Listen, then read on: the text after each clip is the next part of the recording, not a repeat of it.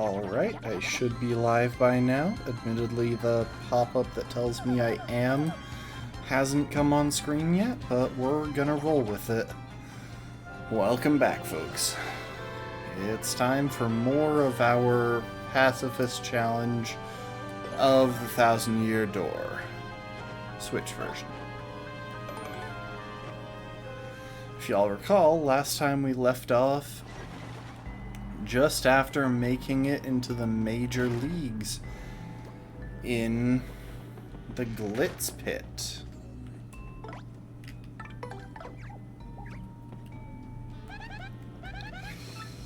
Oh, there's the little pop-up.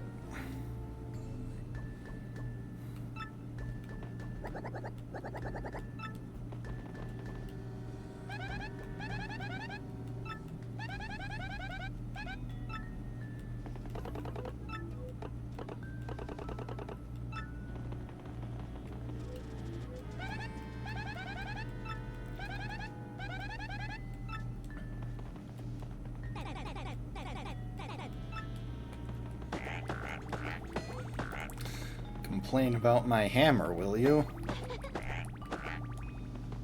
I don't use it in fights, only outside of them.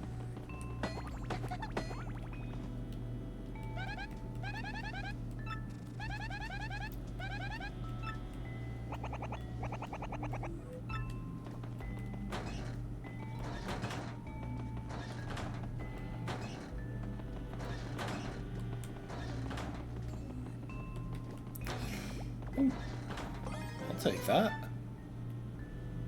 It only does 3 damage now? The crap? It used to do 4.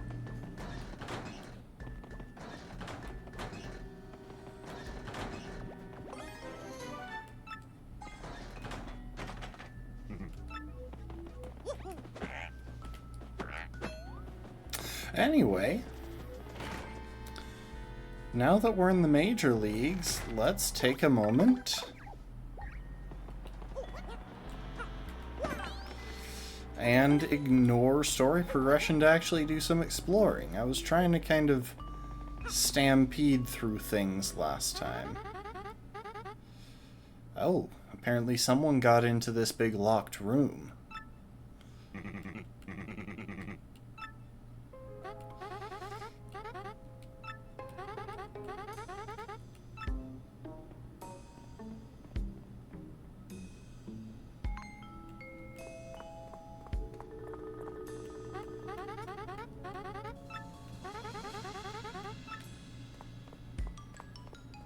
It's a hallway. Like, surely I can walk through the hallway.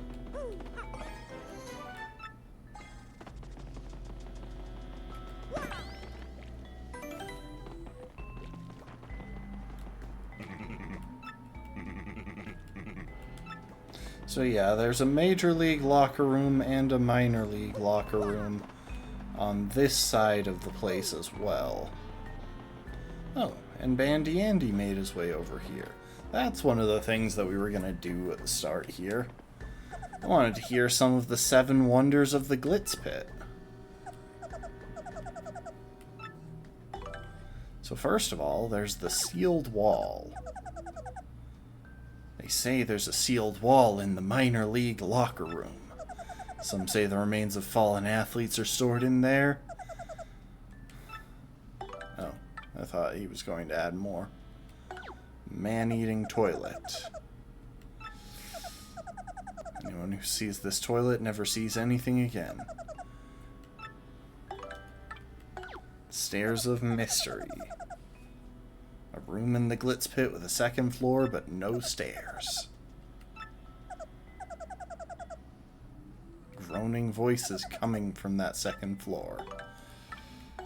Haunted boudoir. Champion's room is haunted by voices who lost the champion. Spooky ring lights. My friend's friend's friend told me this one. Saw a strange light leaking under the ring doors when no one was there. Couldn't see inside since the doors were locked.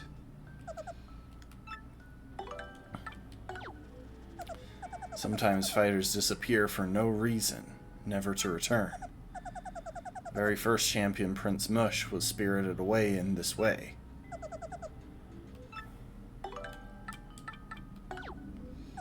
Grubba is a strange one. His body's incredibly toned even though he's past 60. He must have an exceptional training regimen. Then there's the matter of Miss Jolene. She suddenly vanishes at times. Fighter saw her go into the bathroom and waited for her to come out, but she never did. Huh? You think it's stranger that someone staked out her bathroom? Good point.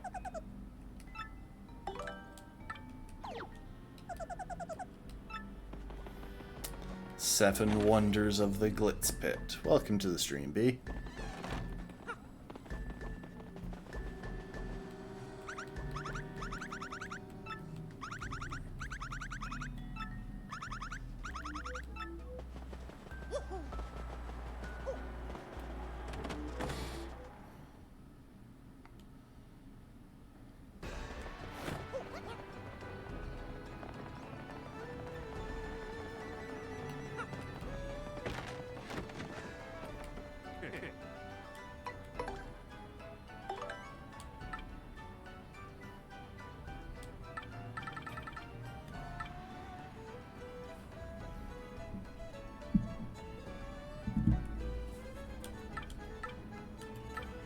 Oh, welcome to the stream, Rafkin.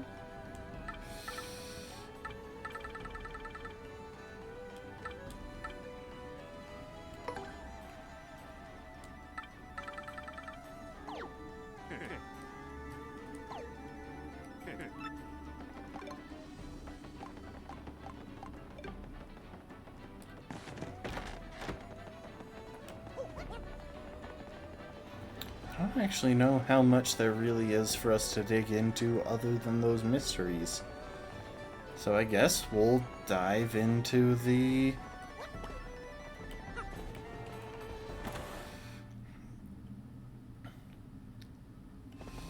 We'll dive back into our matches again. Oh, hey, look! There's a poster of us, look! Right there.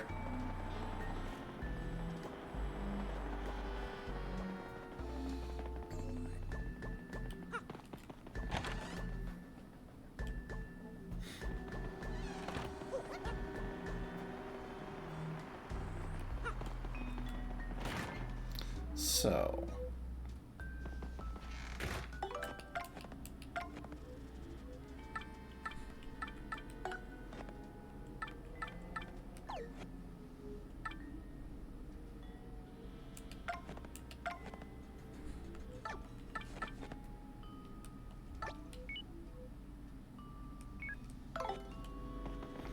let's reserve a match.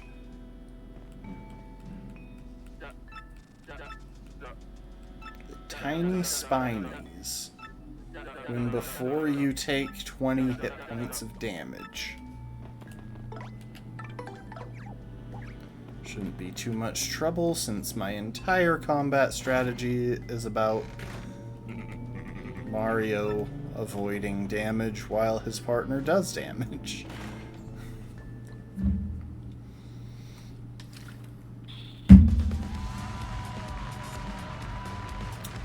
Alright, it's these guys.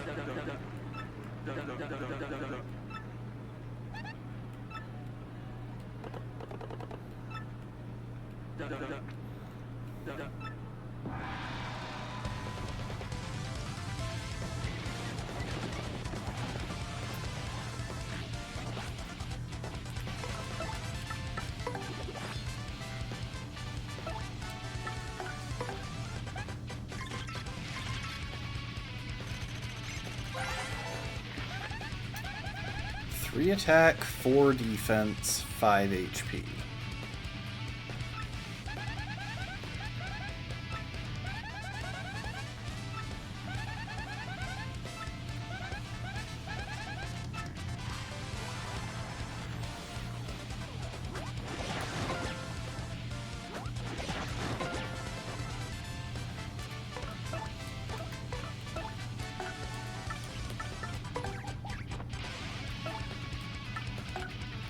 So yeah, what you're going to see here is that our Yoshi here is pretty invaluable when it comes to enemies like this, simply because his gulp attack pierces defense.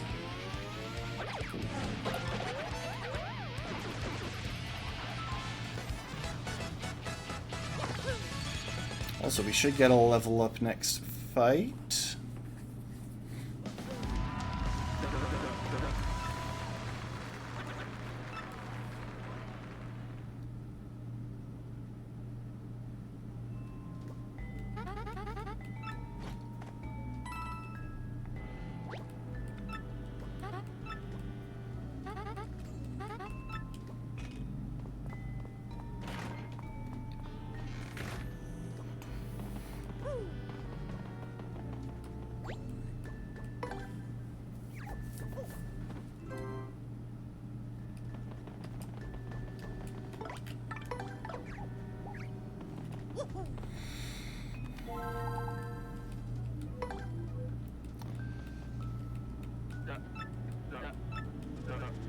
The poker faces.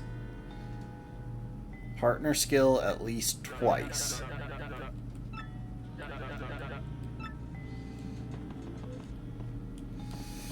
You know, this one might be a little bit tricky. I'm actually going to bring out Coops, because I'm pretty sure we have technically already tattled. I'm pretty sure these are the same things that we encountered in, whatchamacallit, in Schwang Fortress. Also, can we just acknowledge the insanely dead eyes on these things? Like,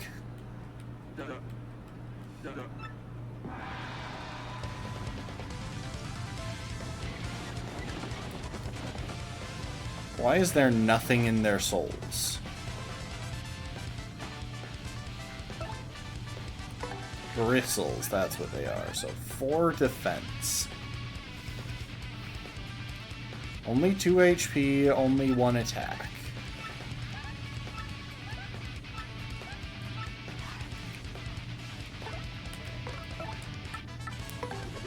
Luckily, I believe with our 2 power plus Ps, Coops' power shell does 5 damage. Meaning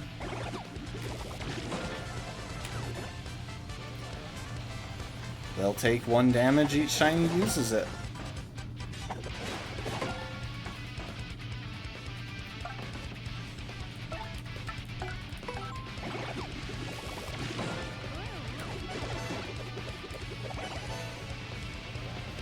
Why are there so many X-Nauts in the audience?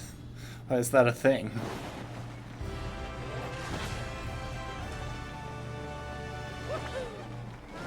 So the reason I didn't just go for Pete is that if he tries to approach, their spikes actually activate and whack him away.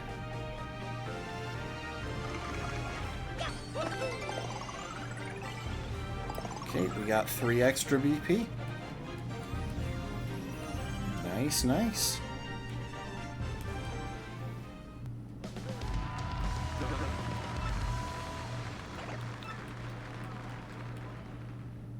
We'll probably level up at least 1 more time while we're here. This place does give us a lot of star points since, like, it's just kind of endless battles.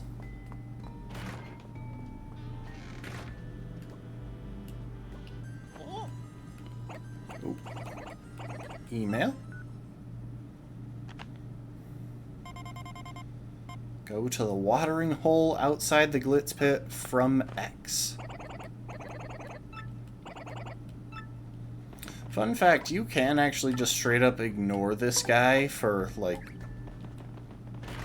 most of the chapter and then do all of his quests at the end. There's... Wait, actually... No, I might be wrong. Hold up. Okay, I'm going to save real quick in case I'm not wrong. So I don't actually want to ignore him. But now that I think about it, the match reservation system might be offline right now. I think that's what happened in the original games.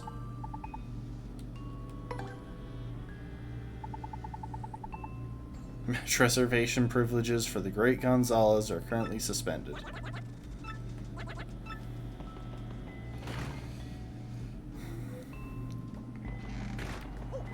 So yeah, we can't actually progress until we do what X tells us. We're kind of being held hostage here.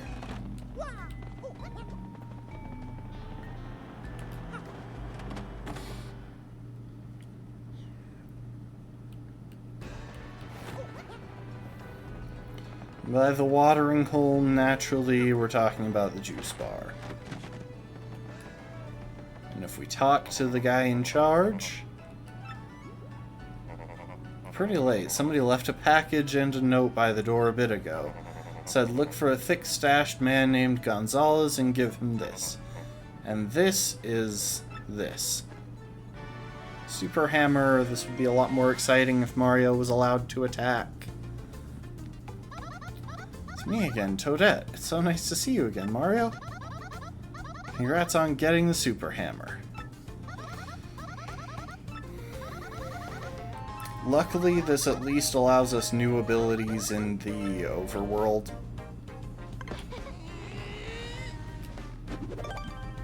Oh wow, is that a faster charge up than before?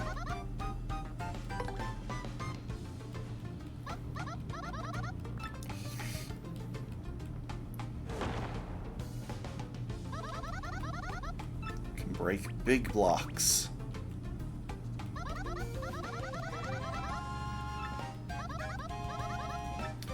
So, one funny thing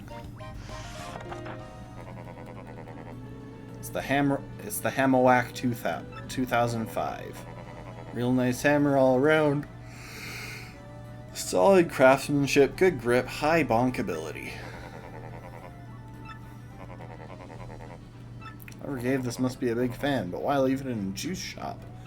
It's not that hard to hand a gift to a pro fighter.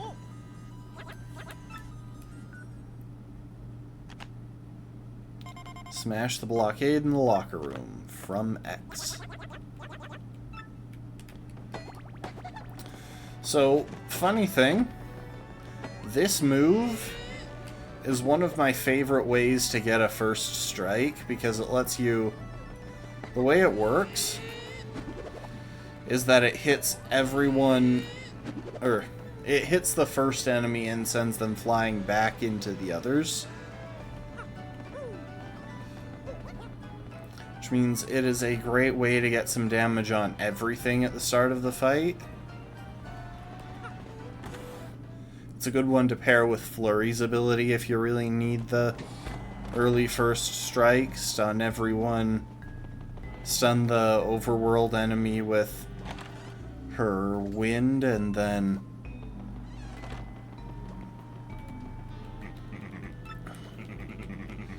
gives you time to charge up the spin.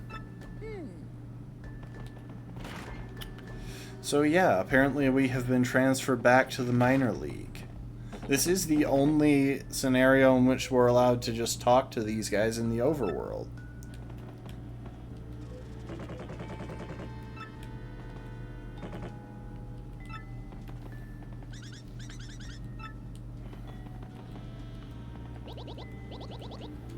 Did you leave something?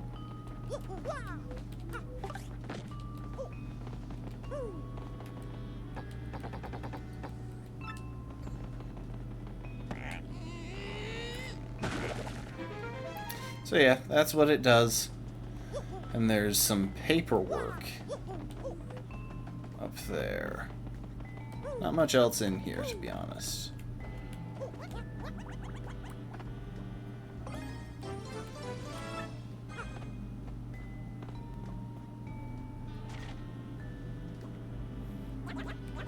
Some kind of scientific paper on the crystal stars. be investigating those. They even took pictures. Belt was fake, but the real star's gotta be here somewhere.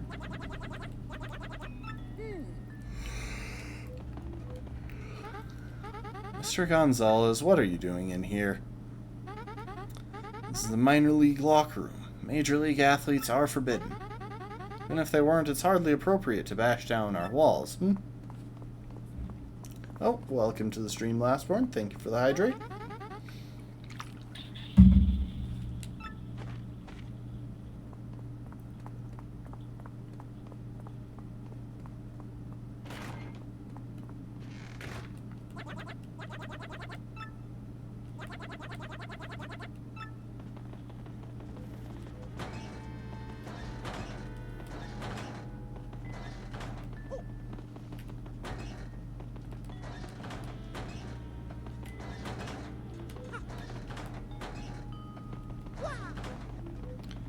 Okay, well, bye everyone.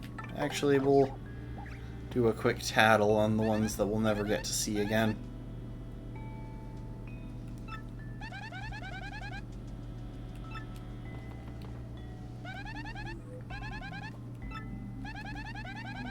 Isn't it a rule that older brothers wear red shoes and younger brothers wear green? Obviously not, because Mario's shoes are brown. Tell he's older by his red shoes. Now, it is a rule that older brothers wear red and younger brothers wear green. That's true.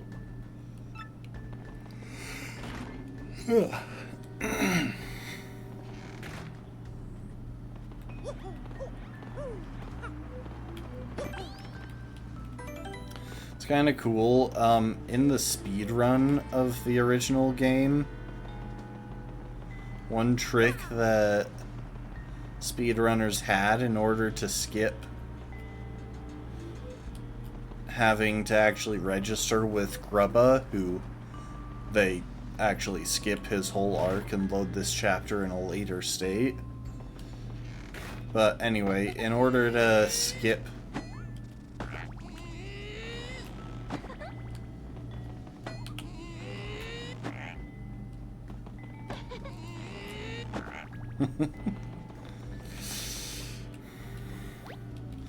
they have a trick where they face away from the guard, but stand close enough that they can still activate the door. It's a pretty cool one to see. Anyway, let's go ahead and not put our hammer to any use in the next fight. Avoid swapping partners out. That shouldn't be an issue. Goombella matches up pretty well into them, and, well, obviously we want her to tattle them.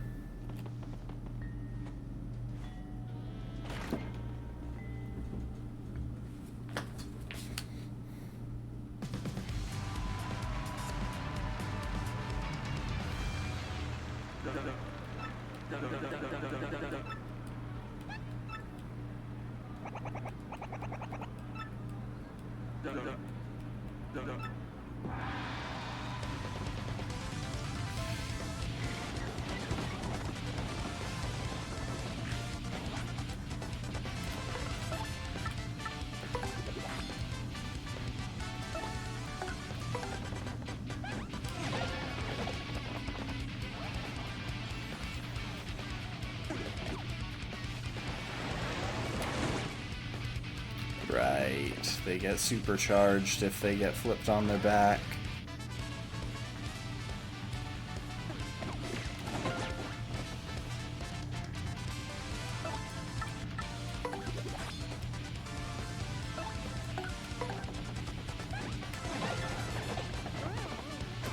Okay, took care of one of them.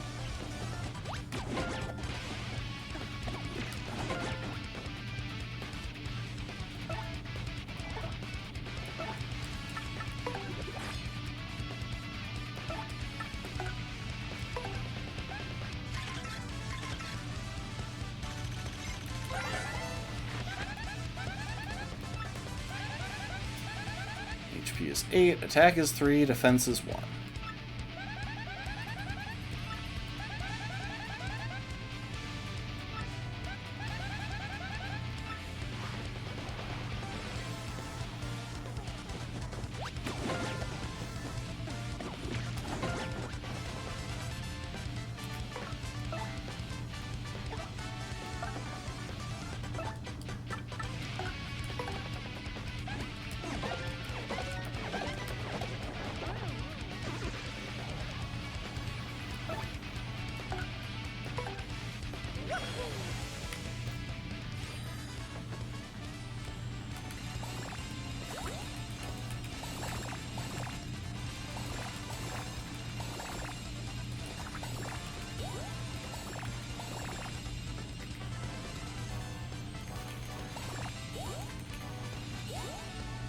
Nice.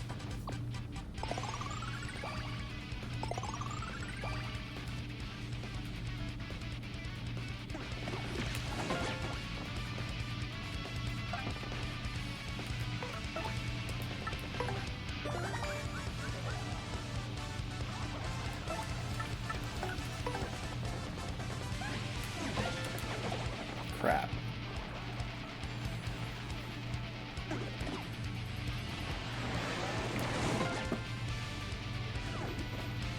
Oh, I should probably put on that those extra badges that I made room for. Oh.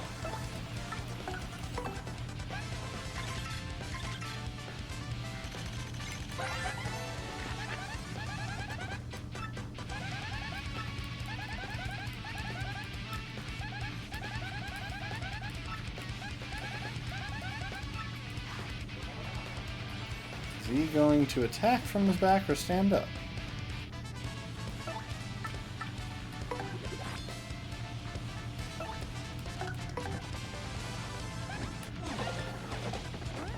Alright. And we met the battle condition. I keep worrying, because I'm not sure if the battle conditions are random in this match. Oh, it's these guys. So unfortunately, I think that changing partners in this battle still makes us fail. We will see.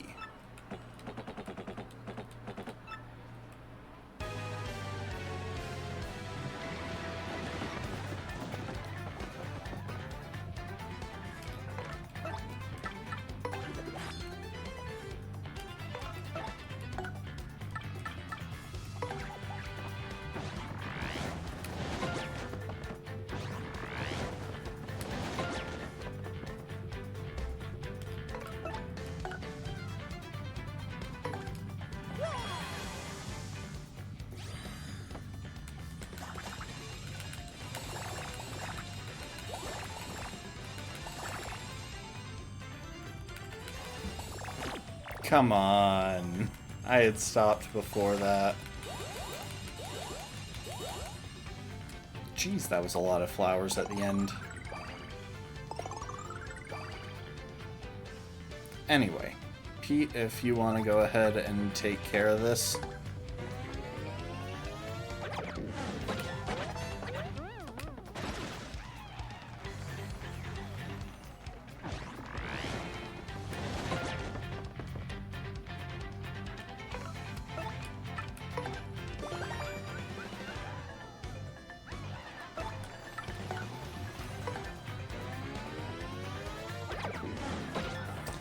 So we'll have to see if it's the same as in the original game.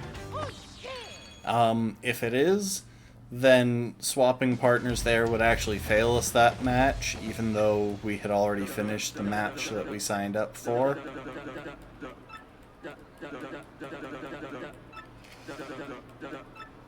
But I don't know. That always felt like a bit of a bug, so... I mean, she says we met the conditions, so we probably did. We're probably about to get an email. Yep. So yeah, the story progression in this pretty much starts when we finish up the...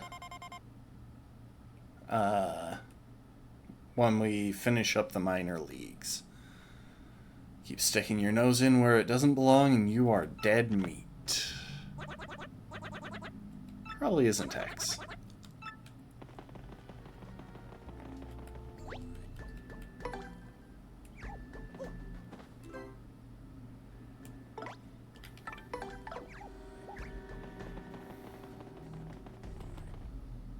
Oh, I should equip my next match. Hang on.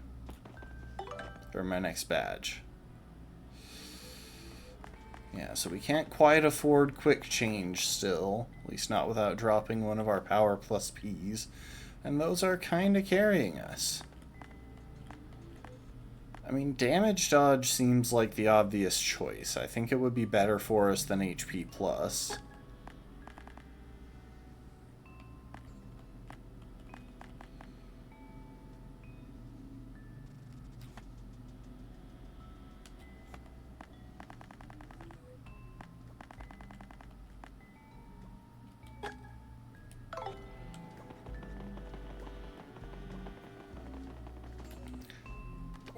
go with this for now.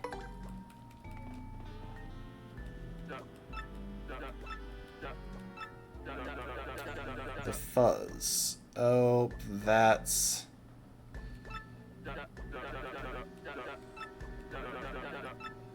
We're gonna have to run from this match. That is a condition that we can't fulfill.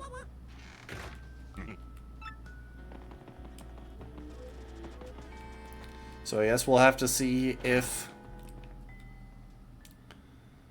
they actually have the same condition for all of it. I mean, we'll take a minute and... Ooh. Actually, you know what? There might be a way.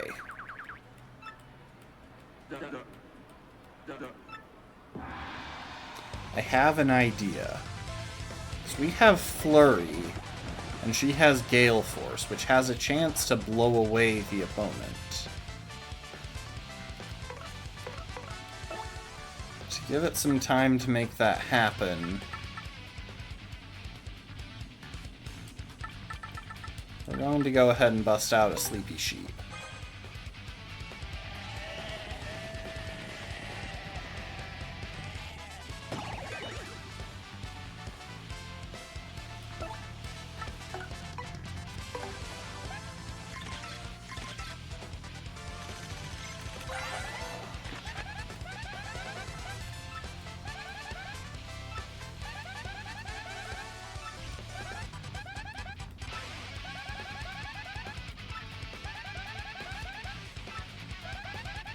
Ah, right. Green fuzzies multiply.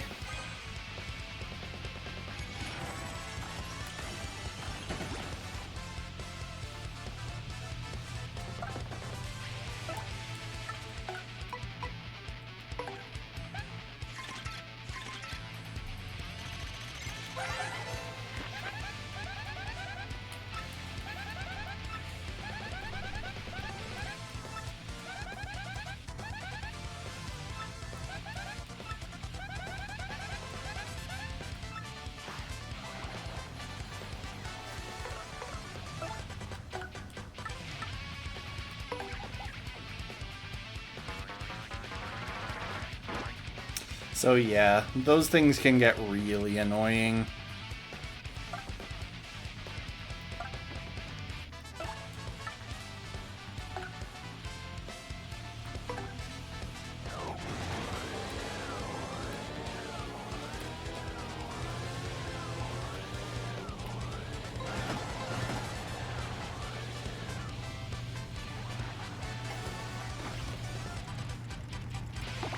Dang it.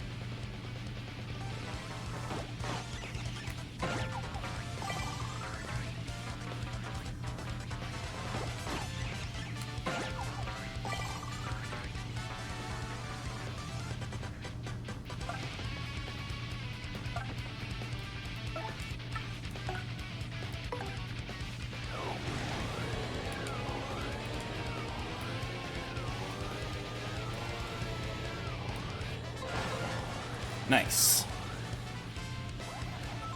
Don't ever let your partner damage your opponent. Which means I had to win that fight without anyone doing damage. Okay, I guess we had an out after all.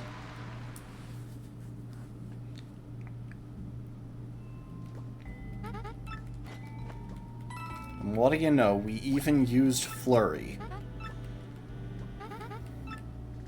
Something that I generally don't bother with because she's probably my least favorite partner in this game.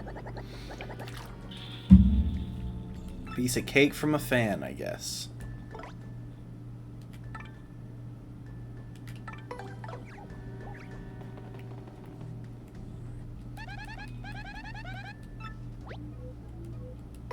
Let's eat the cake.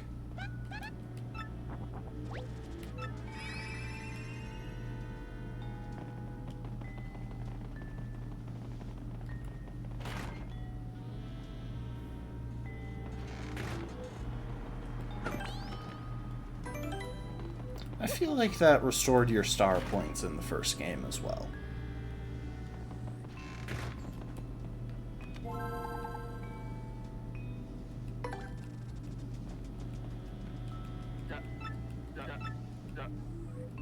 The Magic Koopa Masters. Partner skill at least twice. I have a feeling we're going to want to open this one up with Clock Out.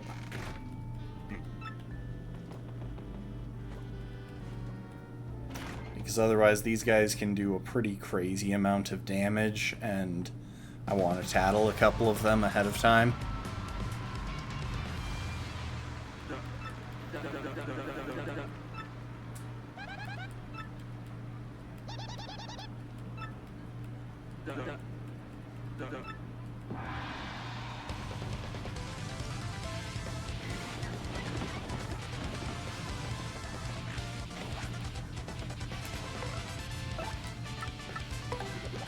Oh, wait.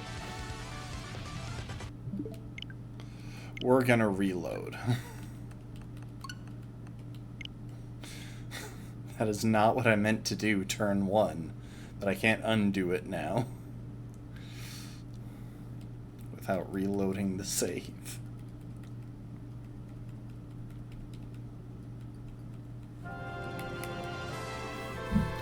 Oh my gosh, they do get added to the title screen as I get new party members. That's so cool. Like, that's honestly really cool.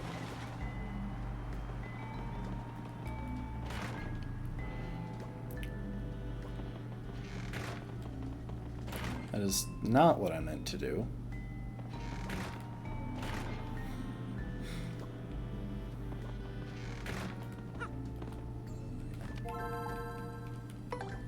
Also, I appreciate the Game Boy startup sound for that. I don't think that was what... I know it was a Game Boy on the wall that you registered with, but I don't know if it used the Game Boy sound for... the Game Boy activation sound.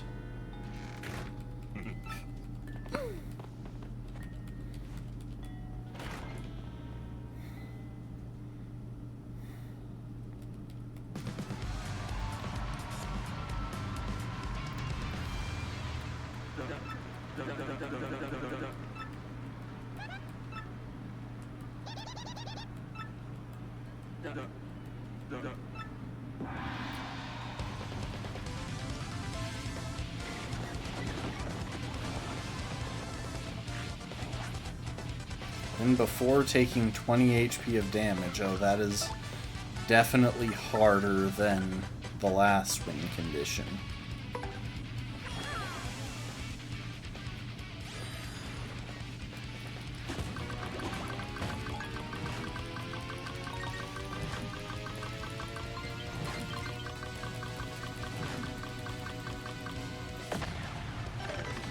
Nice.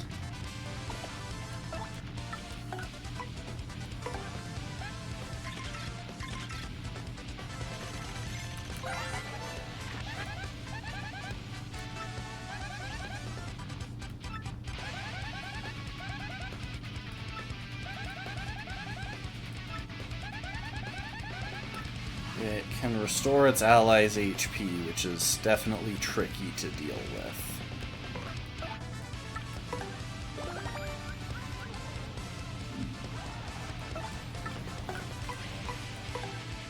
So every type of Magic Koopa has their specialty. White Magic Koopas are essentially clerics.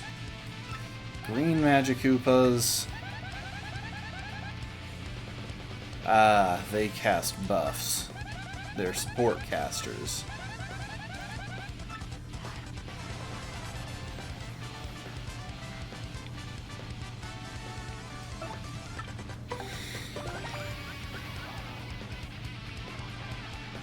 Okay, rather than risk things, We're going to take out one of them before he can mess things up.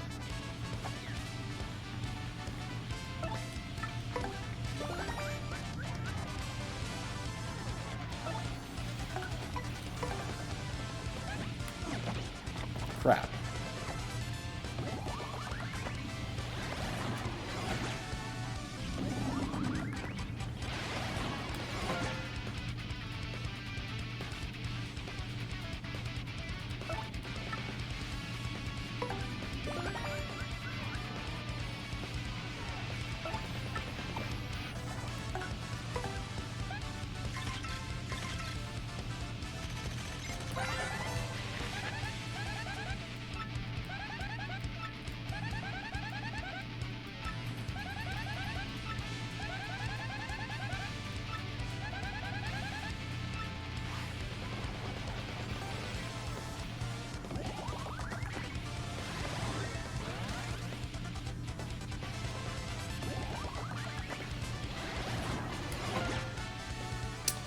Okay, so we've taken 10 hit points worth of damage at this point.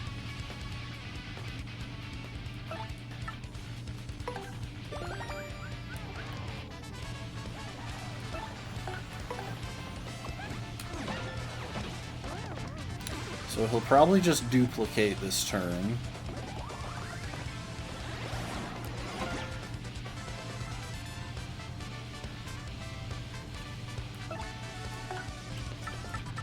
Pete, you're up.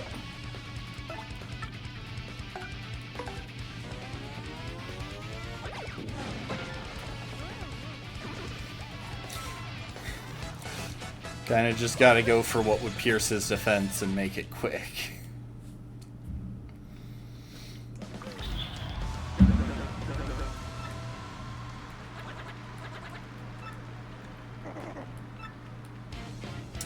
Oh.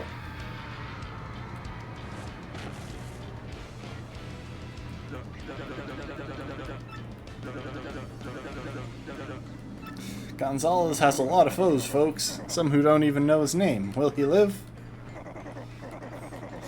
So, yeah, right after the Magic Koopa fight, we have to win the Bowser fight.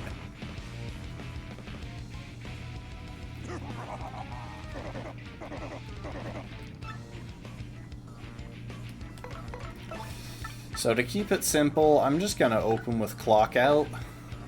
Hopefully he gets stunned, and then we can simplify this a bit.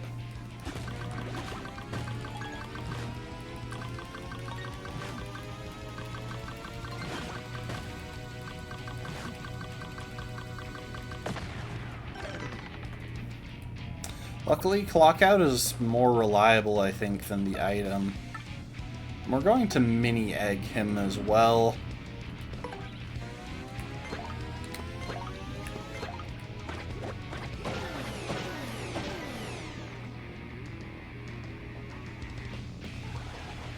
I guess that was unnecessary since he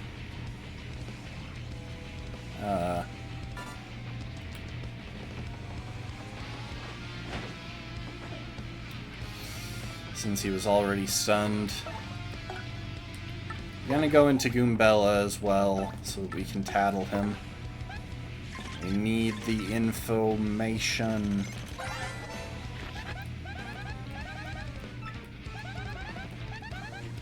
He's uglier than I expected. He's got 30 HP, 3 attack, 1 defense.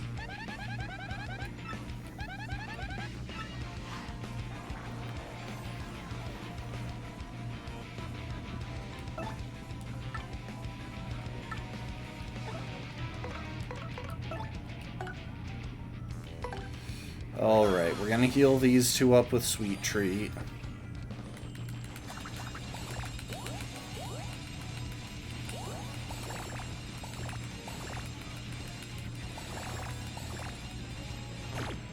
Crap.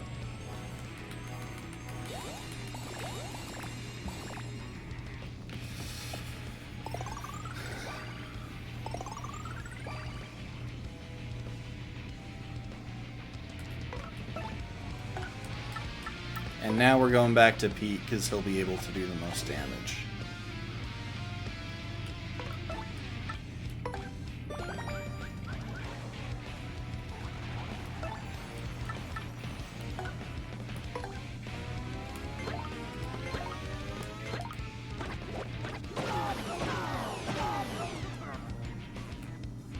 So yeah, his attack power is down now, which should help us.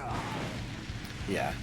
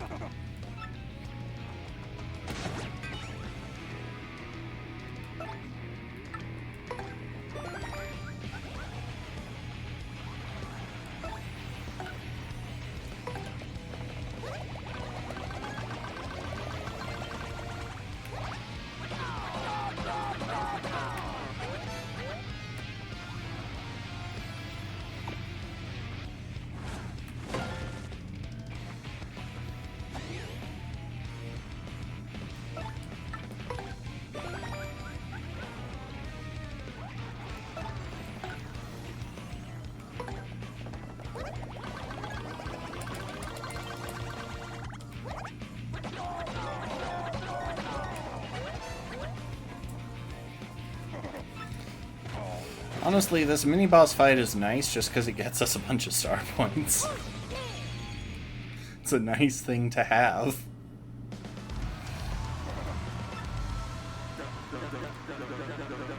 Didn't even bat an eye with some fool ambushes him. That is 2 matches in a row where we've been ambushed immediately after our match. Oh, come on, I don't get fight money for beating Bowser, too.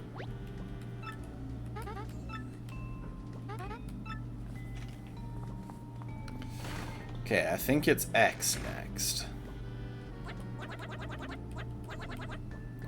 That was the King of the Koopas, wasn't it? Wow, that guy's a loose cannon. Oh, no. Anyway, let's take a nap. Because I could use the health, and I'd like to save after beating Bowser. That fight's genuinely one of the trickier ones. He can do a lot of damage, and I think in the original game he might have even had more defense. I'm not sure. But especially after the Magic Koopas, who are wrap up in 5 turns or less.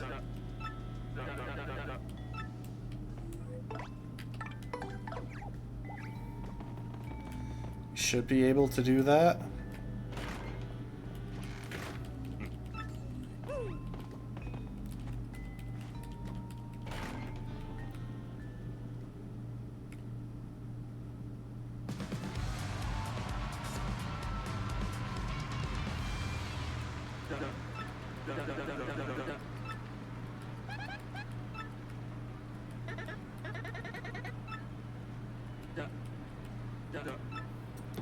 So yeah, this guy does hit like a truck.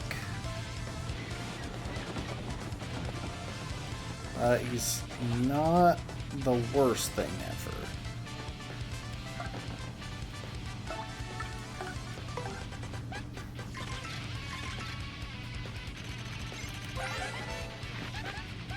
"20 HP, 6 attack, no defense."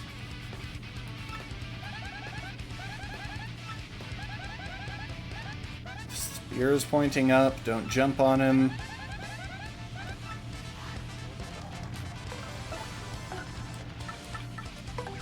Swap in Pete.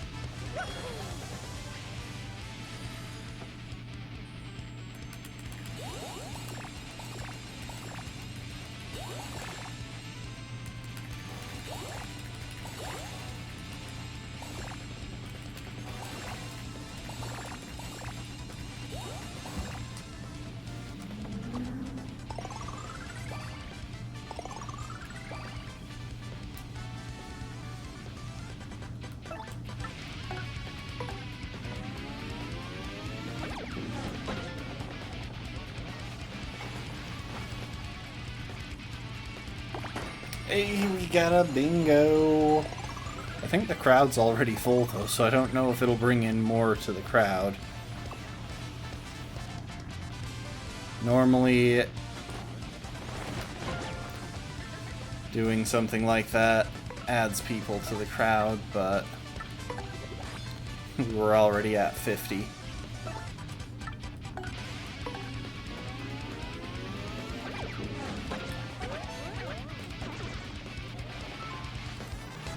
Five turns or fewer.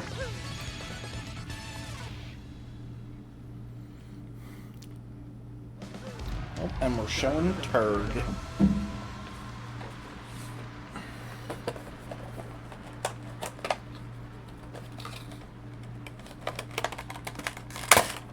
Oh, welcome to the stream on me.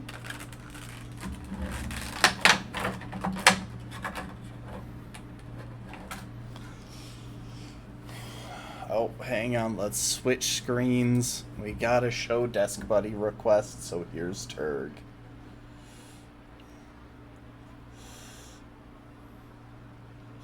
There he is. Look at him, he's so happy.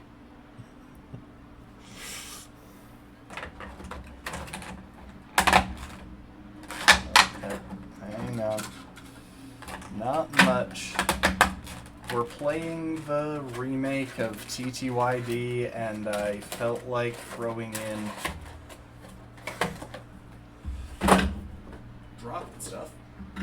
I felt like throwing in a challenge run.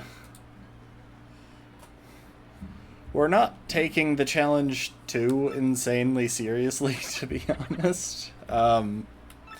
It's mainly just a way to spice up the playthrough. Because I've played this game so many times in the original form. Yeah,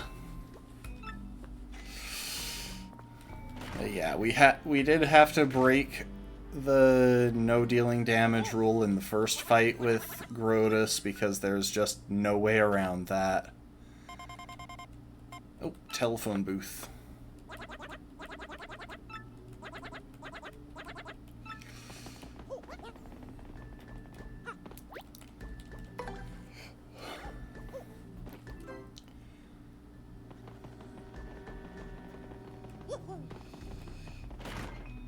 Yeah, no. I'm pretty sure this came out in 2005, which just makes me feel so very old.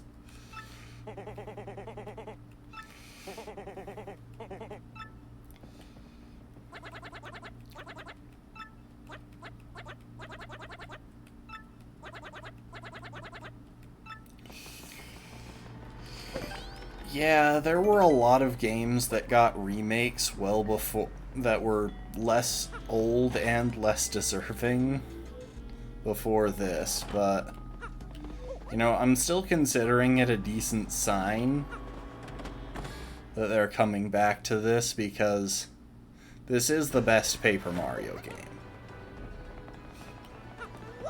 Oh wait, why am I bothering to save? Just magnetically drawn to every save block. Yeah, that's the thing. Storage room next to Grubba's office.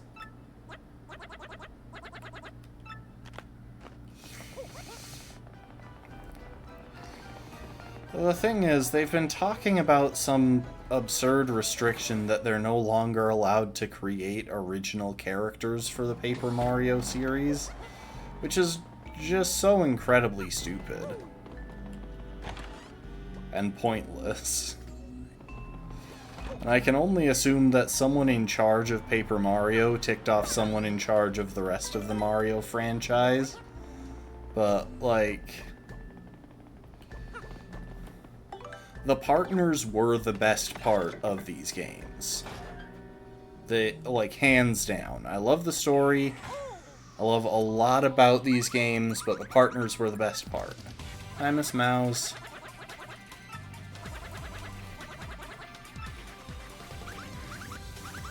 So, yeah. And I felt like Origami King was Yeah, Mario has no idea what's going on. He's just running around with a hammer and some shoes.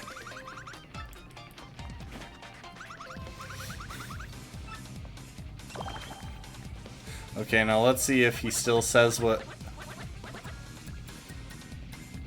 Does he say I gotta get me one of those or not?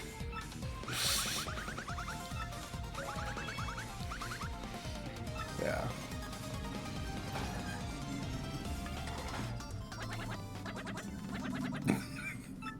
There's the line.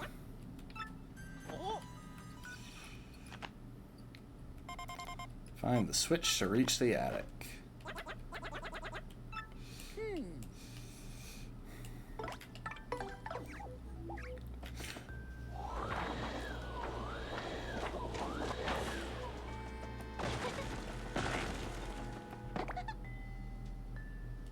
There's the switch.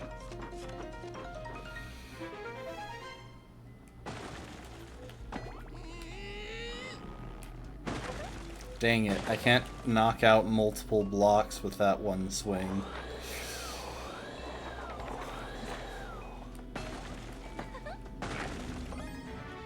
Charge P, nice. Pretty sure we need you for the next bit. Also, Goombella, what you been up to?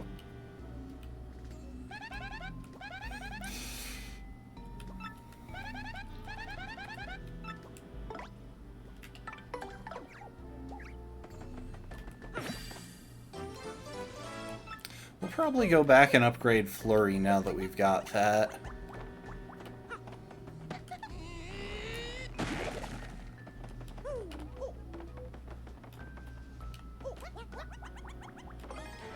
I guess I could have just used Koops. But yeah, Origami King was, in my opinion, a step back in the right direction. But I missed some of the personality and all of the permanence of the partners. Like, Super Paper Mario had the permanence, but the partners were the most bland things in the universe. Origami King had the personality, but none of the permanence. Like, I genuinely enjoyed our Bob-omb friend's story arc. But other than that, like... he gave up on trying new Paper Mario games after Color Splash.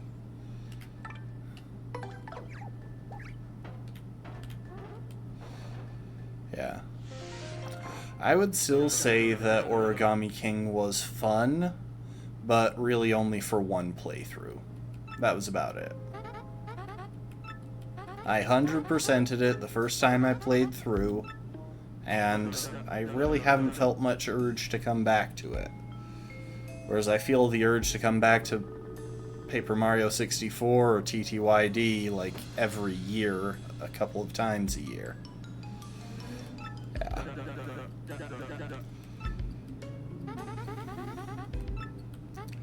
So they don't know where King K is.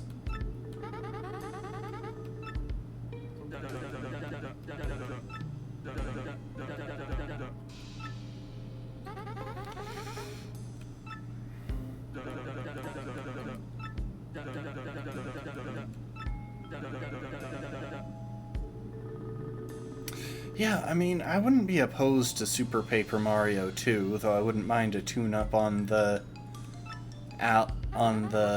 pixels to give them actual personalities. And to be fair, graphically, Super Paper Mario is probably the best of them. I personally prefer the graphics in Paper Mario 64 and TTYD, but, like, a lot of effort went into Super Paper Mario's graphics. And I can really respect what they did. Yeah, the level format is definitely something that bugged me too. I missed being able to go between the worlds. Like, hub world and teleporting off works fine for other Mario games, but having a seamless world, or even not seamless, but like having a world that you actually travel in this game in 64 was just something really satisfying. We'll belch. That's probably the safe choice. Oh, just a little burping beetle. I love that they give the option to belch.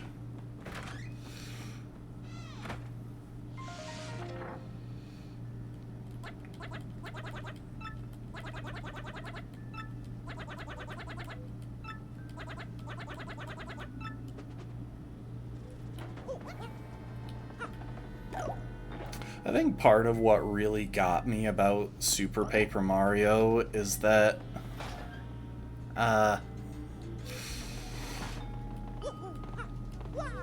in both that game and this game, everyone's kind of unreasonably horny for Mario. Just calling it as it is.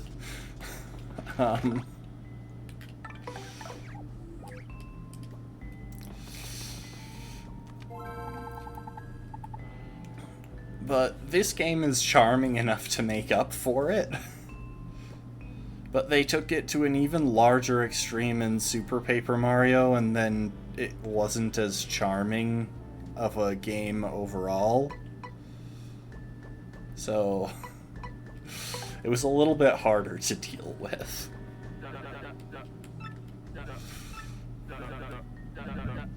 Hamma Bamma and Flare. Ooh, this one's... Appeal to the crowd at least 3 times. I have a feeling that would have happened regardless.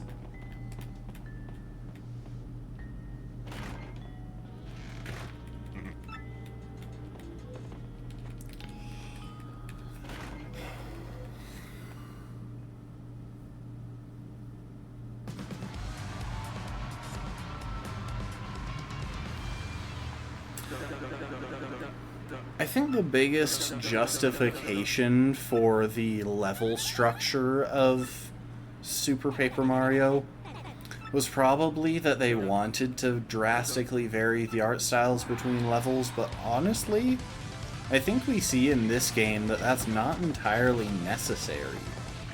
Like, just thinking of, like, the next chapter, Twilight Town. I'm just discovering it as they go. I didn't really look into it.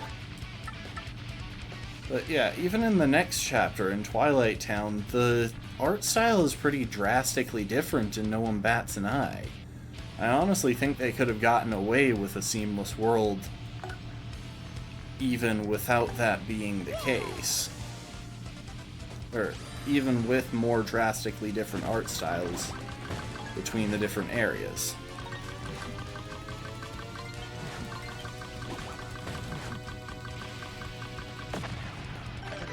Nice.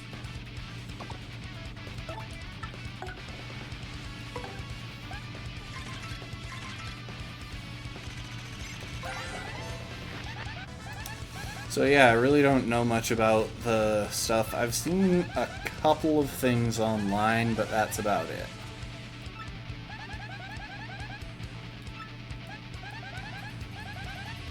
How do they carry endless hammers? This is still an important question. Okay. I think I'm just going to go through it one at a time.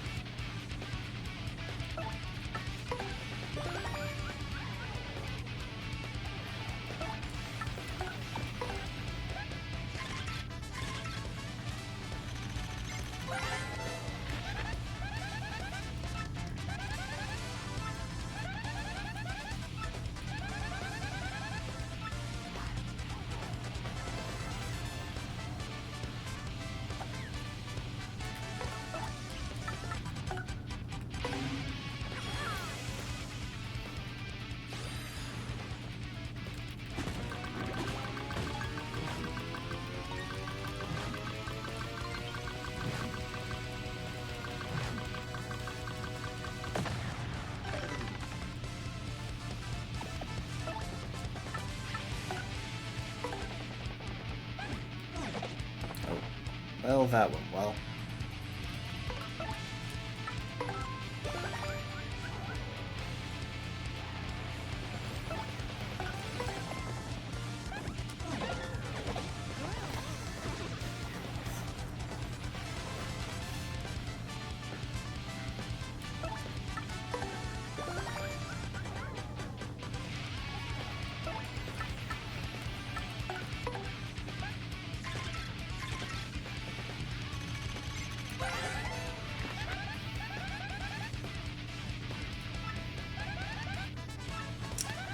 Attacks twice with his boomerangs, on the way out and on the way back.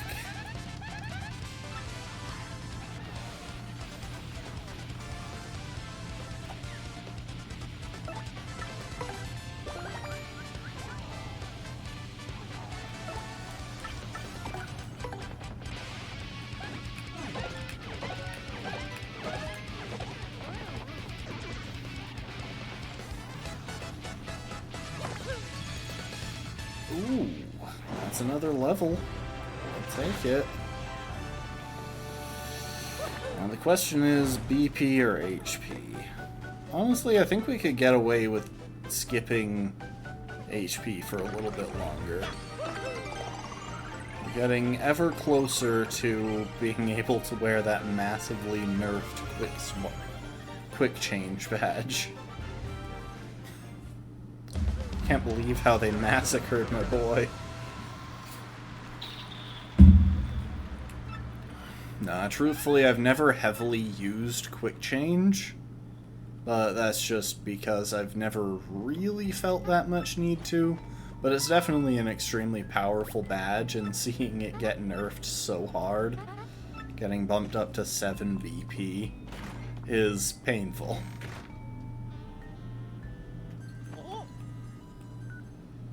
I believe it cost only like 3 BP in... So first of all, I think in the original Paper Mario it was like 1. Or something like that. I can't quite remember, but I'm pretty sure in the original TTYD it was like 3 badge points. Now it's 7. Which is just a painful price to pay.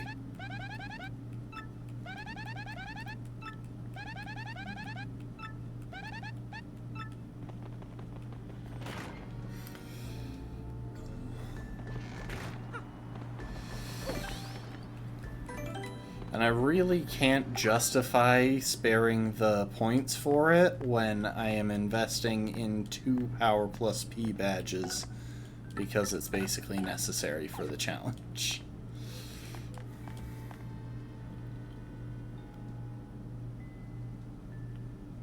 I just thought of something. I should check if there are any flip panels in the Major League locker room. I don't think there are.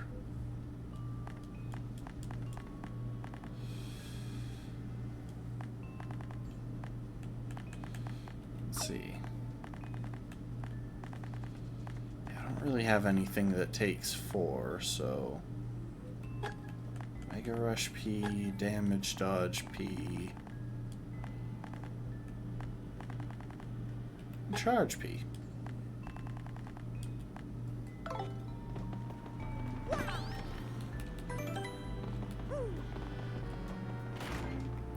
So I know we're getting pretty close, but I don't actually know what ranking we are, because I keep ignoring it when it comes up. Anyway.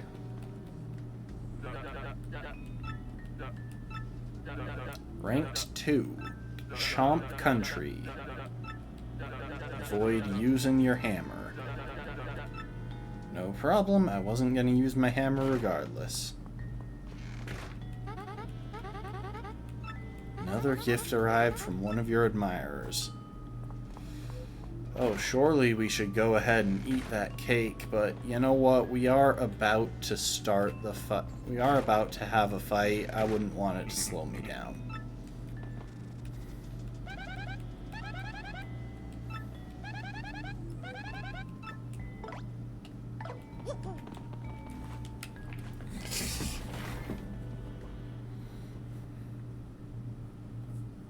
Besides, you know, we're at full health and star power and everything, like, we just leveled up. I love how I'm bringing in so many crowds by Mario going into the fight and just cowering in front of his party member for the entire thing.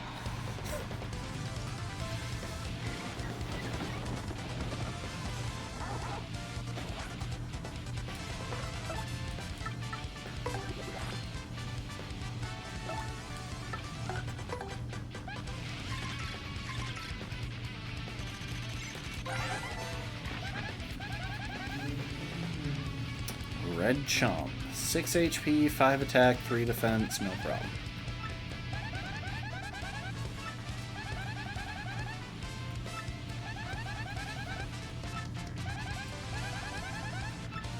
You think someone painted it after it fell asleep at the party? At a party?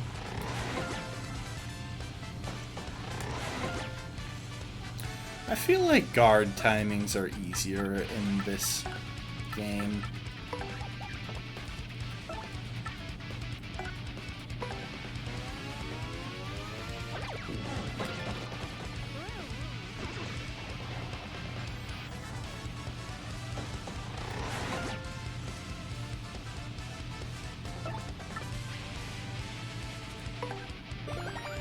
Just wave to the crowd, Mario. Actually, we don't even need to gulp. I'm pretty sure we've got enough damage. Oh! Huh, apparently not.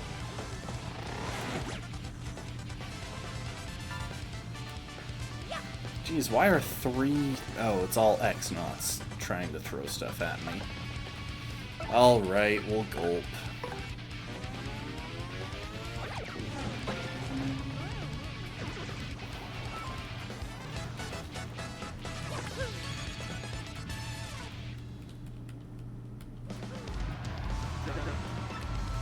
I gotta be honest, Book of Mario has kind of ruined certain things in this game for me, and by that I mean made them arbitrarily funnier and simultaneously nonsensical.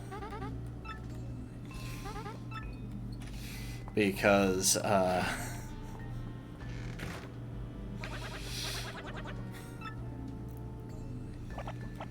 body went numb. Stupid cake. Hate cake. Never eat cake again.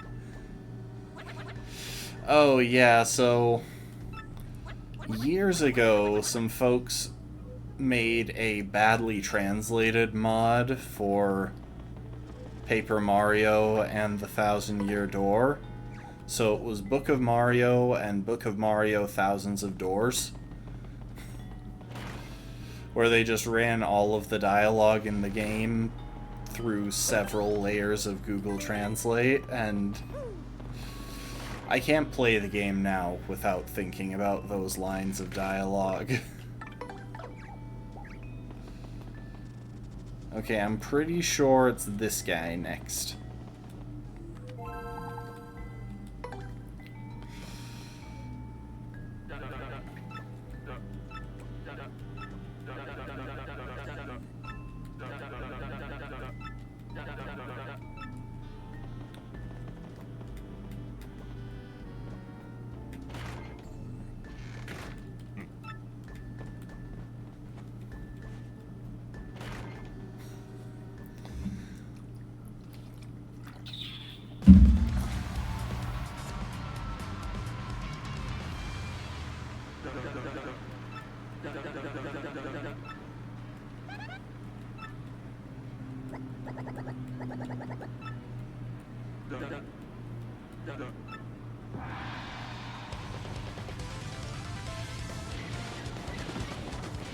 Hang on, I want to double check. I think I know who it was that made the mod.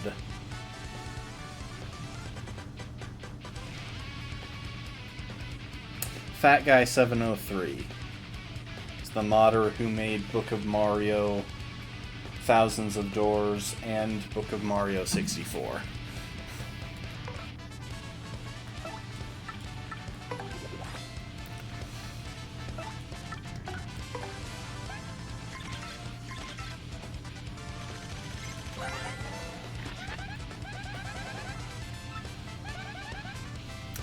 25 HP, jeez.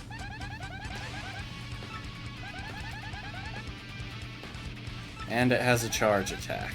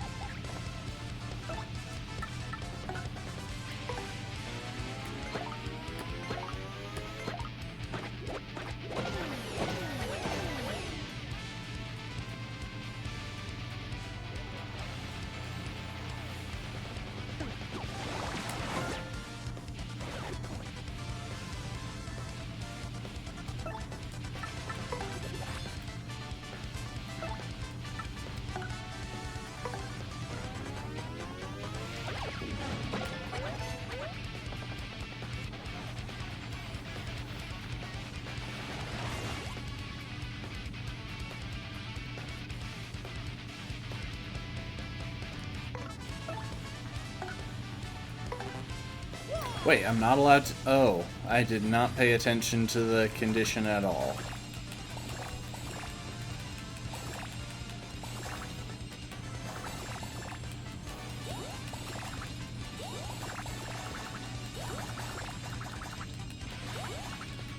And I totally could have avoided using special moves.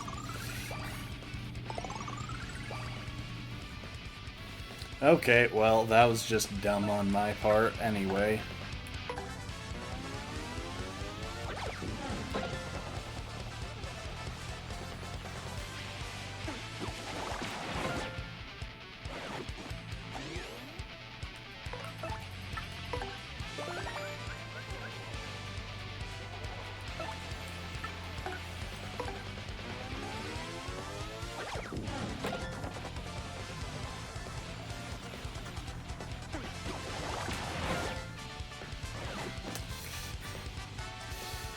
You're good.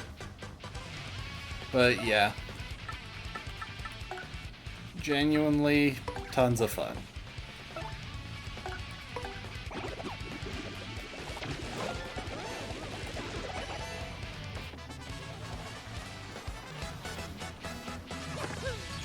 There's like established lore for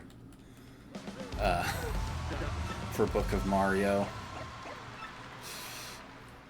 Because somehow, despite it being utter nonsense a lot of the time, your rank will remain at 2 because you did not meet the conditions.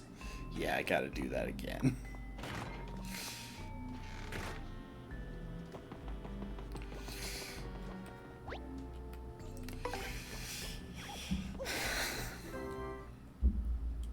Alright, hang on.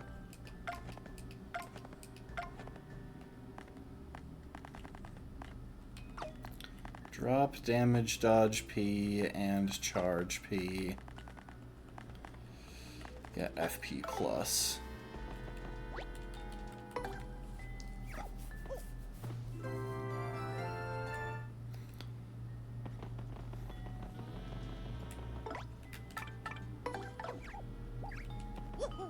Try this again.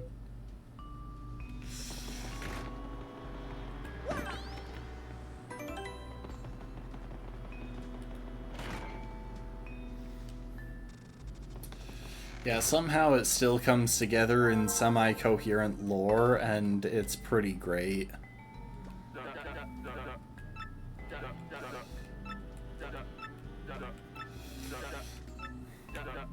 Of course, I have to kind of avoid calling our partners by the names that they go by in it. It's Flurry.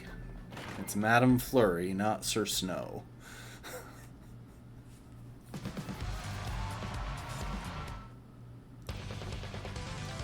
Alright, what's my condition?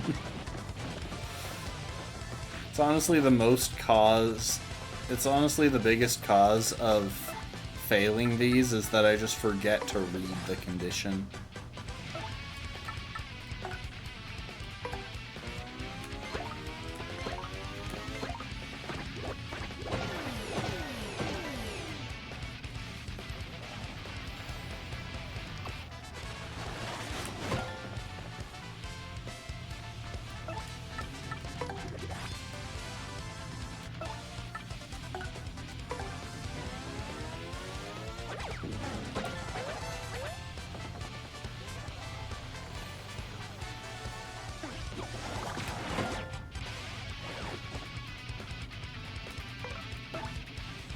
Okay, so it's not to not use any special moves this time, so I'm going to go ahead and get the FP that it's going to take to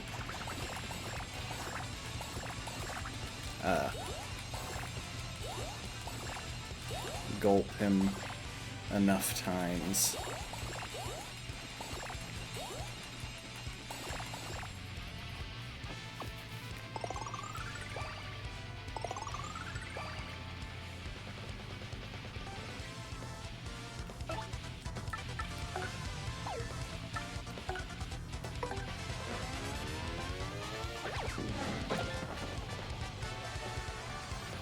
It's gonna charge. Yep.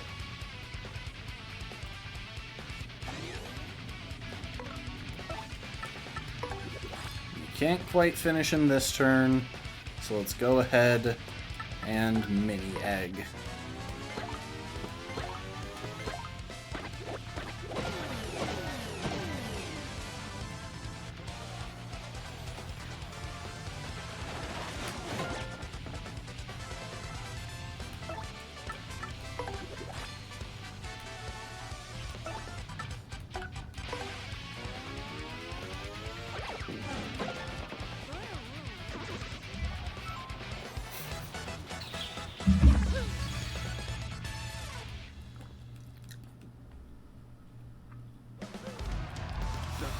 Yeah, the funny thing is, for just generally playing the game, being pacifist isn't that much of a challenge, honestly.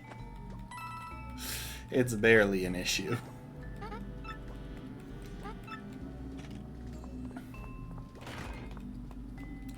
Now, if we decide to try and complete the Pit of 100 Trials, then remove the Great Gonzalez posters in the lobby from X.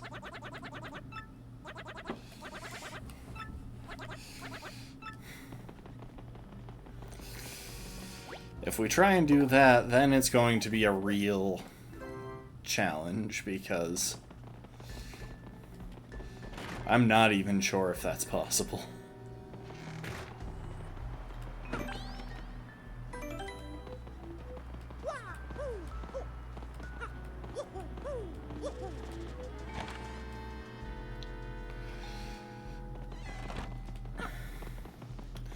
Also, I don't want to remove all of my posters, so I'm just going to go for the one that it was in the original, that the thing was behind in the original.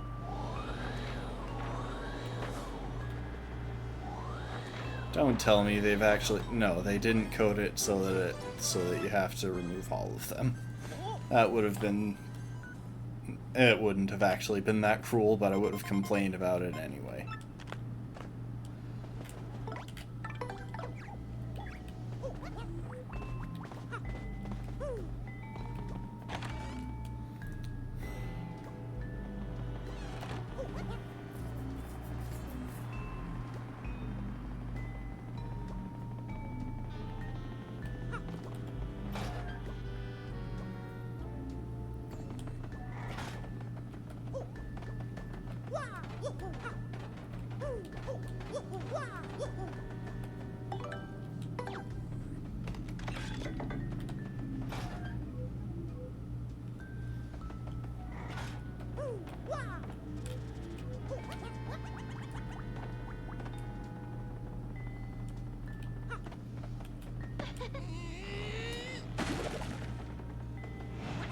It's King K and Bandy Andy and a vaguely hidden star piece down in the bottom right.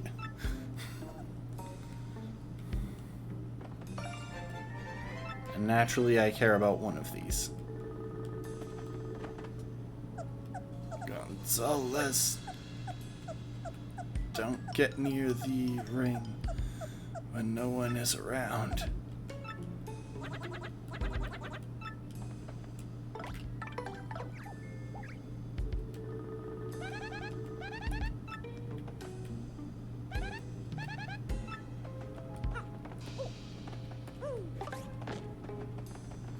You know, this might be one of the only Mario games where he doesn't get extra height from ground pounding.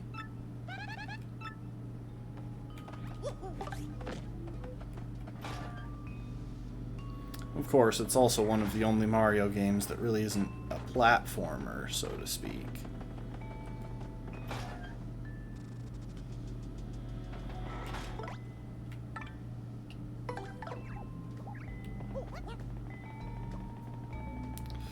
Alright, before we finish this up, I am going to run back to Rogueport so that we can upgrade Madame Flurry.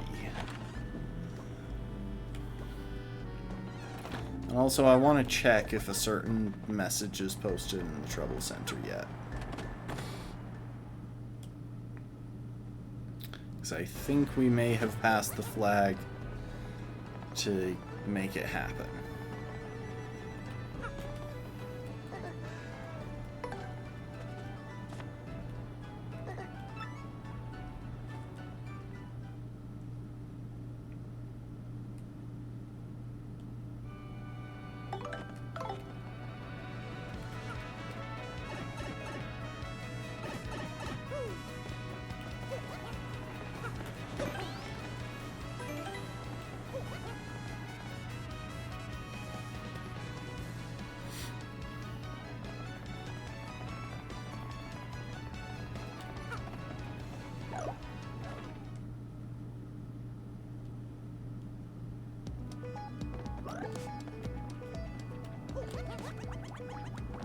I already checked this, didn't I?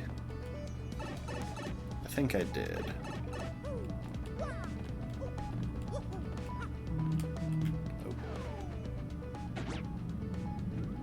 Oh.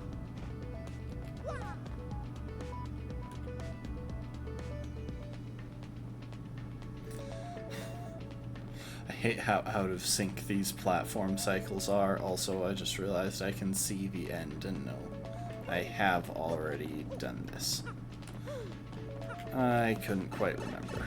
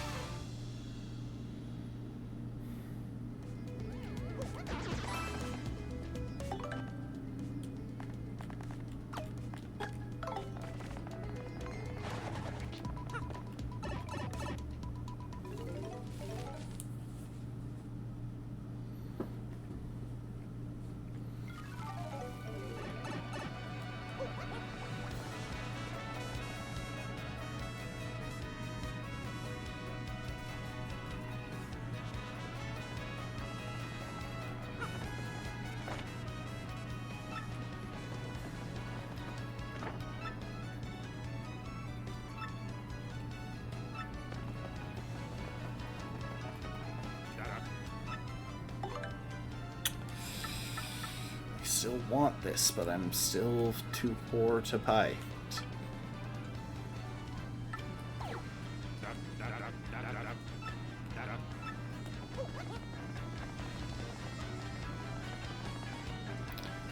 Okay, first things first, we'll check the Trouble Center to see if the help that I'm interested in has been posted yet.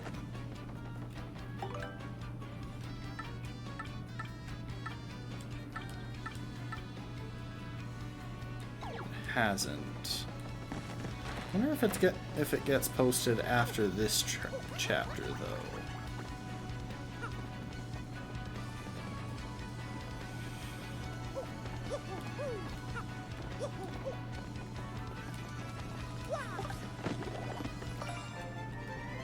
I remember some things.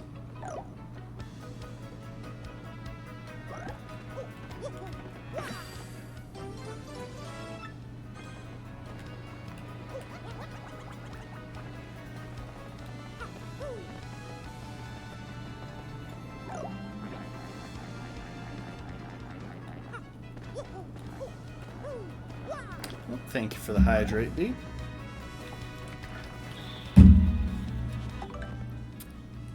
have 4 shine sprites. Will I be able to get any more anytime soon?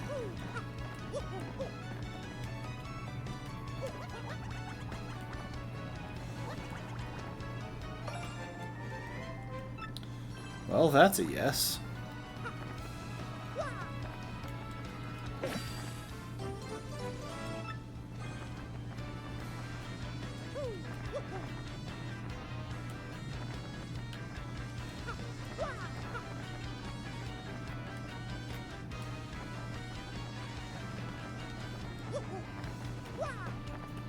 Shine get, shine get. Oh hey, it's this guy. A traveling minstrel. Unfortunately, I don't really want to spend coins on him right now. I tend to save him for late in the game.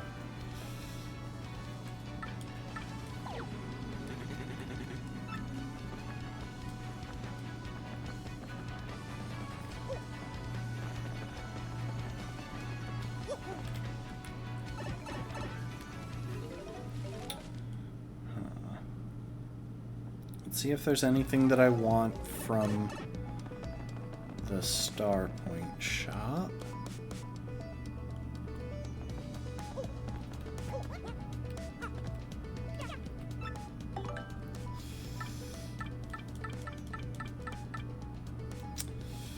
Flower Saver P would be pretty dang nice.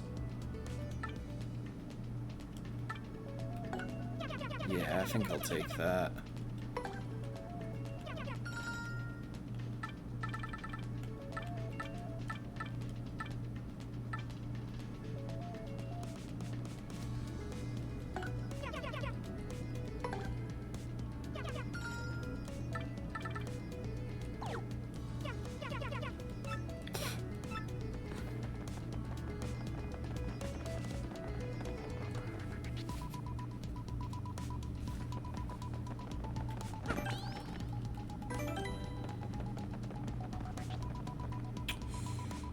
Forgetting. Oh, right. I was gonna hurry up and do a side thing real quick.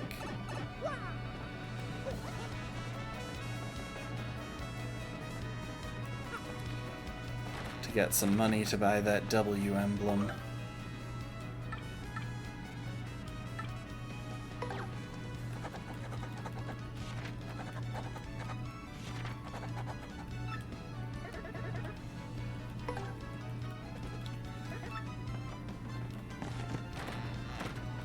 I just remembered, there's a thing that I never blew away down in the sewers as well. There are a few things that we could do in the sewers at this point, basically. So let's swing by the store. Take our life shroom out of storage.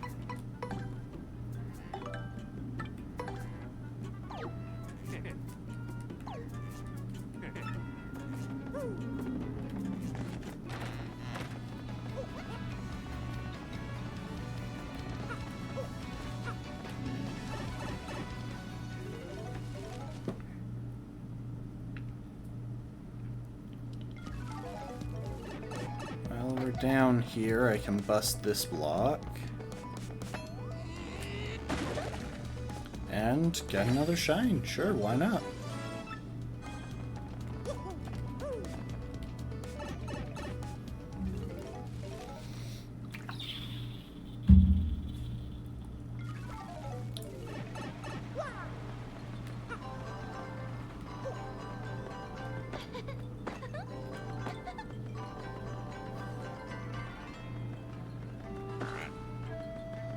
I love hammering the random plant life in this game. It's the little things.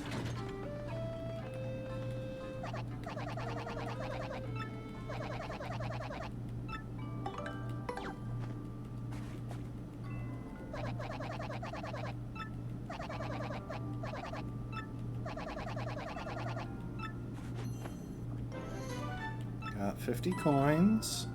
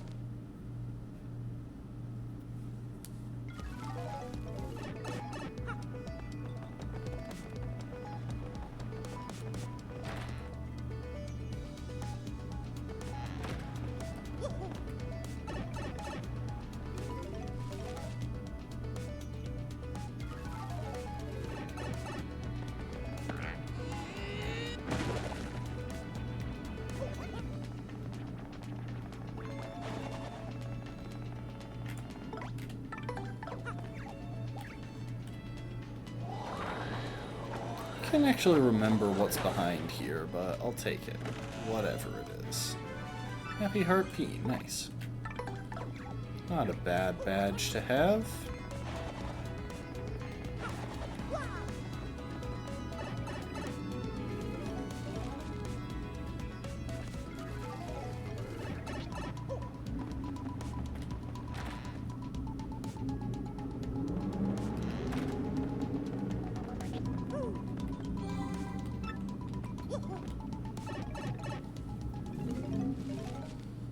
And now we should be able to afford the W emblem.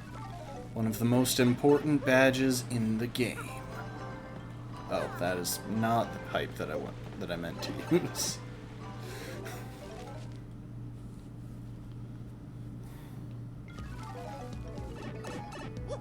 Let's be real here. I did already give 200 coins to that one dude to go prospect in dry desert. So we're gonna get a lot of coins.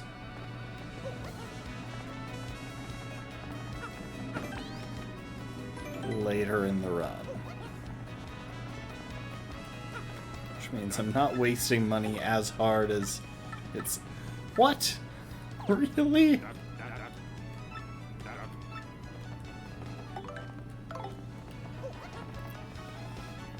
Okay, hang on. First, I'll go and actually upgrade Flurry like I said I was going to.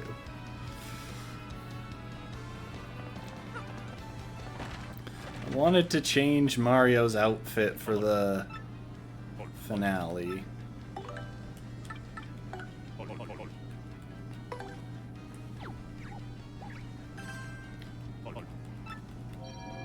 Shazibi. Shazubi. I'm actually gonna skip this. As much fun as it is.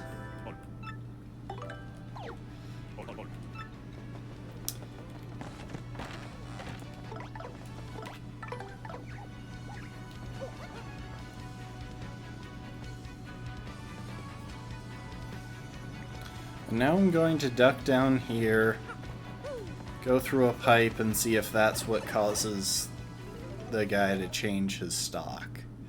Because I'm honestly not sure what changes his stock.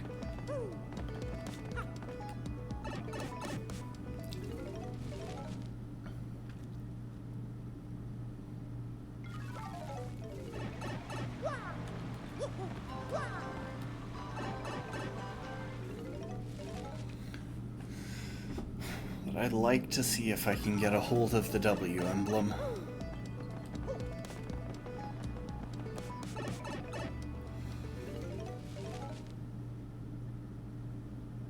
Just going to the sewers was enough to refresh the stock? I'll be honest, I thought it was time-based. I thought it just checked the clock, but then again, it's been a minute since I actually bothered finding out.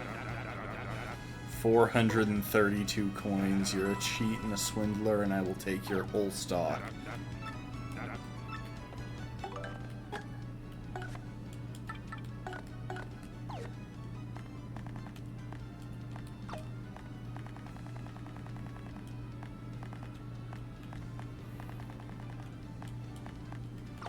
Never really get them into peril, so I won't bother with that. I'd rather have Flower Saver P. Alright, back to Glitzville now.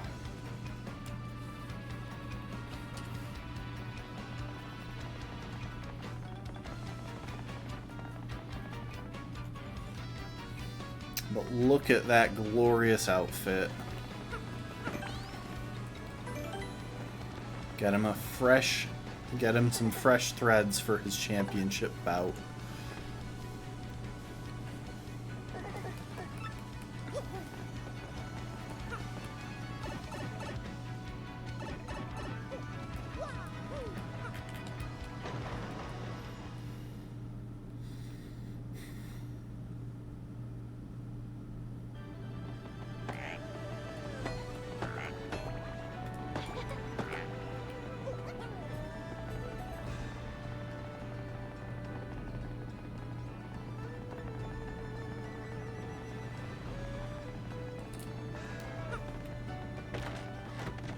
And you know what?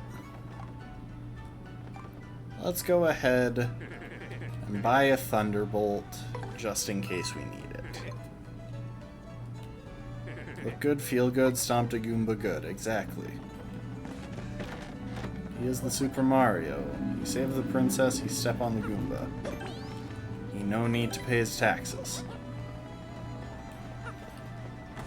I keep forgetting that I can actually open doors from on top of Yoshi in this one. Also, I was feeling uninspired and just wound up naming Yoshi Pete. I stand by my decision, though. He definitely looks like a Pete.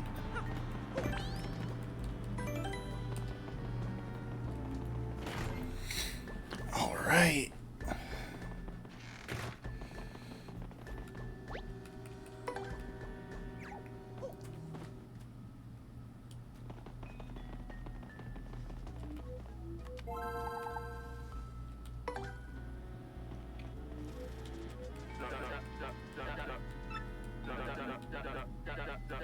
The title match. Rock Hawk. No conditions? What? In the original, it was always the same condition, where you had to use a special move every time. Anyway, I'm gonna have him get hit by the door, because I don't think I've done that this playthrough. Not this stream, anyway.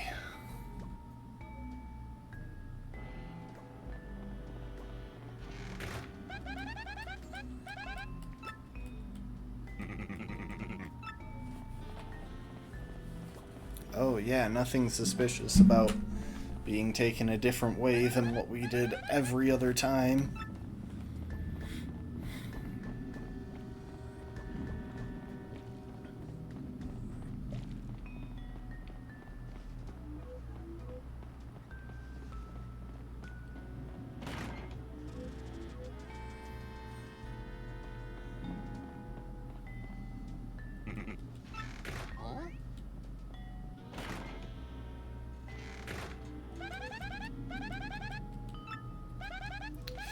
Just gonna lead you through this through this entirely random door. Don't worry about it.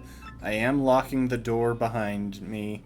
Don't worry, there is still definitely oxygen entering the room. It's not poisonous gas or anything of the sort. I don't know why you would suggest that. And no, that's not a body in the corner. That's definitely not someone that starved to death in this room.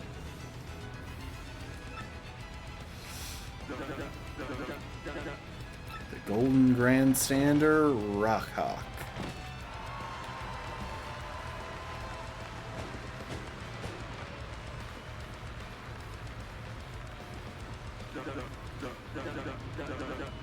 How are you feeling, son? Challenger's a handful.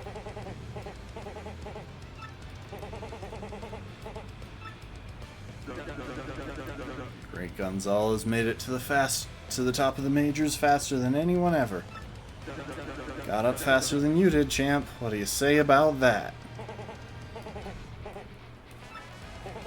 Who cares what this guy did to a bunch of chumps, because now he's gonna get rocked.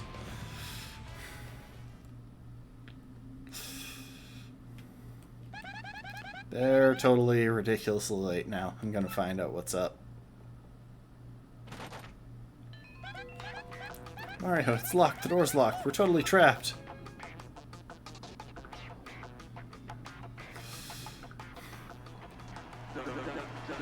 Now for our challenger, the merciless executioner, the Great Gonzalez. Hold the phone. What's going on? What happened to the Great Gonzalez?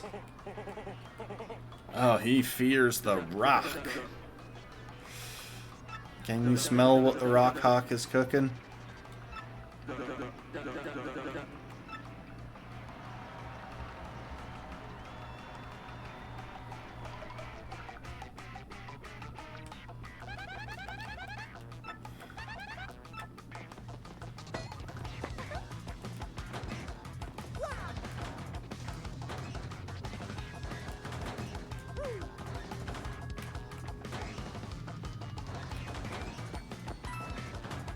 Hopefully it's not chicken.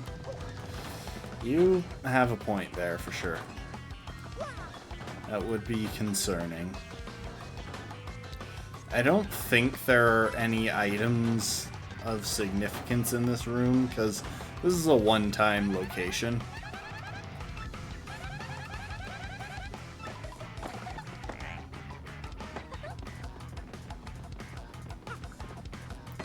Dang, I can't even take a nap in here. Alright.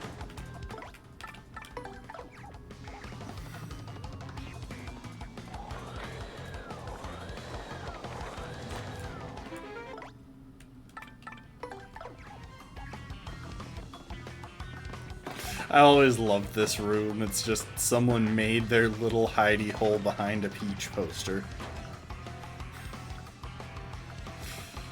Like, it's just the best room.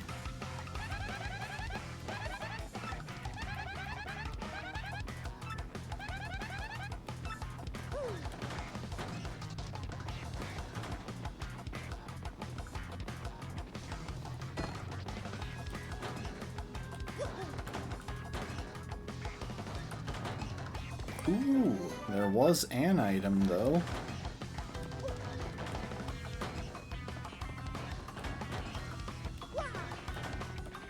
Might be a Shawshank Redemption reference. I haven't actually seen that movie, weirdly enough. There are far too many movies that everyone has seen that I haven't, so...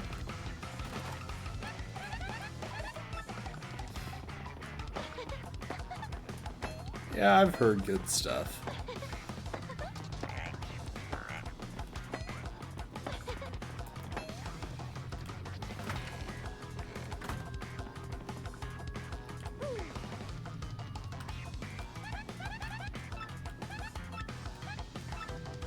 Anyway, great movie about a jailbreak. Nice.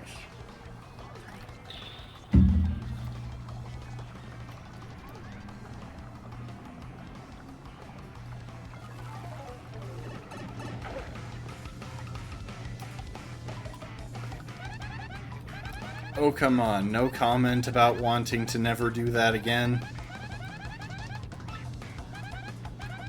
Is that how bathroom pipes are supposed to work? Ah, there's the comment.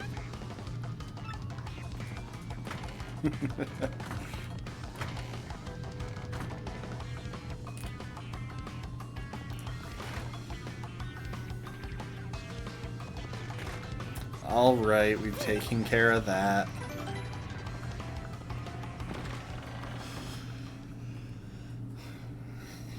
Let's take on the Rock Hawk.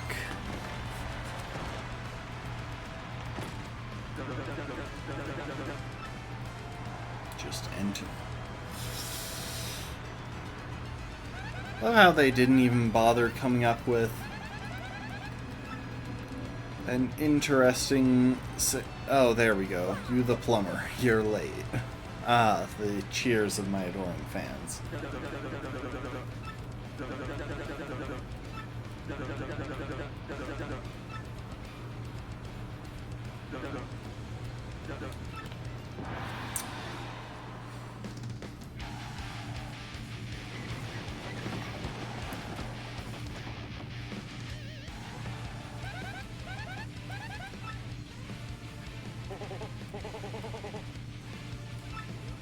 So yeah, he's the one who locked us up.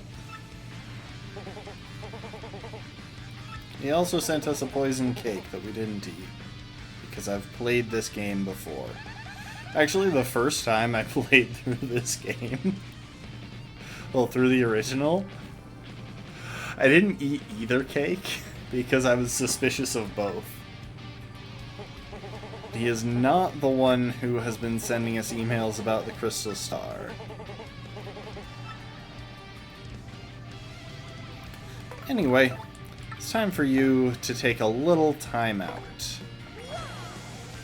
He's got no defense, but a lot of health, obviously, since he's a boss, and he hits pretty hard.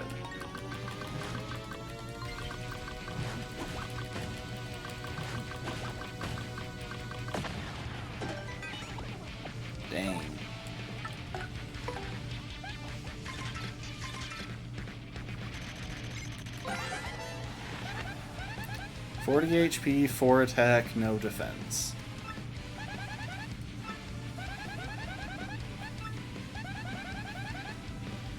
Never fights above the board.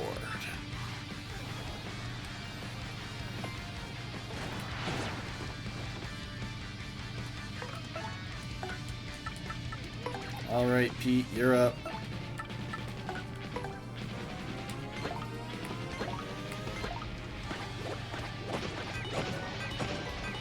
What? How is he not getting nerfed? Is he just immune to status in this one?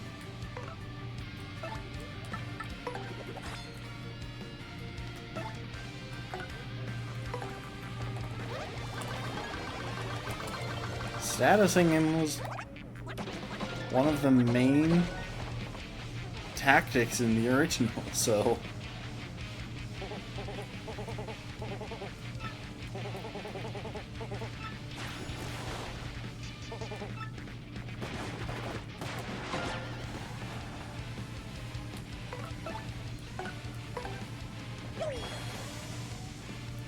In the original, you could status him plenty.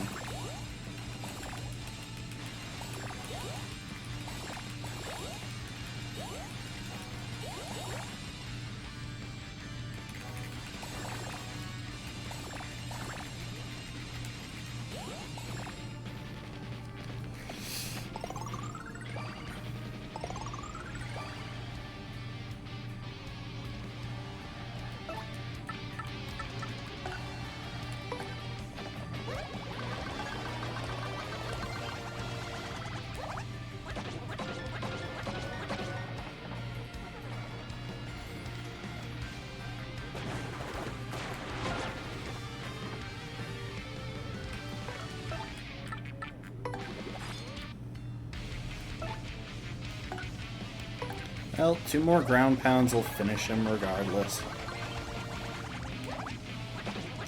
I keep trying to hit the timing for the stylish on that, but I keep messing it up.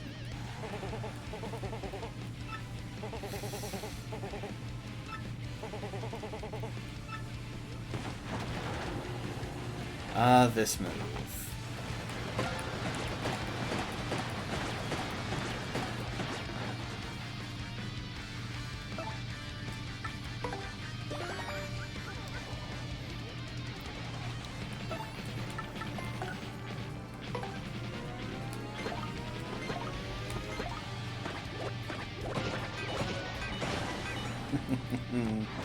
Nice.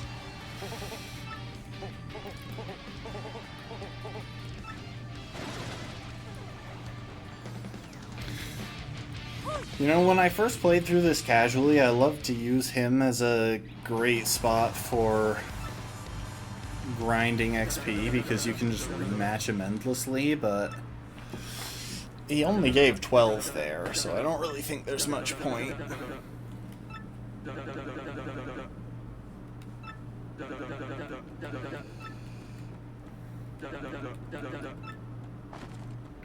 We're the champion! We got the champion's belt.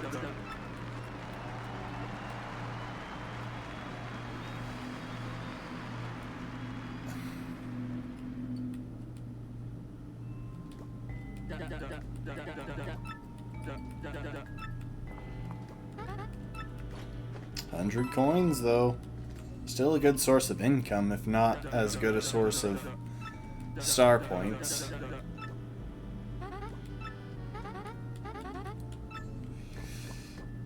Oh, welcome, Brittle.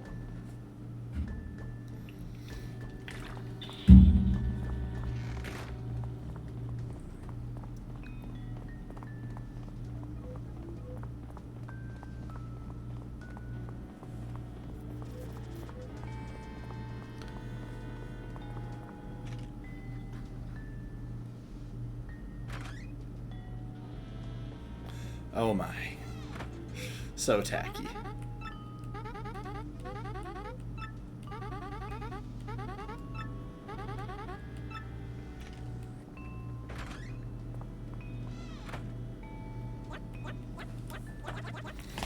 We made it. But we still don't know where the crystal star is.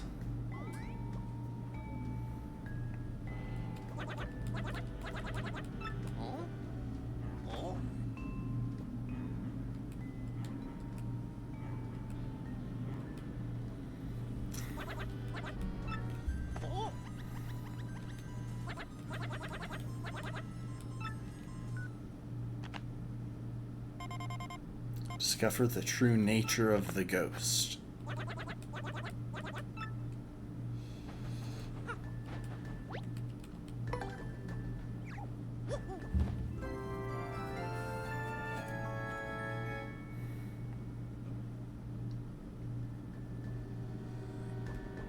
The nice thing about that is that we get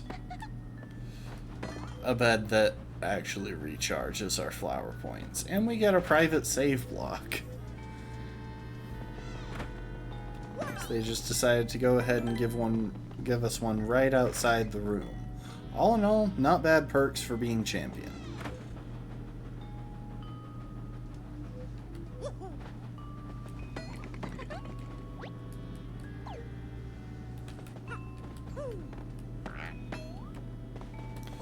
Alright, let's go find out about those ghosts.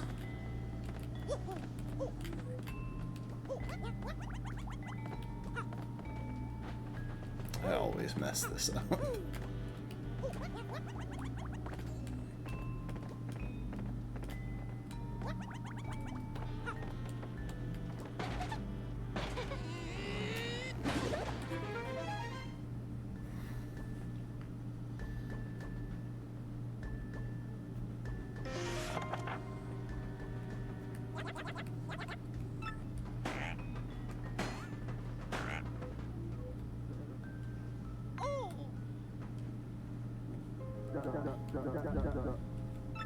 That's in perfect condition as usual. As long as I got that working for me, this old bot ain't never gonna get weak. Gonna have to watch my tootsies here for a bit.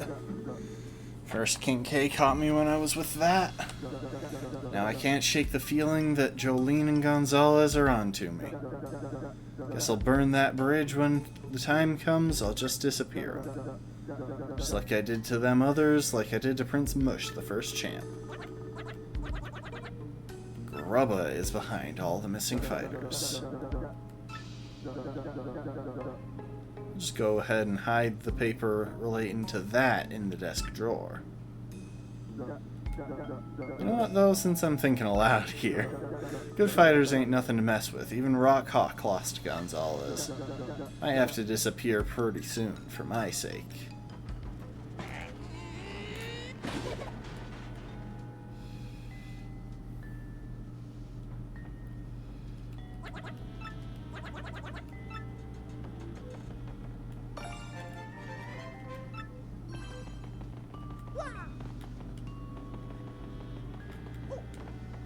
So he's actually got 2 desk drawers, and one of them has a star piece. Which is a really easy thing to miss. Also, I just realized that's just a straight-up ashtray in his office. Interesting move on Nintendo's part.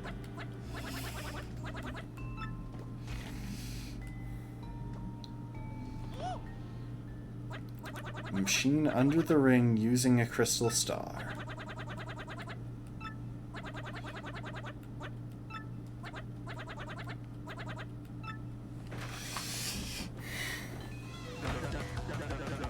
Great Gallop and Gulpits. How'd you get in here, son? Slap me and call me sassafras. You're staring at my secret paper, too. Shut up, you make me sick. Why'd you train King K and Bandy Andy? Oh, this ain't good. After him, Gonzalez. Alright. So now it's time for what is honestly one of the more difficult boss fights.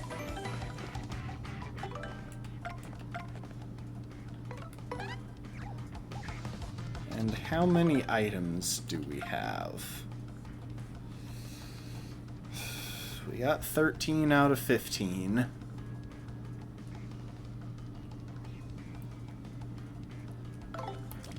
I'll assume that we're fine with what we have right now.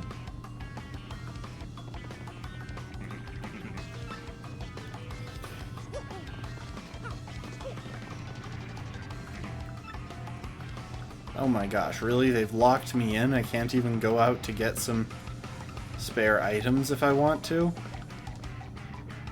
Aw, no water physics.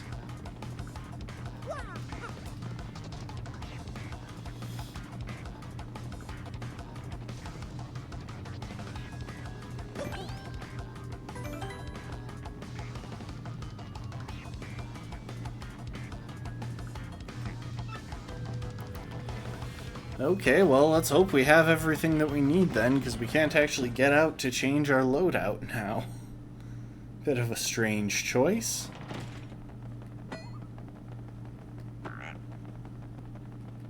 Hi, Grubba.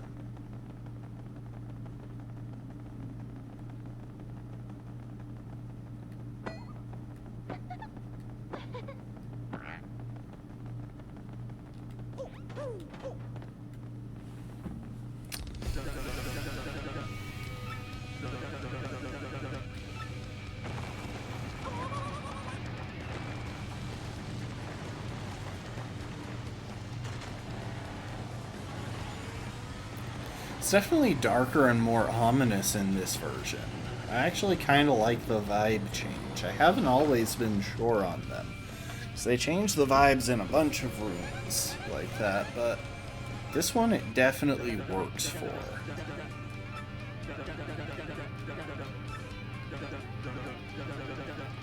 Keeps his bod forever young.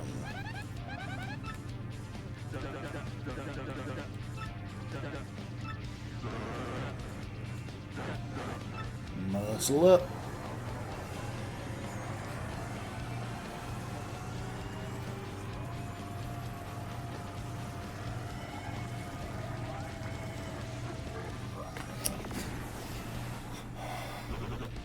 Macho Grubba.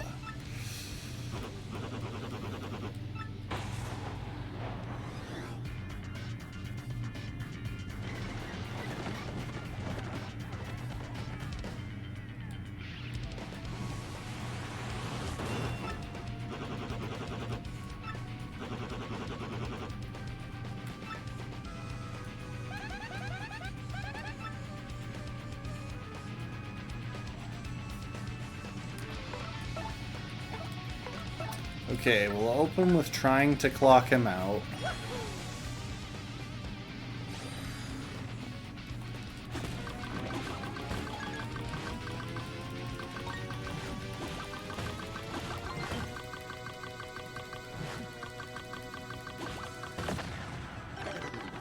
Nice. That'll be very helpful because he gets pretty overwhelming pretty fast. He can buff both his attack, his defense, and how many times he's able to attack.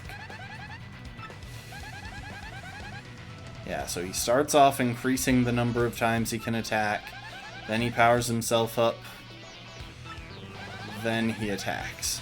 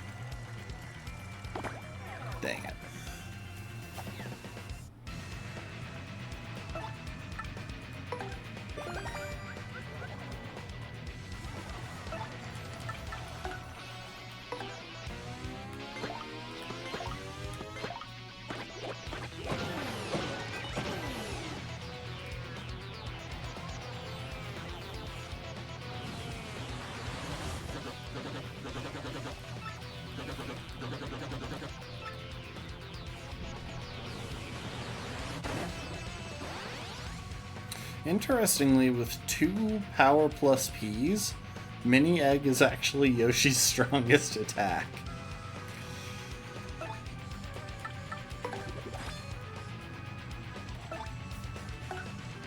With that said, I want to save it for when I actually need to nerf his attack.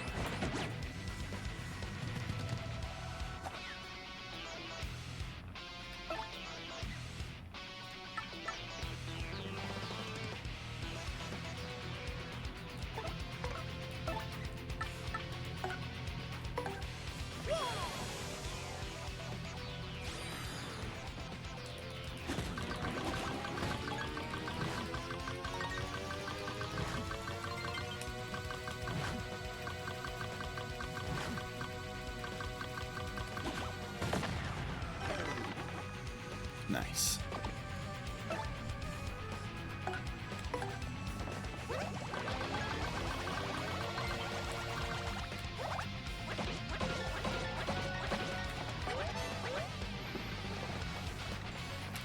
So now that he's supercharged his number of moves, I can save some trouble by clocking him out, and he'll run out of his action economy buffs. It's honestly a really good strat even if you're not doing a specific challenge of any kind.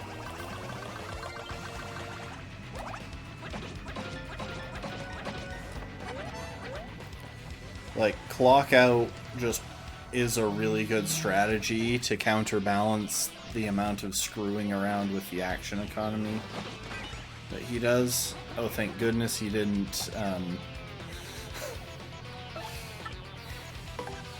thank goodness he didn't get electrocuted. That would have been a bad thing.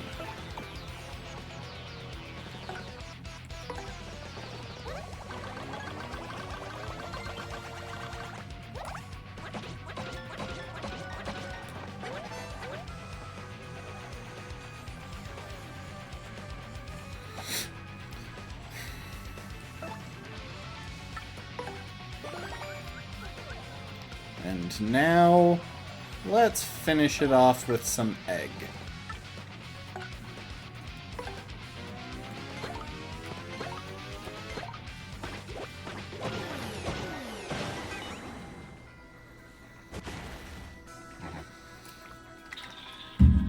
Goodbye, Grubba.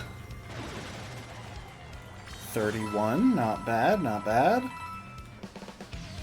We'll take those star points.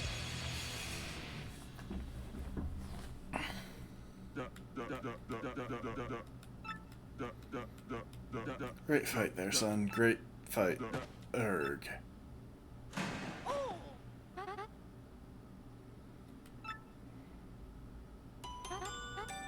Mario, please allow me to offer my earnest thanks for defeating that foul Grubba.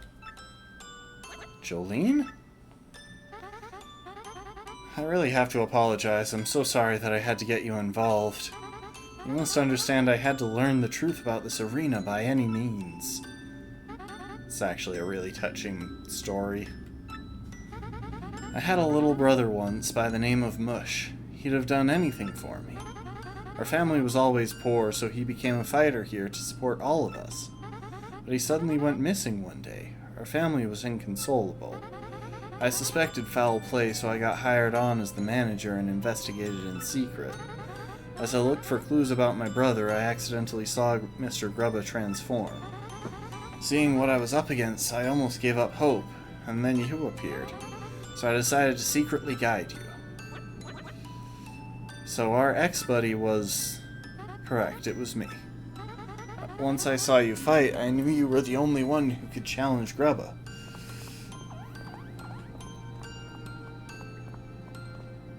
Now, sir, No, not sir. Grubba.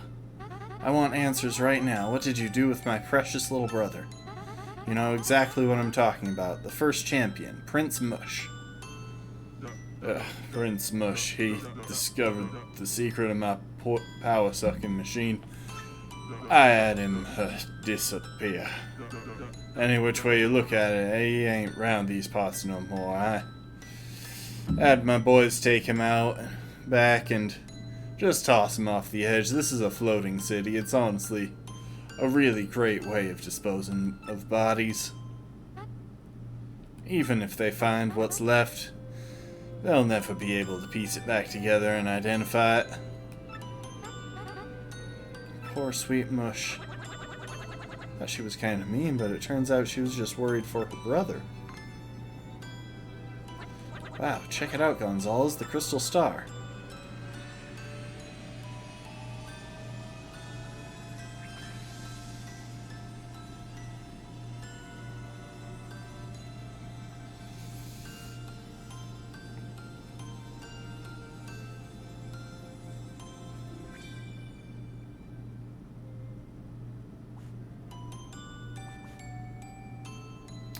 Him looking all sleepy is quite adorable, to be honest. Oh, but he looks so sad. Am I back in the glitz pit? Hush! Oh, is that really you, sis? What are you doing here? It was just... There, Mush, it's okay. It's all over. Is that what crystal stars can do? You know what would be a crazy thing if they've added it? I would absolutely love to get a battle with Mush. Like, genuinely. Prince Mush would be a fun opponent to fight. I always wanted that, but they didn't give it to us in the first game. It's okay if we just take it? It's better that you have it, so nothing like this will ever happen again. It's all you, Gonzalez. Nab it, dude.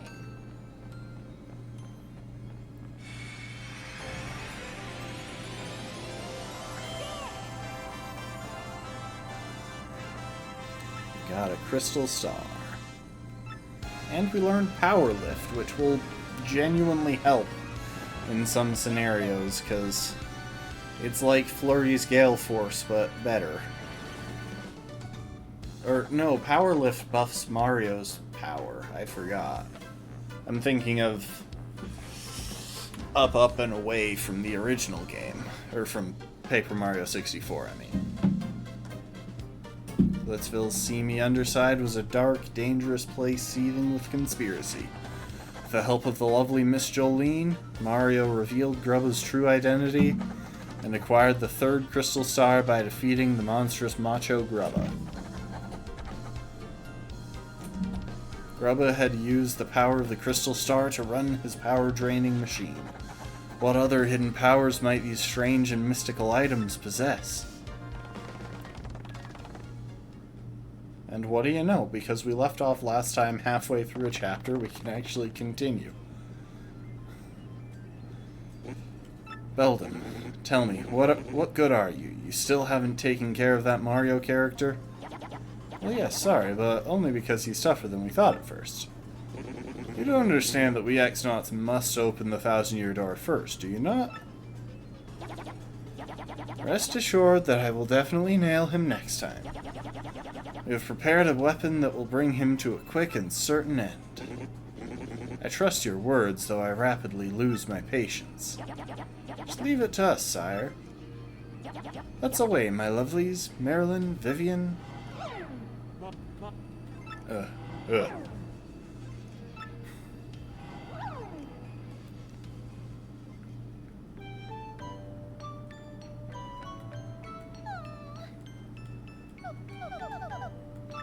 Officially bored.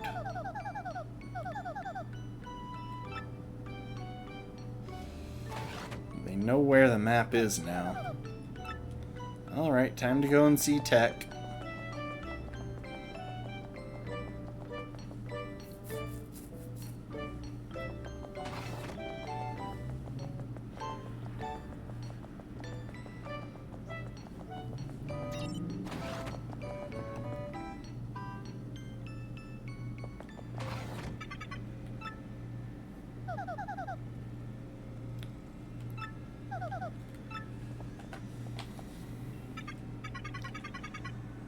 I'd like you to go to where Sir Grotus is and ask him something. What do you mean, go ask?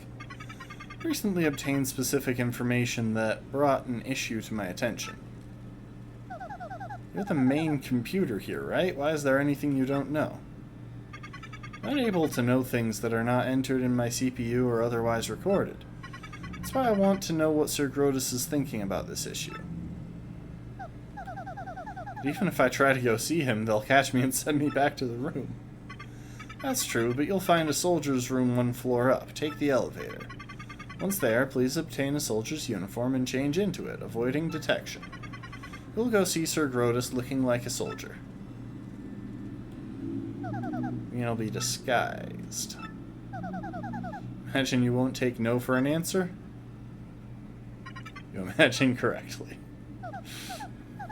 I mean, there's really nothing that he can do to force her, but it's kind of in her best interest to go along with his plans, so long as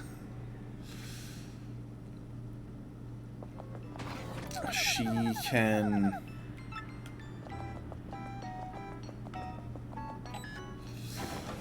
send a communication afterwards.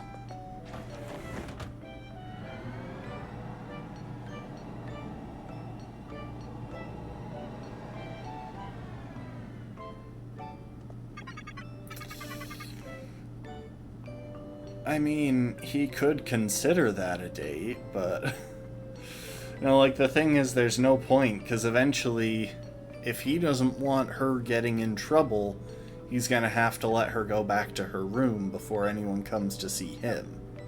He's sneaking around and trying to hide his involvement with her as much as she's trying to hide her involvement with him.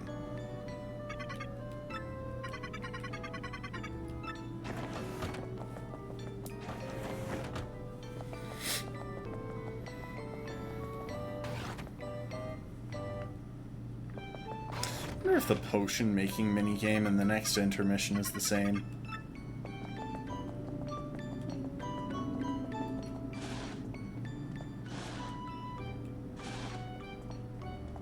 Also, I like that they made the mirrors reflective. That's a cool touch. I noticed that down in her bathroom as well. The mirror is reflective.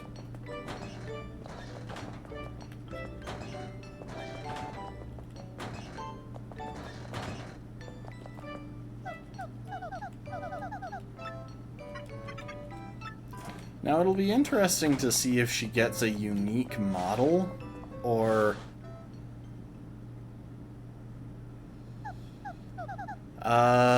I'm pretty sure installing the funhouse mirrors helps make everyone feel less self-conscious about their bodies. That's my assumption, and I'm sticking with it. If everyone looks a little bit off when they look at themselves, then who really knows if you actually look terrible that day or not?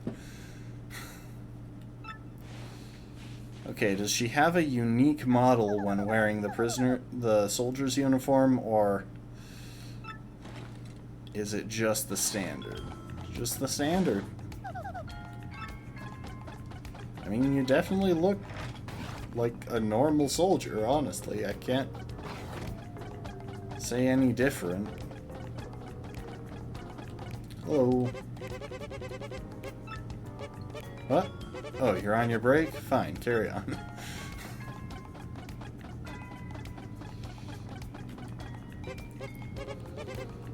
Do you smell that, dude? What a weird smell. You smell nice. It's just wrong, dude. What's wrong with a guy smelling nice, okay? Like, that's just kind of a basic standard. If you have nothing to say, then don't speak to me. I'm busy. See, I've got a busy X-Not clipboard here, and it says, do not disturb. I should walk around carrying a clipboard that says, do not disturb.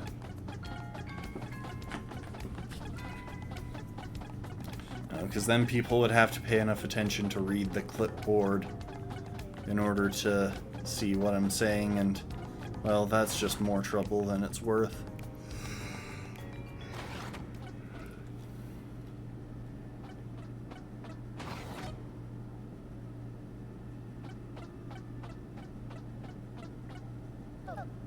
Excuse me, Sir Gratus?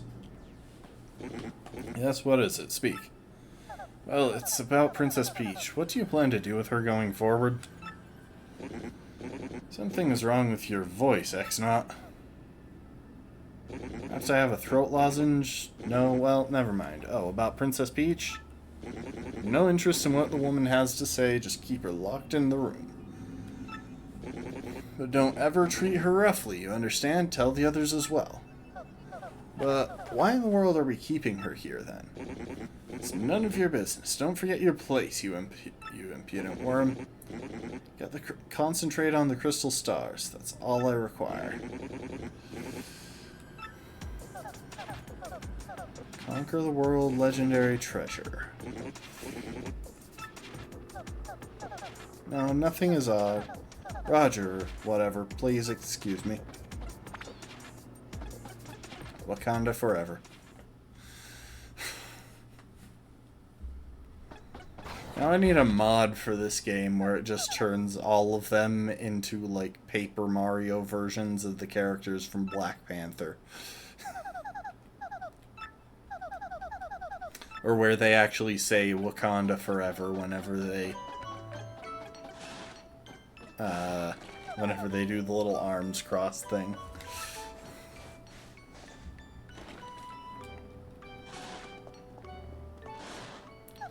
Still no idea how she ever managed to fit into that, but don't question it, okay?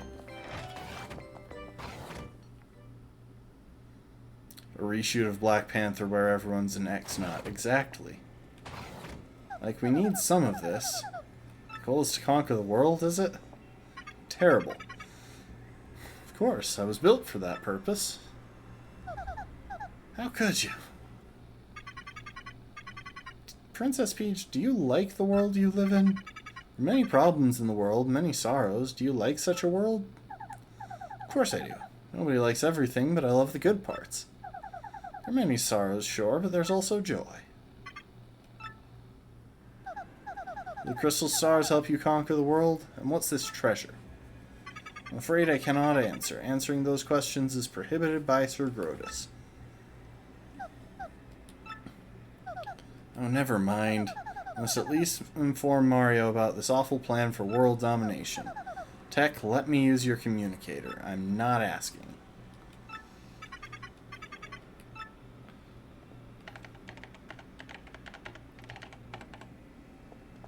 Send it and think about what you've done.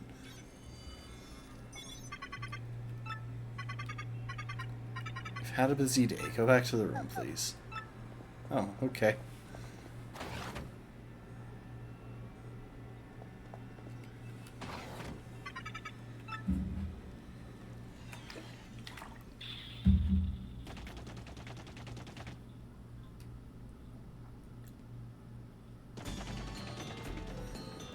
Oh, this bit.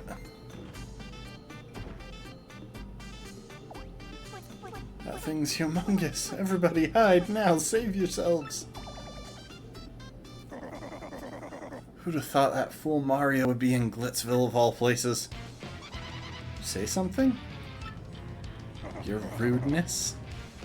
Nothing at all as far as you know. Did you see those little bite-sized shrimps? They were some punies. One of them should know about the crystal star, and if not, they are considered a delicacy in France. Let's find them all and force them to tell us about the crystal star.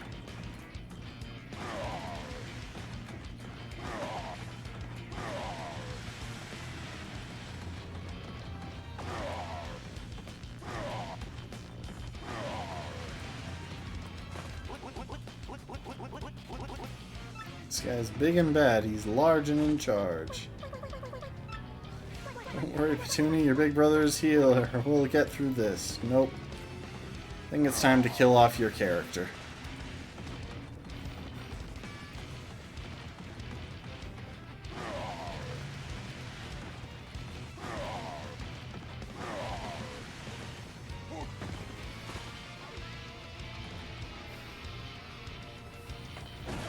Begone! You're one of them, aren't you? One of the evildoers? You want our crystal star? See, I knew it. This ugly thing knows where the crystal star is. Tell us. How rude! Ugly thing, how dare you, you wretched crone. I'm the great puny elder. Don't startle me like that. I'm too old for this stuff.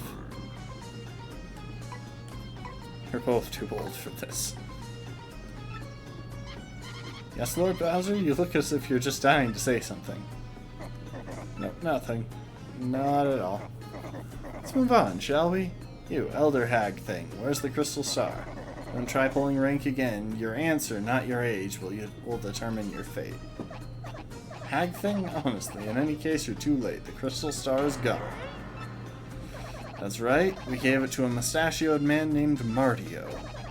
He said he was collecting the crystal stars to rescue some princess. What do you call her? Princess Pinch? Yep, he was off to save that lucky lass.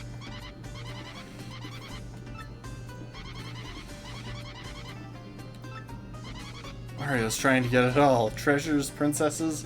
Does his greed never end?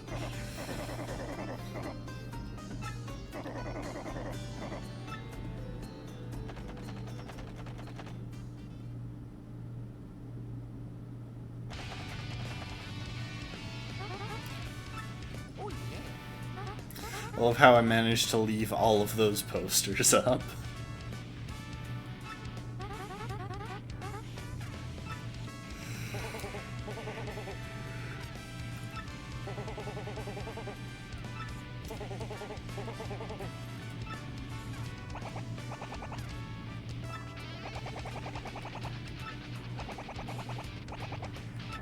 King K's getting back in the game. Jolene's taking over the running the Glitz Pit.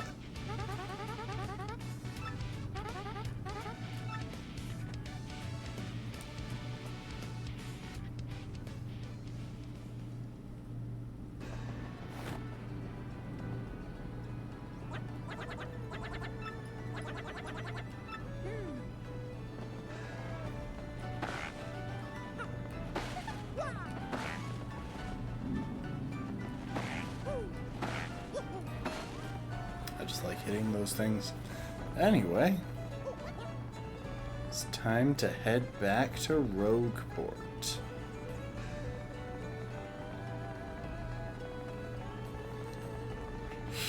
Oh, I do just love riding Pete around like this. It's just...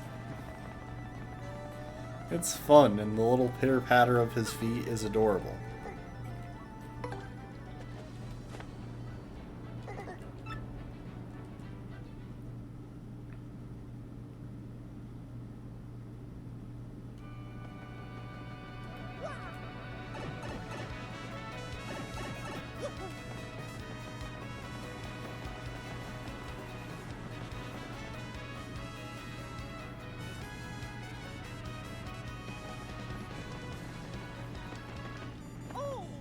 And we got our email. We've uncovered something terrible. The X-Nauts are planning to take over the world. That's why they want the crystal stars and the legendary treasure.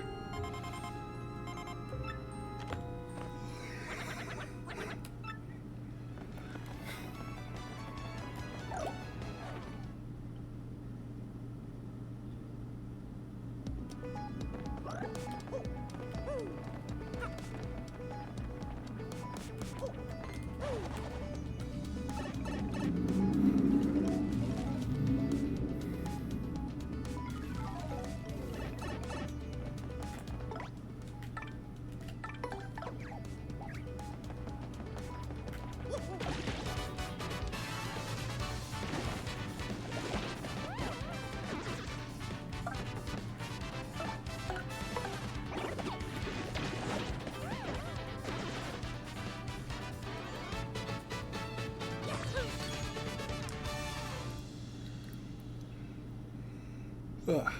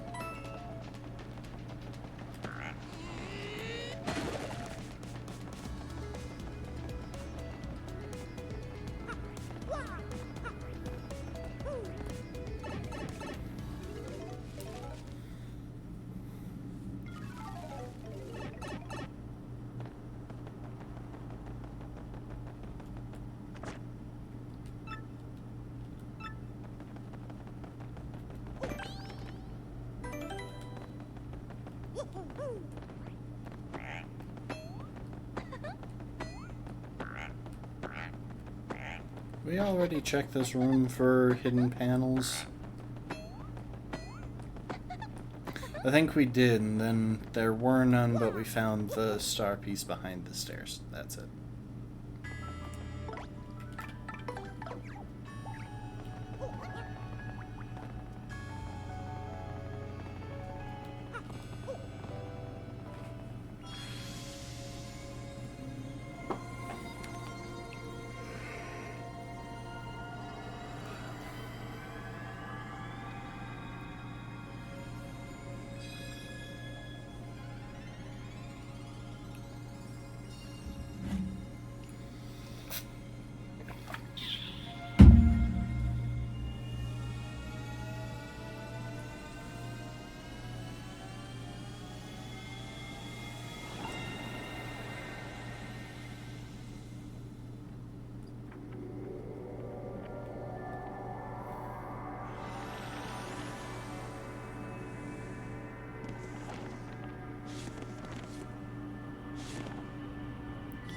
Boggly woods and the creepy steeple.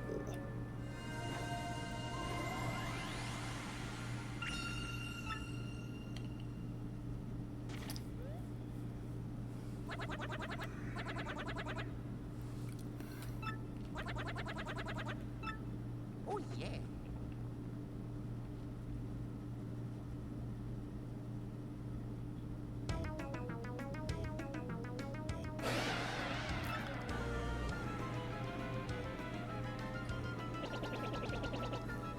Oh, right, Boggly Woods is where the Punios live in the Great Tree. I got crosswires.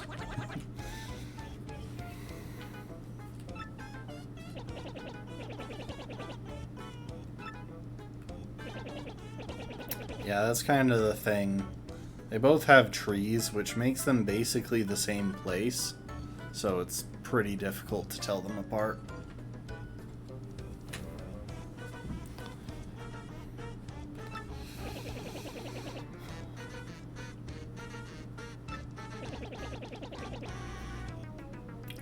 One book claimed that the treasure was in actuality the Great Cataclysm. The very cataclysm that 1,000 years ago sank that town underground. The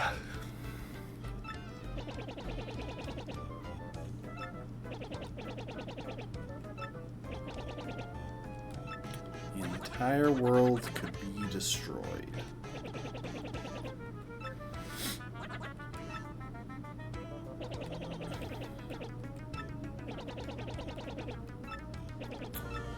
Time to head to Twilight Town.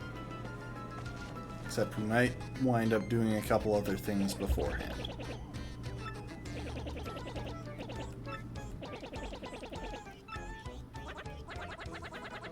Yeah, so we already tried that pipe, but it pushed us out.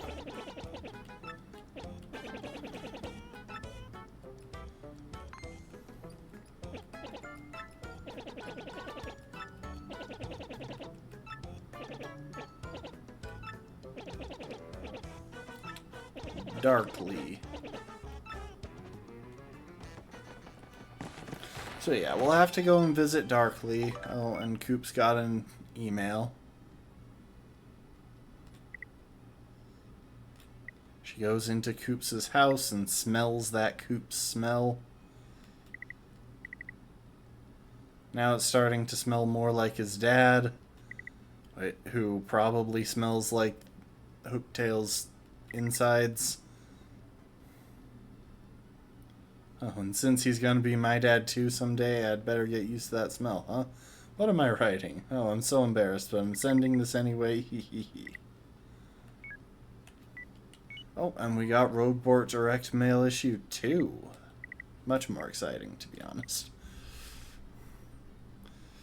Yep, so Toadsworth has been flirting with Zesty.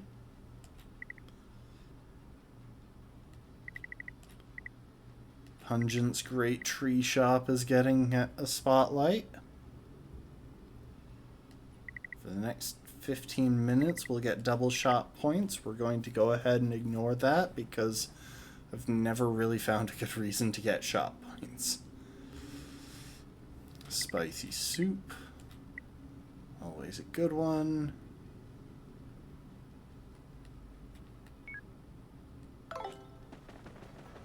Anyway.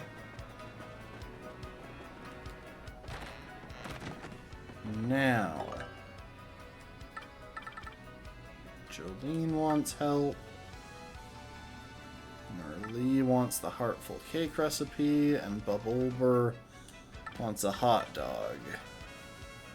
Dang it, I really thought we were going to get another ally, but apparently I am another... I'm keeping my eye out for a specific trouble. Yeah, we don't really have a reason to hurry and do any of these. So...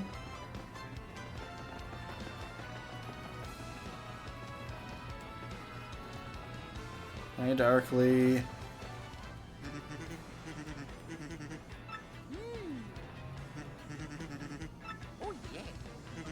It's usually no sweat. You just need to have something that has your name written on it. Don't you have anything that has your name written on it? Everyone does. Oh, really? Okay, hang on. I'll write it for you. Write it here on the seat of our overalls. He decided that the best option was to write it on our butt.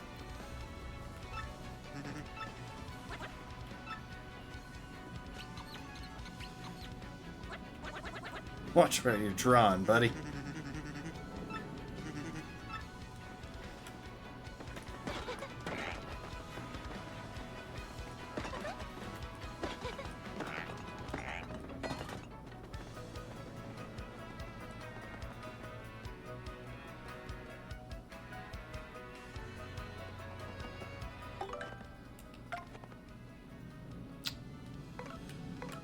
Well, everyone's at one rank above basic. Let's go check the badge shop, see if they've got anything worth grabbing.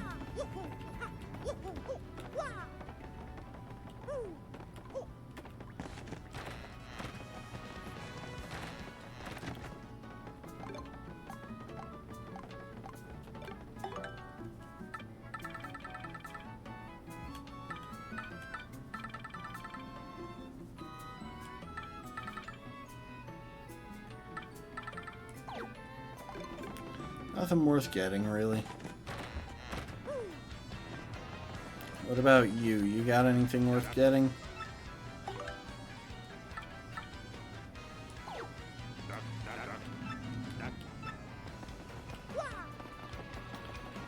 What? While I'm thinking about it, let's go ahead and drop some stuff in storage. Specifically, let's drop that hot dog because we're going to want that down the line.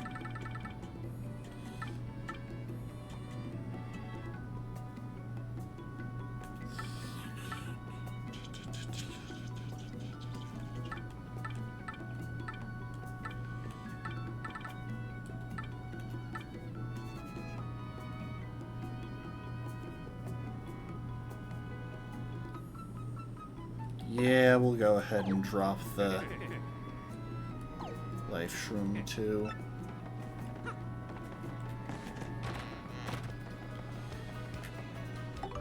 So do we want to keep our current loadout though? Oh, you know what? I kind of want item hog running.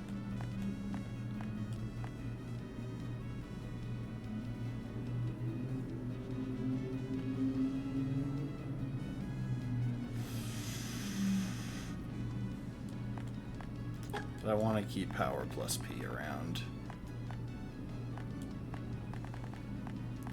And let's go with...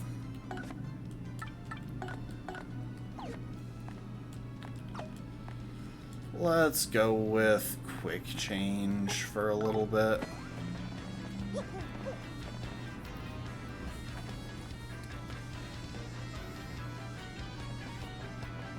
Oh hey, hi Luigi.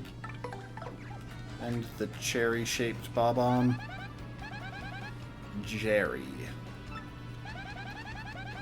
Seems rattled and a bit bruised, as if he's taken several lumps to the head from a clumsy bridal decoy. Speaking of which, I wonder how graceful I would be as a bride. Hee hee hee. Jerry, I'm a Bob-omb from Plump Valley Village. Nice meeting you.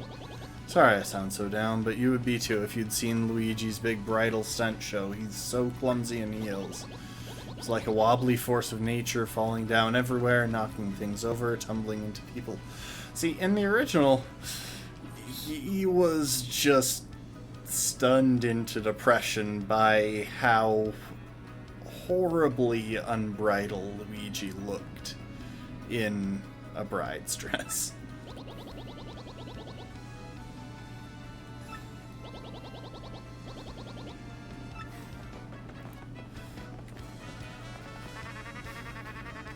Alright, let's hear Luigi's story on this one.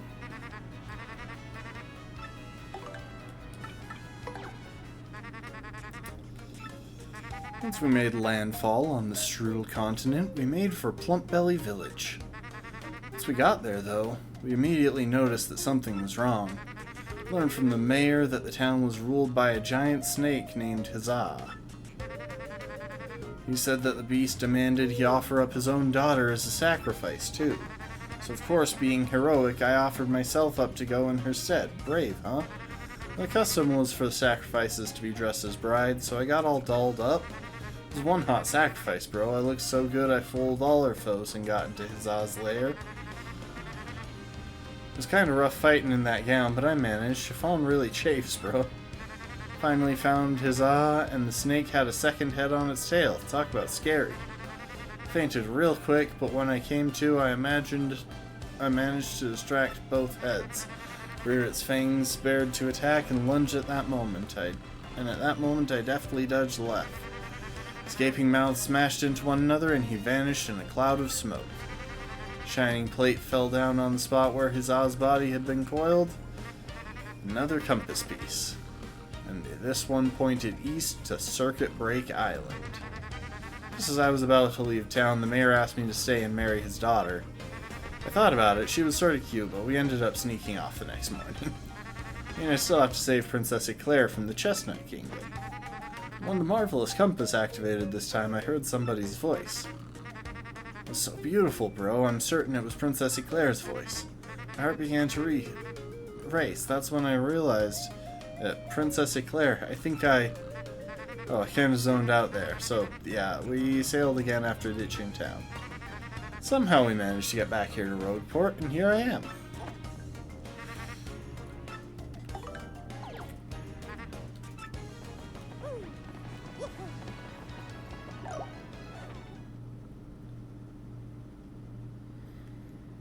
I could check Happy Lucky Lottery, but this isn't a day when I can win it, so...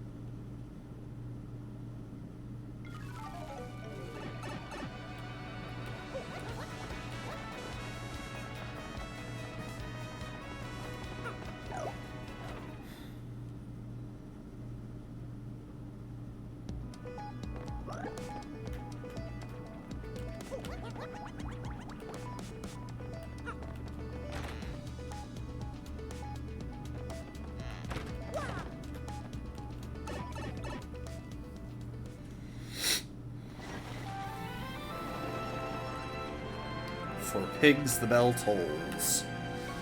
Chapter 4.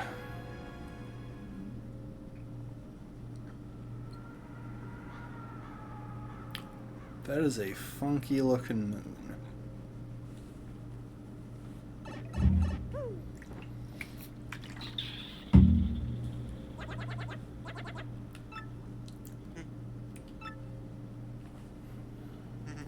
It's been a long time since anyone's come from the outside. You've come from far away.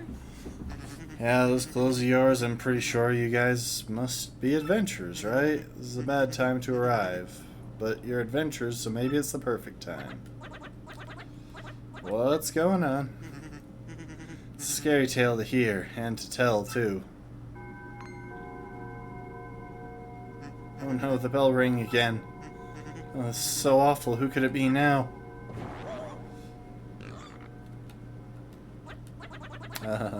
It's the craziest thing I've ever seen. What's going on in this weirdo town? Oh, badness. Poor Gloomer got turned into a pig.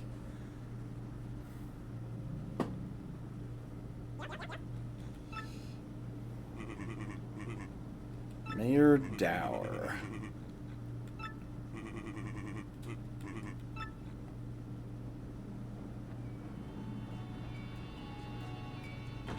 Yeah, welcome to Twilight Town.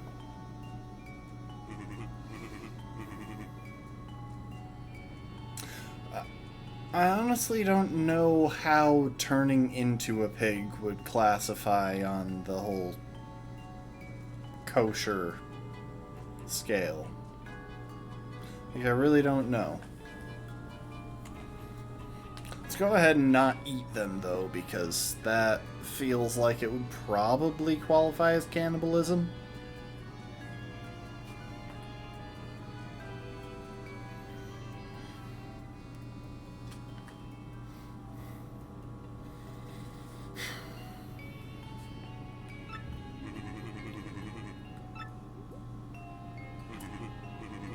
Your town has been cursed.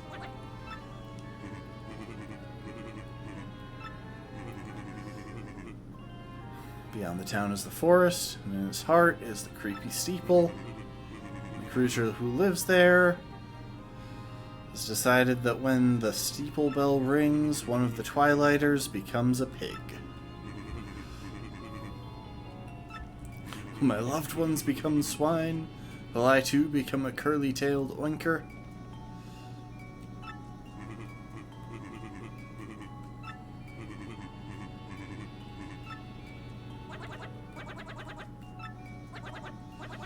Looking for the crystal star. In creepy steeple, there's a glittery red stone shaped like a star. That sounds about right.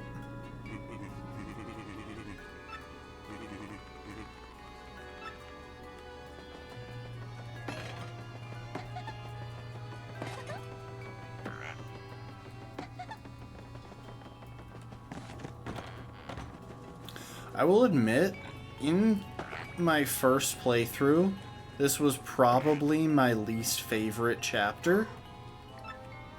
Simply because I thought that whole bell tolling story meant that I was on a time limit. And I got stressed out by in-game time limits as a kid. I still kinda do, to be honest. Which is a weird thing to say, given Majora's Mask is my favorite Zelda game.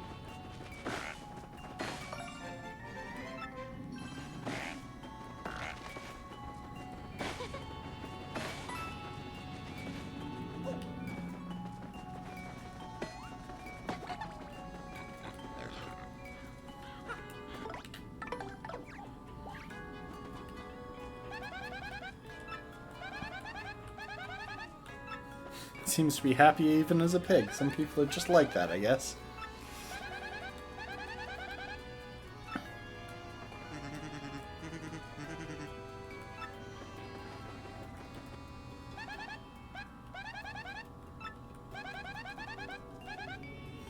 When I think of him having to live like this, I get winked up. I mean, choked up. It's very satisfying to watch them kind of squish when you hit them with the hammer.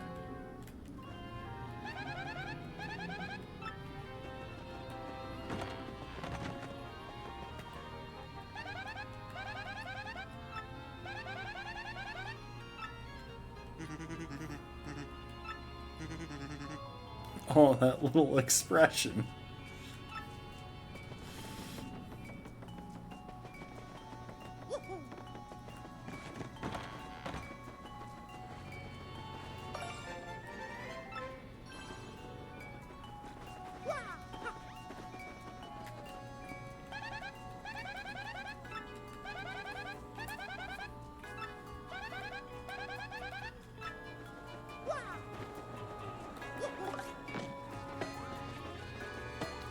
keep an eye out for hidden panels.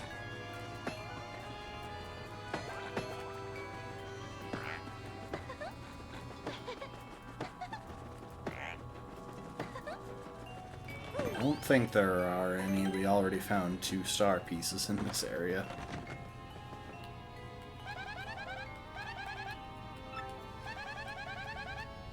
When you wake up in the morning, it's still gonna be dusk.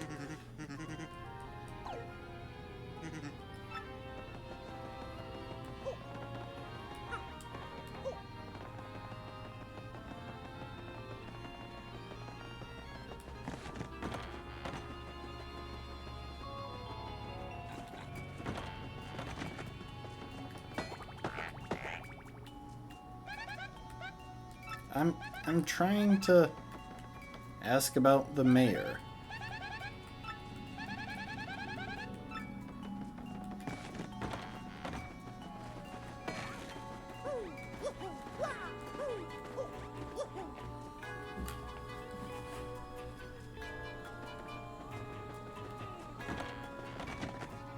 Weirdly enough, this is one of the bigger towns. Like, Petalburg is a good bit smaller, I think, because I think this spreads across 3 different loading areas.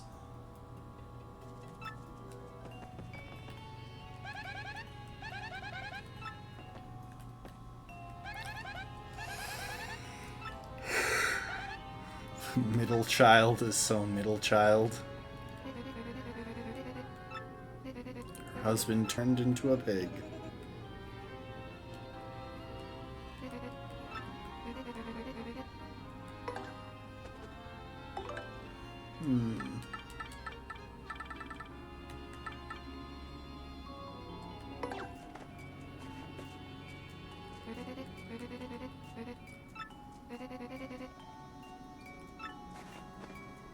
Nice.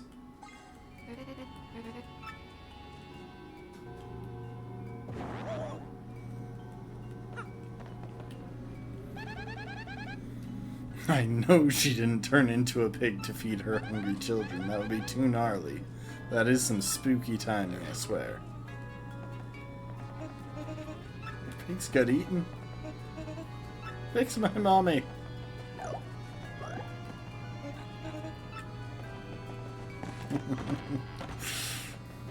Gotta love how one of them just decides, you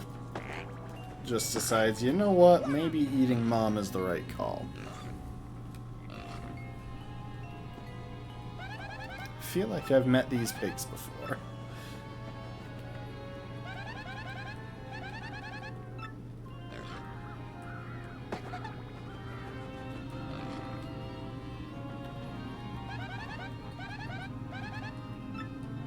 It's got a nice bass tone. What, is that weird?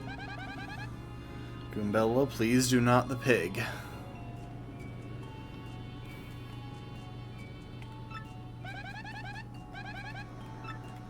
But still, he may be a werewolf.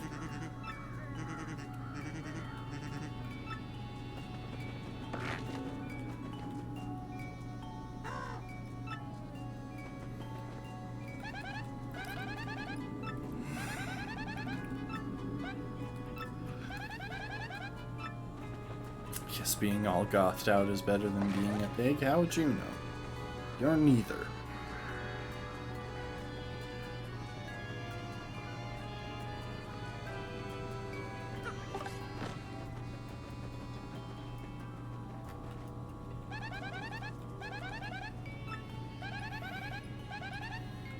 Can't believe people actually read in this town. The light would kill my eyes.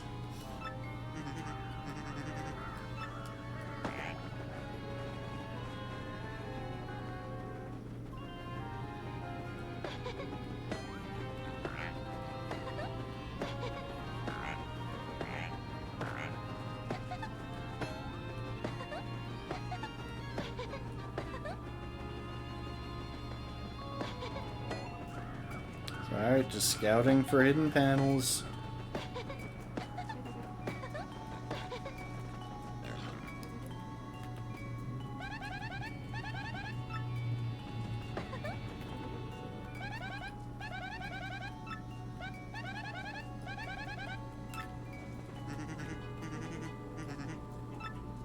If I'm gonna turn into a pig, I want to be a big one. So what's the point in being a pipsqueak pig, am I right? I'll embrace the pigginess. That guy's got the right idea. Oh, I love that sound. Look at that sound above, or that sign above Mario. Take a look at that. That's such a cool variation on the shops, on the generic shop sign.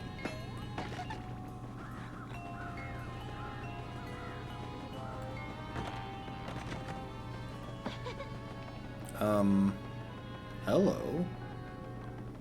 I don't remember a pipe being in there. At all.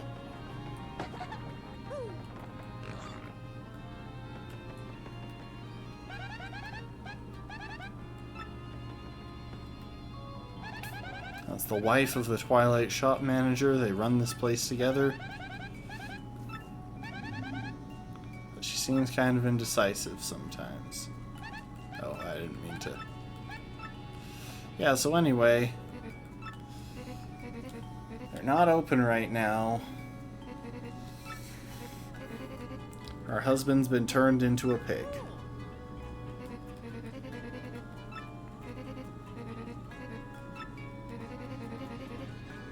He got into a fight before he left and I called him a chauvinist pig. Now he really is a pig, but he has a sweet side too, like cooking my favorite food on my birthday, you know? When shoppers get rude, my husband escorts them out in such a gentlemanly manner. He's got wonderful things going for him. Wouldn't dip into the till for coal money, I wish, but I can't keep up, and this game does not have the text rewind option so far as I know.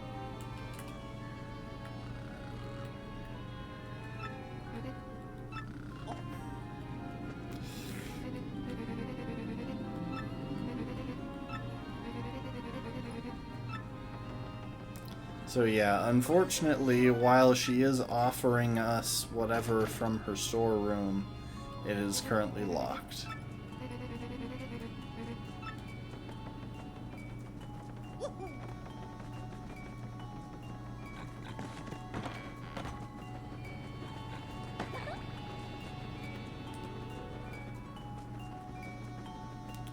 You know what, while I'm thinking about it, we're actually going to back up real quick.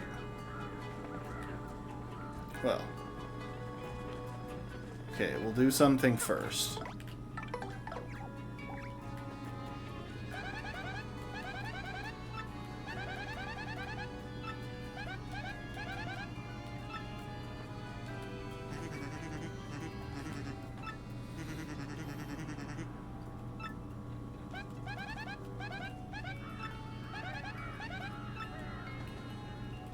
Oh, I didn't mean to.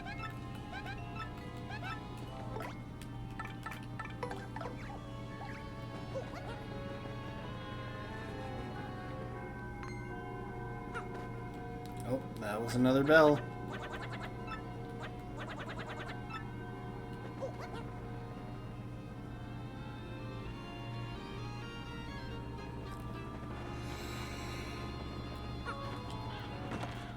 And the mayor's a pig.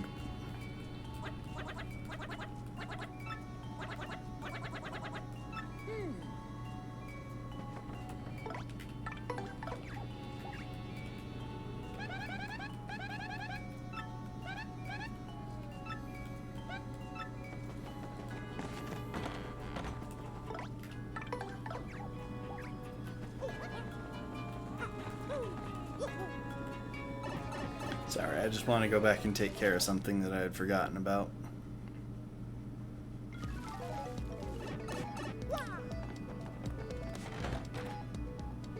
If I don't do it now, it's gonna be a minute before we can.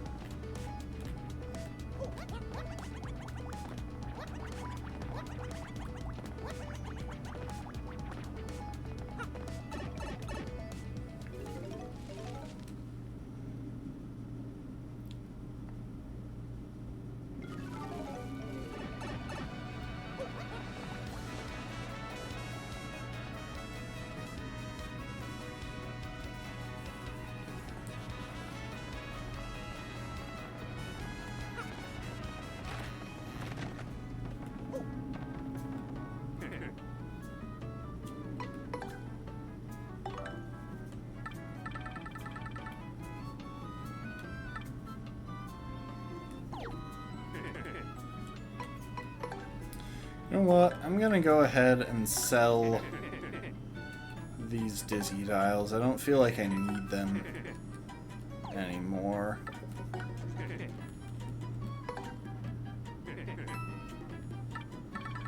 Now that we've got such a good option in clock out as a star power.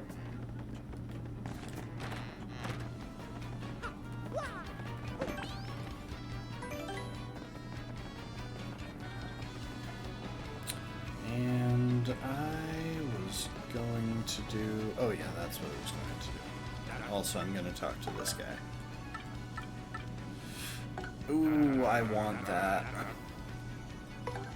I want that so much.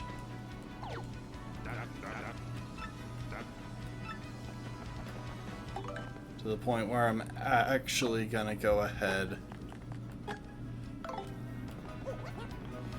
and drop quick change. Because I would like to get better at stylish moves. It's just a very useful skill to have. Aww. I was hoping that one guy was still here. That's why I came back to town and wanted to invest.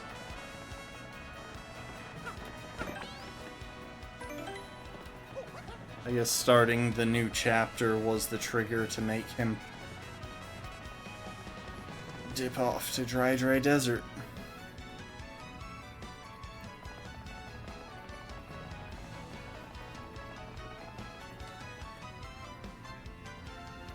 Thank you for the hydrate, last one.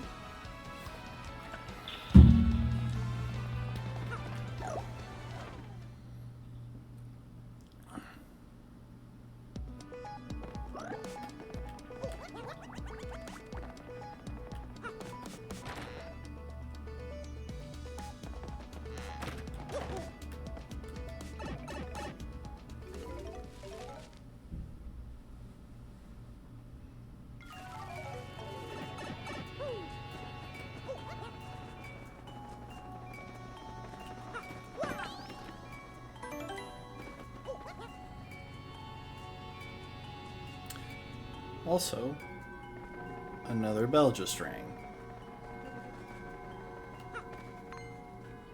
So yeah, the gate guy got turned into a pig too.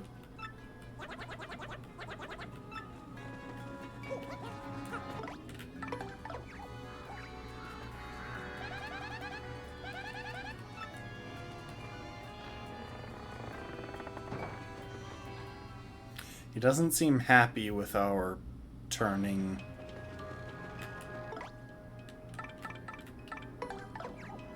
Wait, can I just push this? I can. And here I thought I would need flurry. Anyway, we got the black key.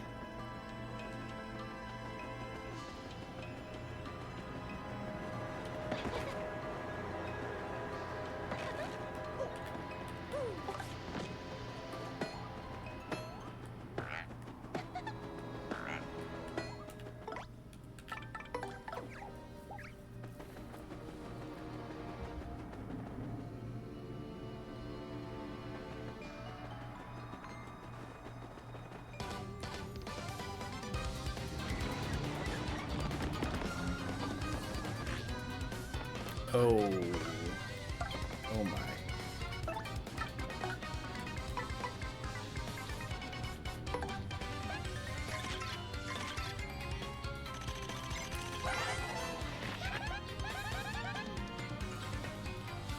Yeah, these guys are some of the most dangerous enemies in the game.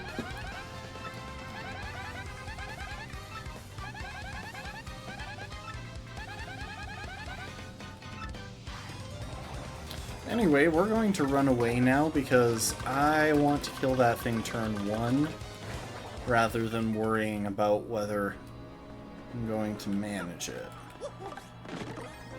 Oh, nice.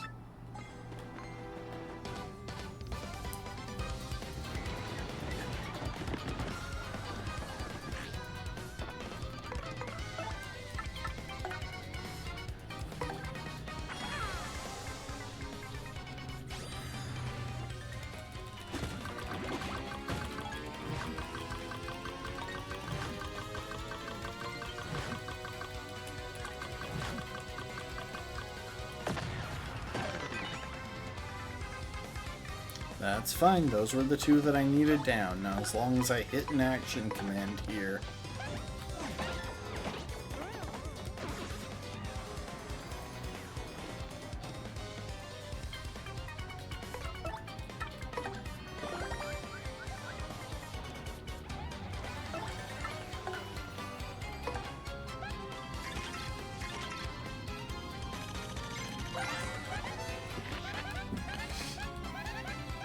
Hyperactive Goomba.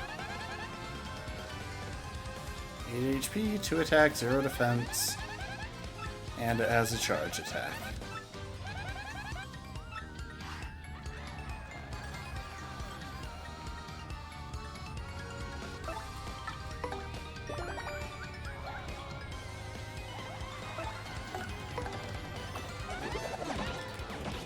Ah, that's the timing.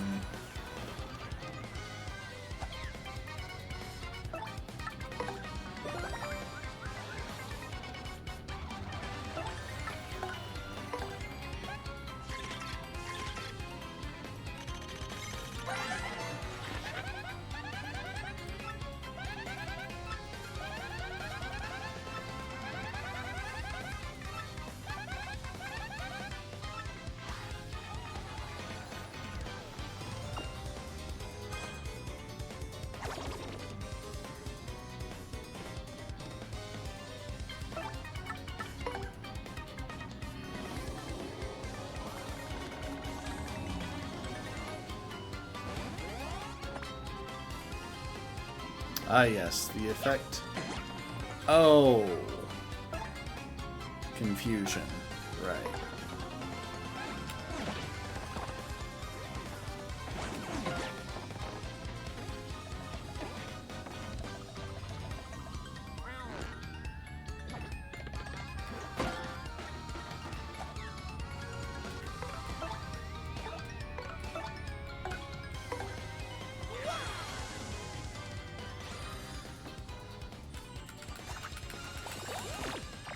Really?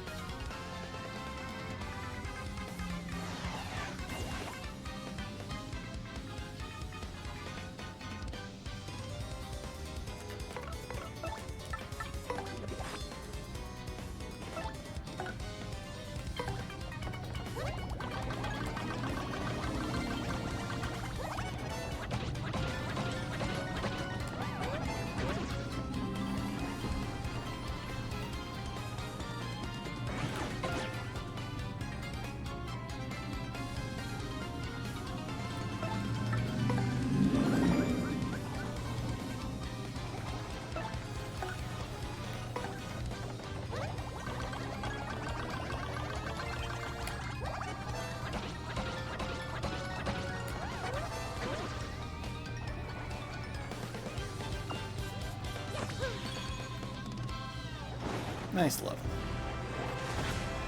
Okay, I think at this point it would be in my best interests to actually level up HP. And I should probably give FP another level at some point soon.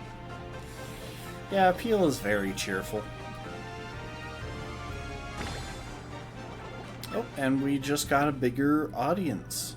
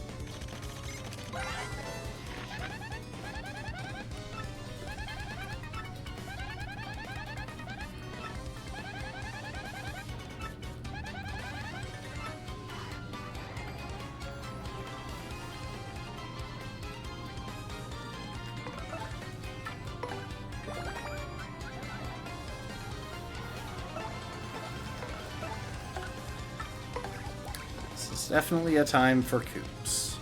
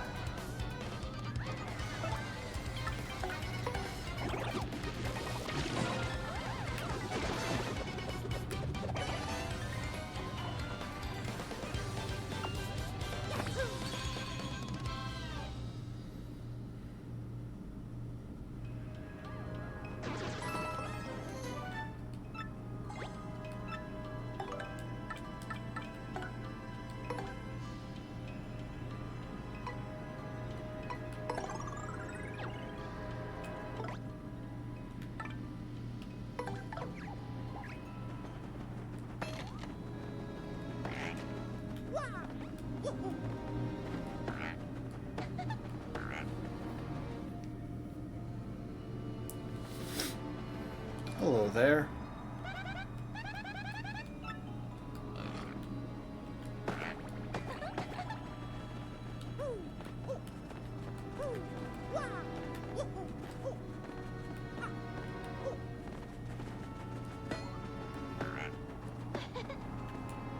And there's a key over there.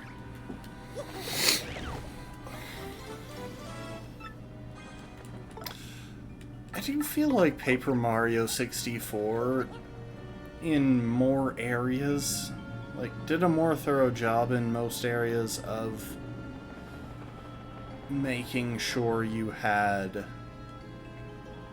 or making you use multiple party members.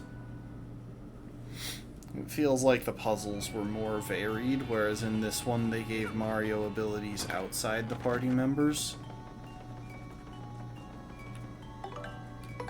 Anyway, we got the shop key. Gonna go ahead and leave most of this, but let's get cursed real quick. What's that you say? You've seen a chest like this before? Get out of here. No, I'm not like those chests. I promise. Look in my eyes. Tell me I'm lying.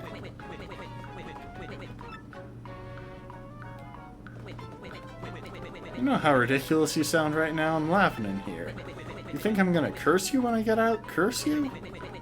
I did plan on doing something to you, but it's not so much a curse as a, well, an ability that allows you to go special places.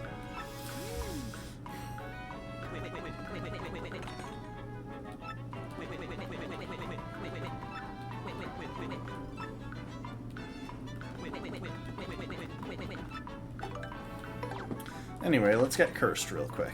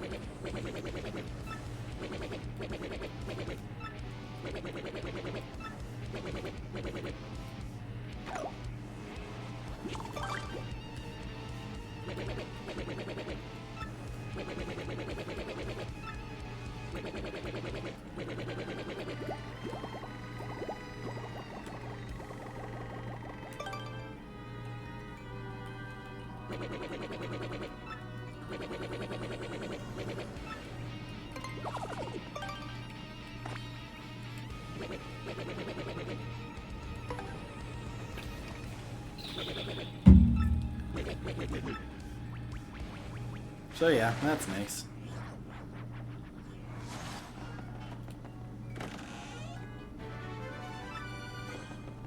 Ooh, Defend Plus.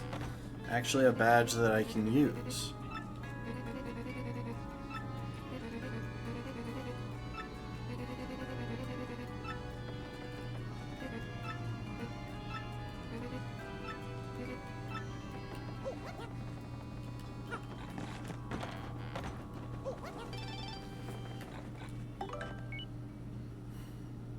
Excess Express ran late for the first time in 10 years. After a suspicious incident activated station security measures. Yeah, that one Lakitu was found taking pictures in an employee-only area. I understand how much people are into trains, but we've got safety and security measures to uphold. Oh, Glitzville's souvenir shop.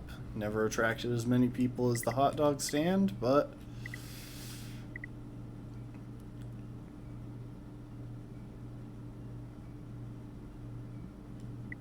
yeah. Fresh juice. And... okay, so we're ducking out here and back because I want to actually use the shop.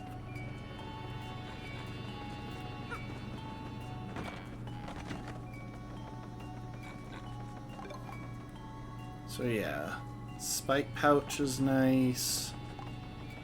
Stopwatch. All of these are decent, but the only really strong one is Thunder Rage.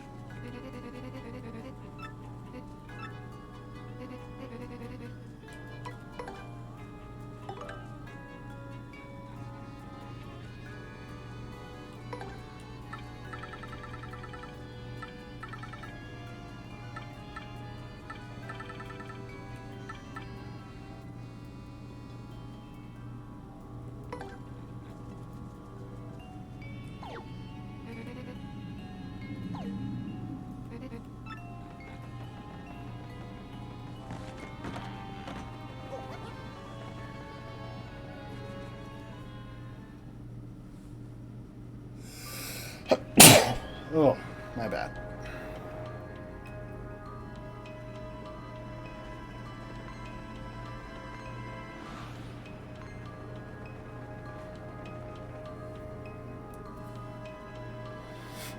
And this is why we wanted that ability.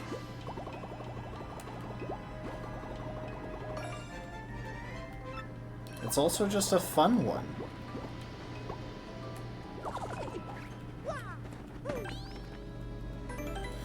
And now there's a big old haystack in the way. So naturally, in order to deal with it, we have to blow it away.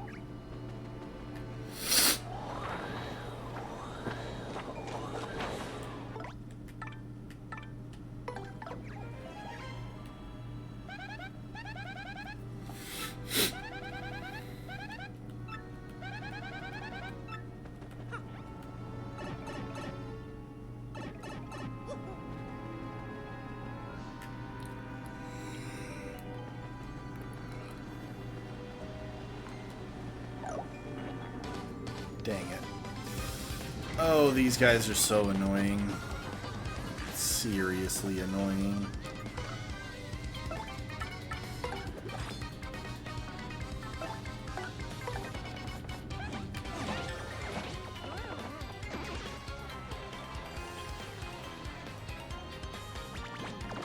Oh, right. If they're alone, they run.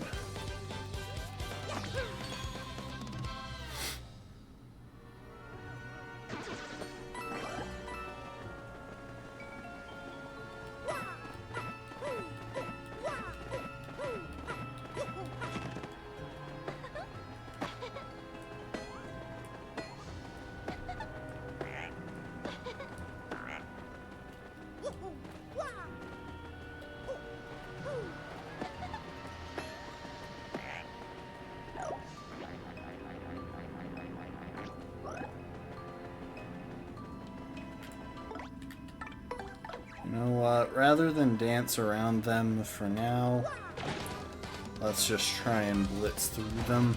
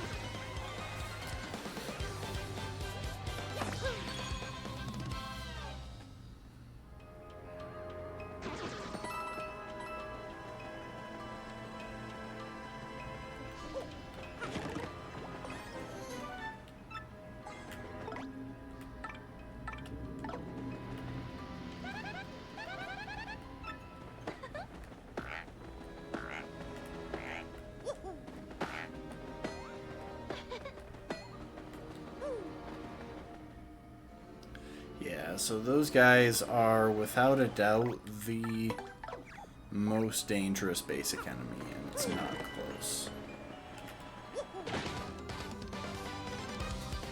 They can just kind of chain you falling asleep.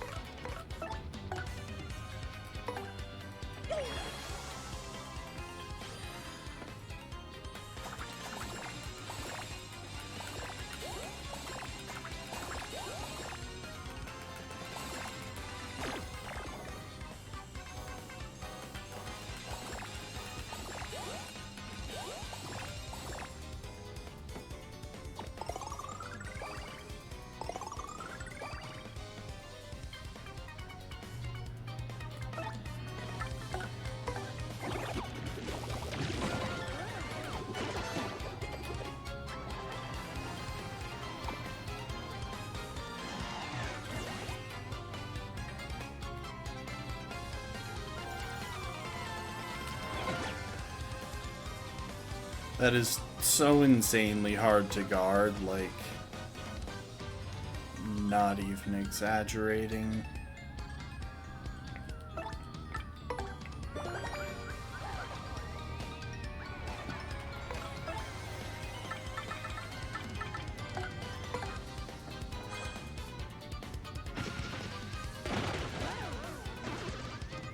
I was hoping the Cleft would survive.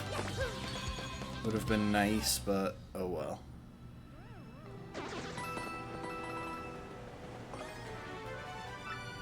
Ooh, hammer throw, something that I can't use because, well, it involves Mario attacking.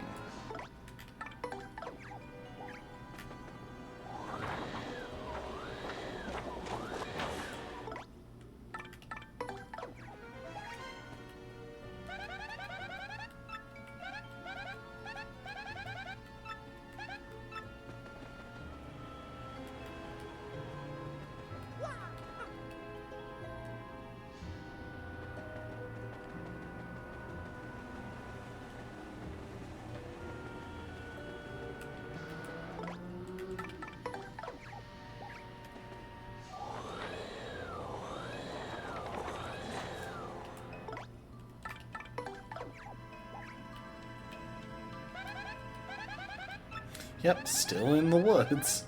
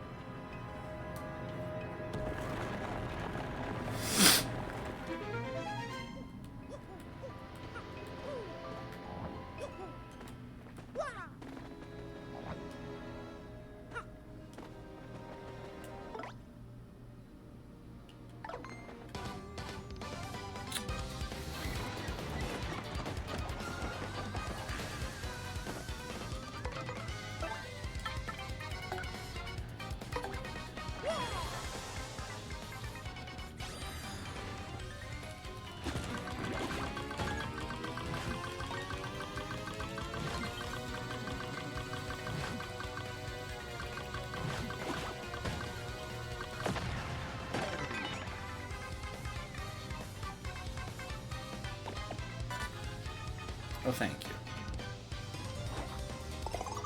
Really? You threw it to Gombella? She's not even damaged.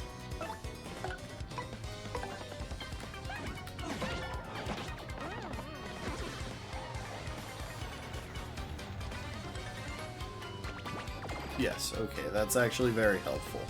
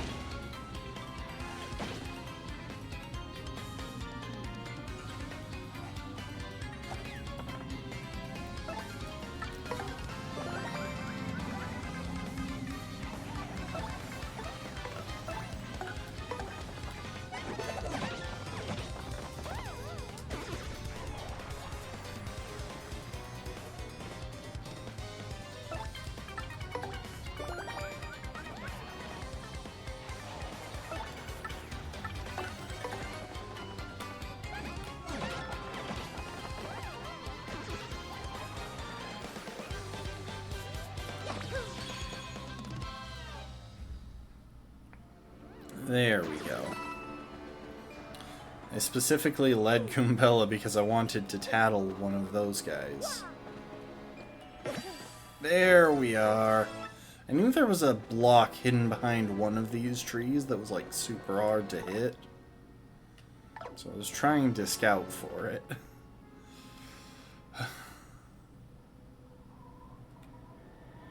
Welcome to the creepy steeple. I think it lives up to the name all right.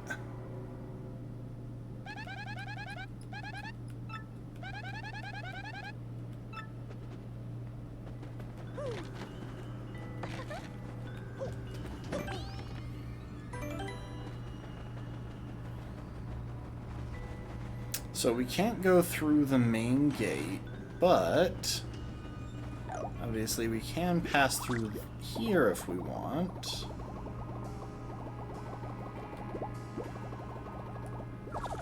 And interestingly, first of all, star piece. Interestingly, Oh, I thought we could unlock the gate from this side.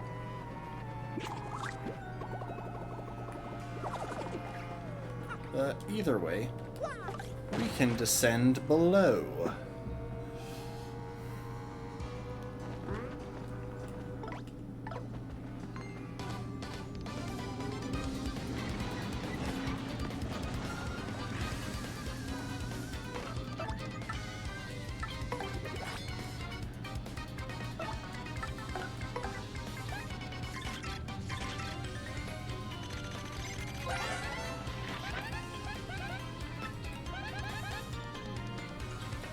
HP 5, attack 3, defense 4.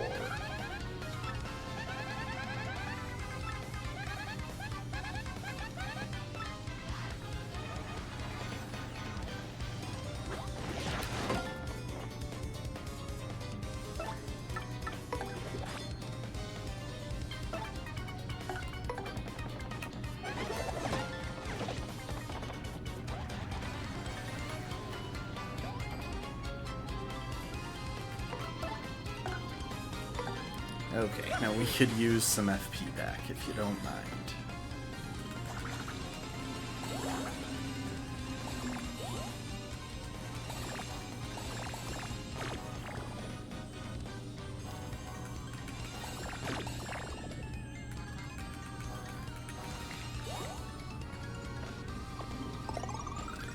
Get as much as I wanted, but oh well.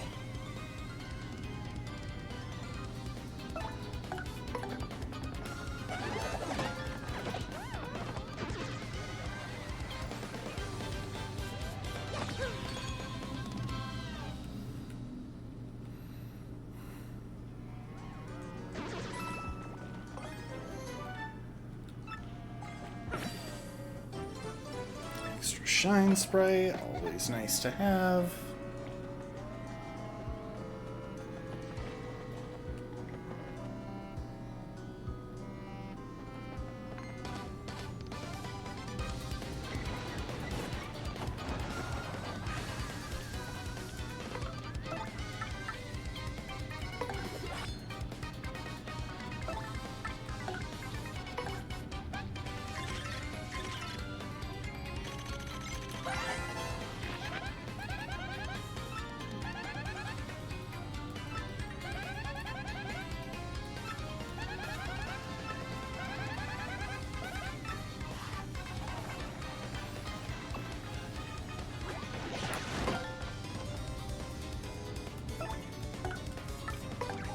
I think Koops is the only one who has enough power without a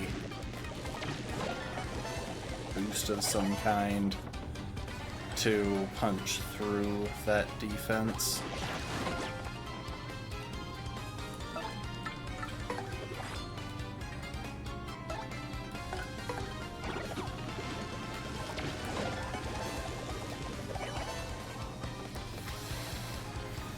That's just because I've invested so much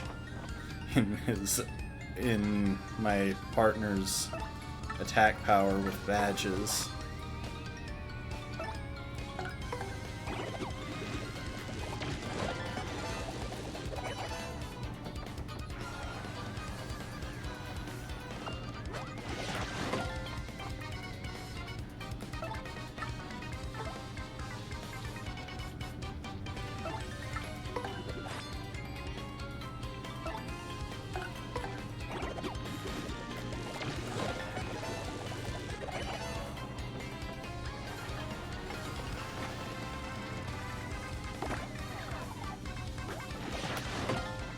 I thought he was down. Oh, he has 5 HP.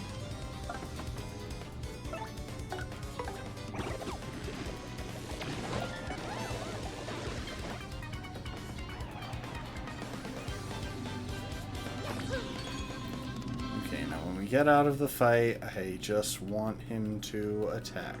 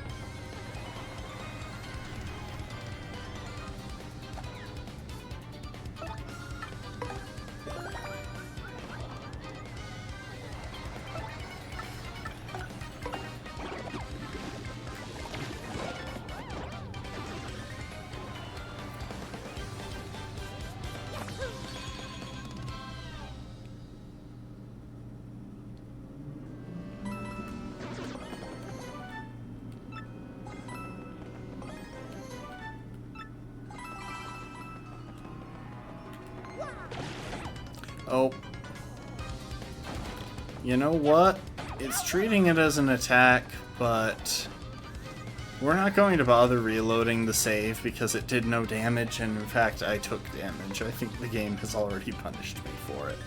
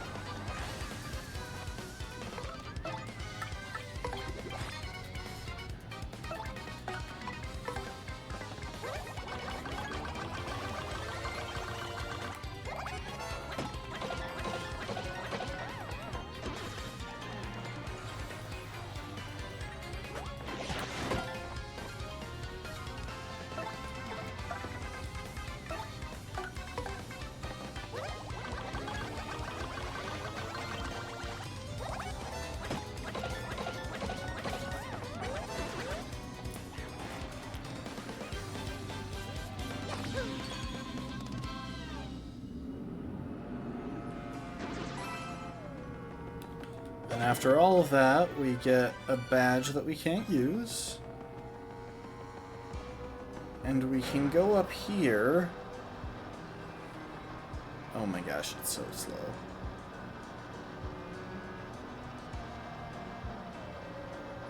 But unfortunately, we can't actually pass through. So yeah, there really wasn't much point in doing that right now.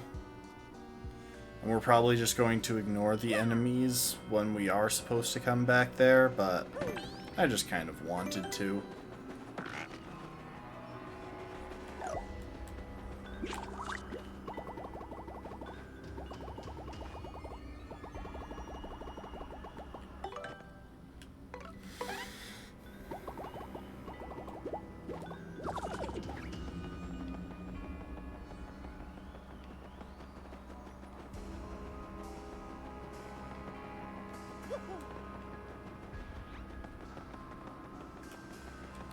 Alright, let's enter the creepy steeple. It is the creepiest of the steeples, for sure. So where our eyes are very obviously led to a key.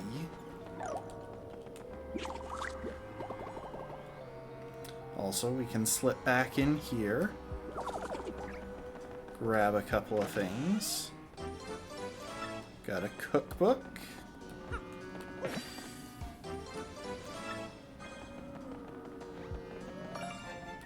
Star piece, a shine sprite. We get a lot of things in here. A badge that we can't use.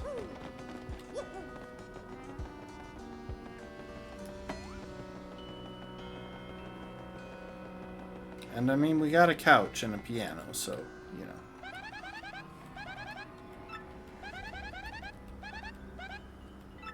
So what was the intended way of getting in here? You have to wonder, because we just went through the only entrance.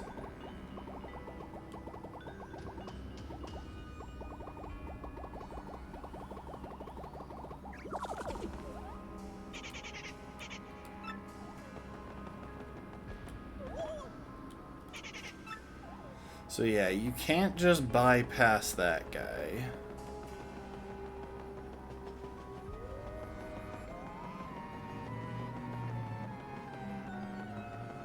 Give me a sec, I just want to check behind all of these pillars.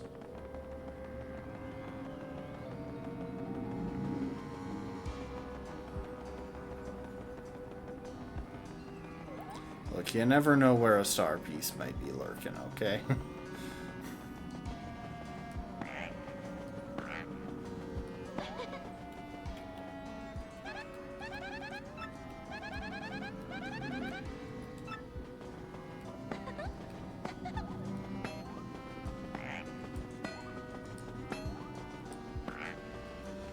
Okay, we're gonna duck outside for a moment because I want to save.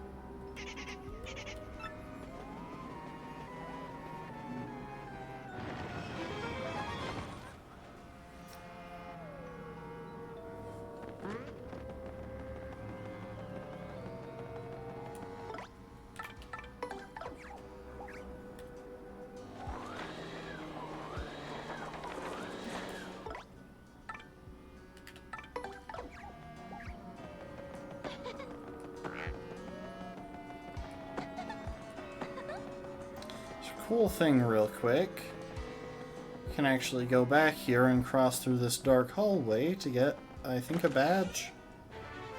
Flower Saver badge. Well, that's useless. It's just some of these badges Mario straight up can't use.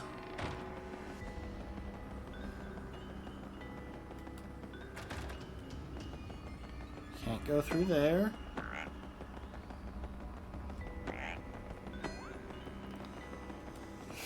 Alright, let's open the chest.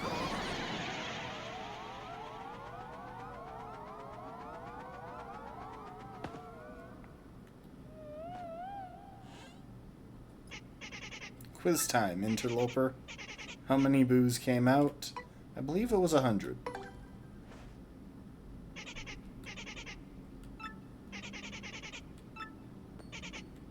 Aww.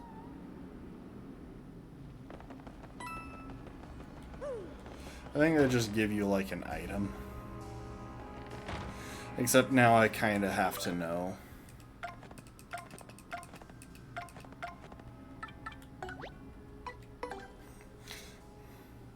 I kinda gotta know.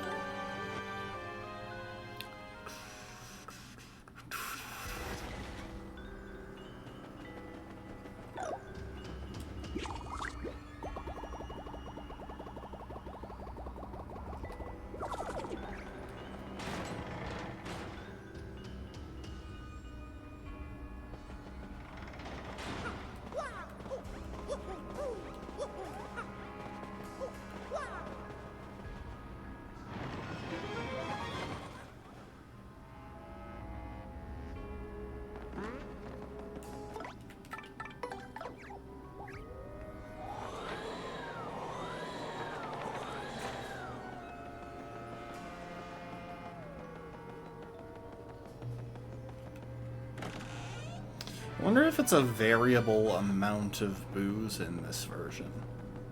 So that would be interesting. I think it was always the same amount in the original.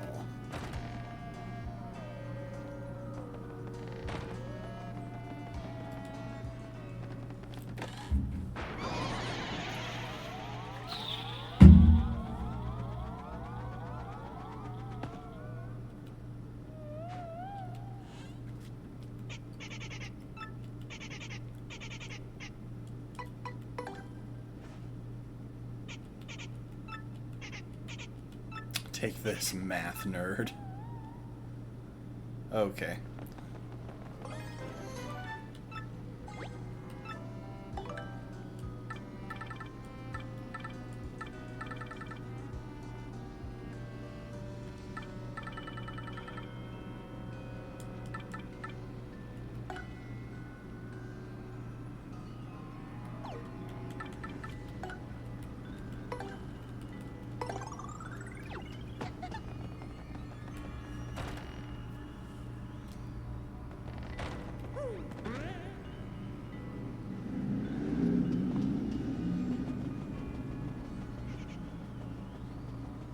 Okay, I'm gonna leave him for a sec, because I want to save again.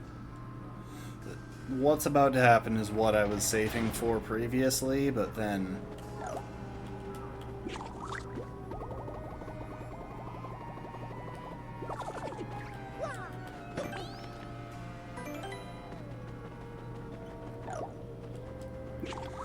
thank you for the hydrate, Lastborn.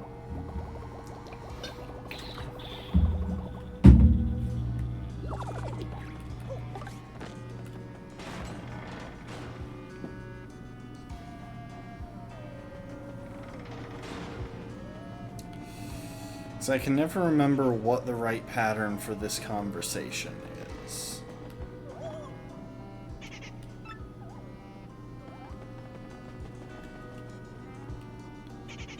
I think I have to say no, I'm not going to be mean to you. And then proceed to be mean to you.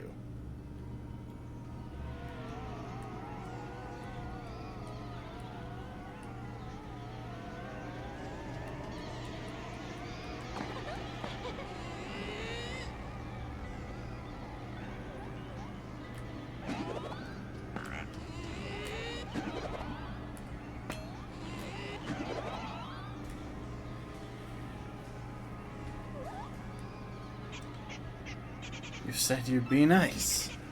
So yeah, they just drag you out of the building if you don't do what they... or if you don't resist. I think they actually leave you alone if you say that you're going to be mean to them. I think that's how it works. But regardless,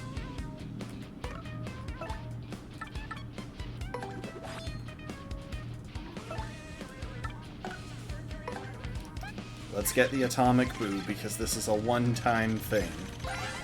If we miss tattling him here, we never get another chance.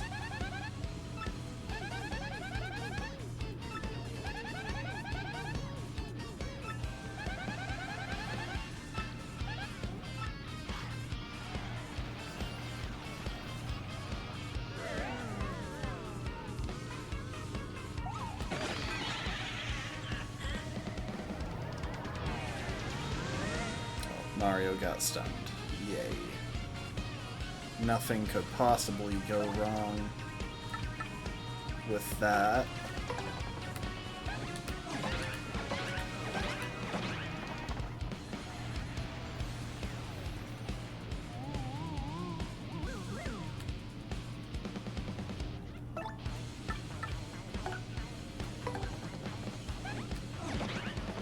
Crap.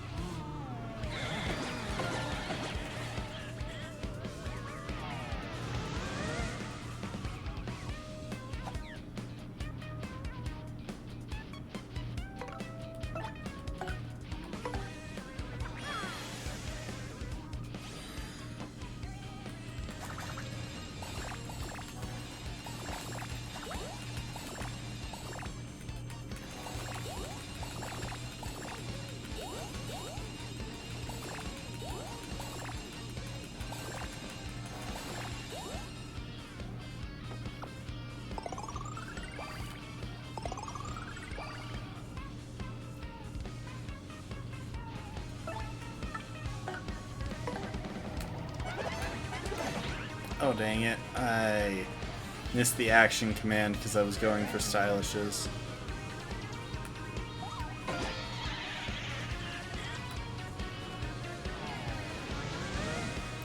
Okay, we're gonna swap partners real quick.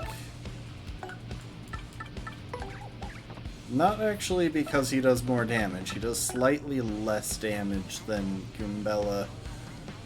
So with Ground Pound, he does slightly less damage than Goobella's Multi-Bonk at 4 attacks, or if we get 4 attacks or more.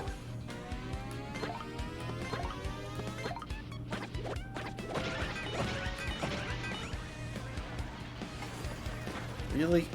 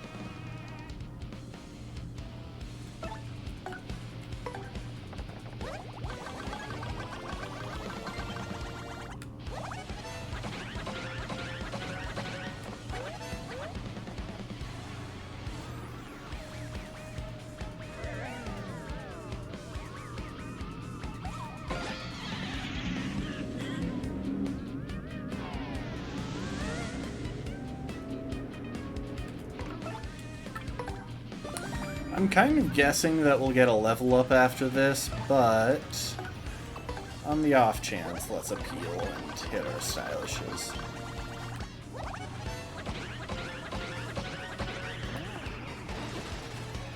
Oh yeah, that's a level.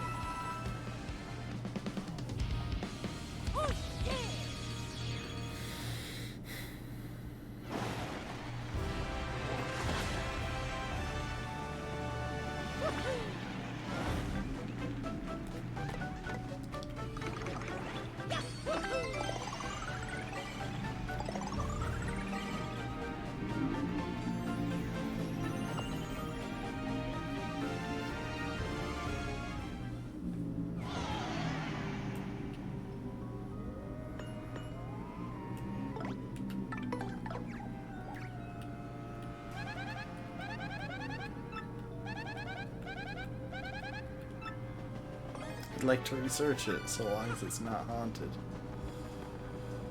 What does that do again? Something good happen when you first enter a battle.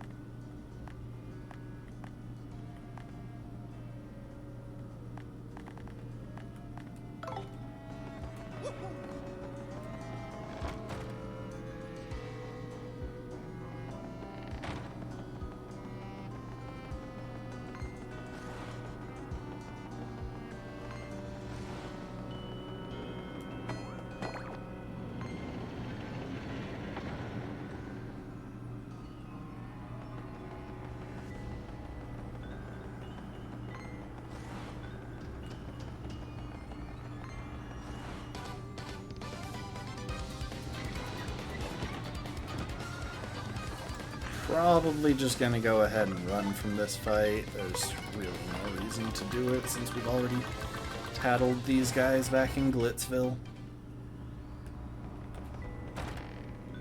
And for some reason they don't make you lose coins when you run from a fight now.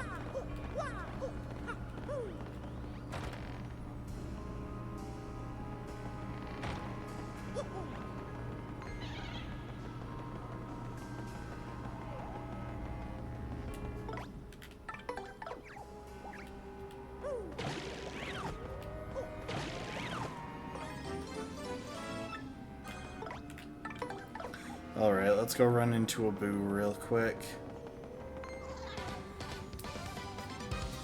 They're not that hard to dodge, but it's nice to run into them so that I can tattle one.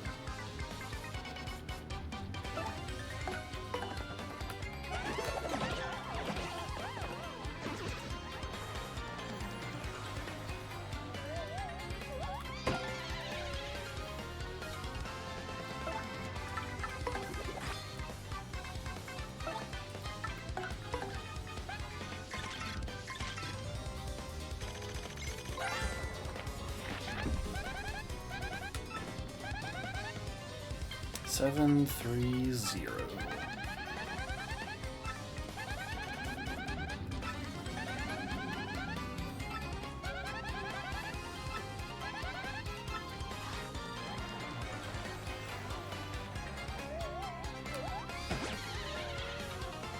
You know, it's a strange thing to see this game acknowledging the fact that there are bathrooms in the Mario universe, because the plumbing doesn't make sense. And most of these characters are not anatomically prepared to actually use the bathroom.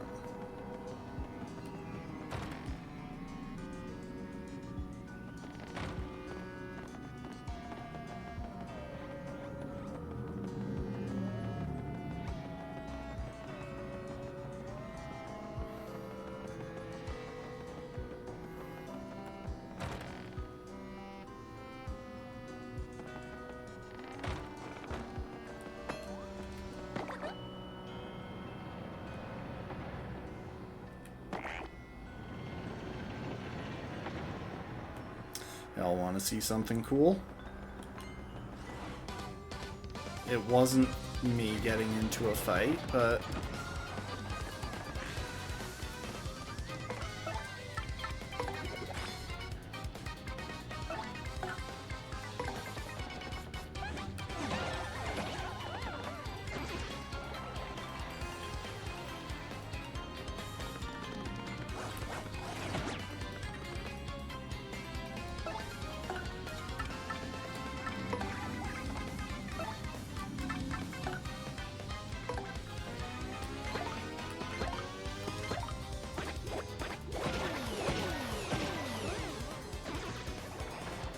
I guess I could have also used Flurry's Body Slam, but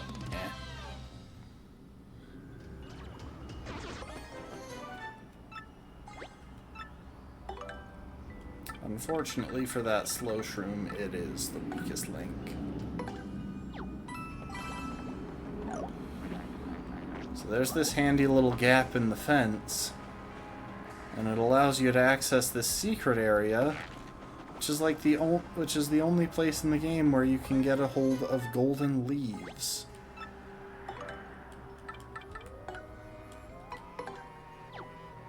Oh wait, hang on. I should use that actually.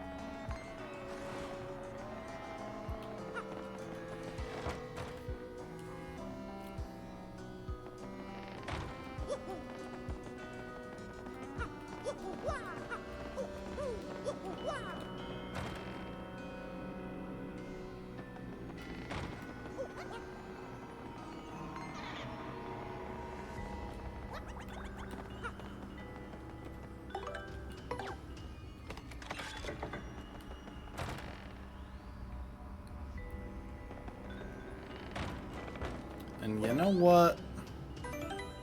This will be the time that I use this, because Goombella is below full health, and I want to lead with and use her in this battle.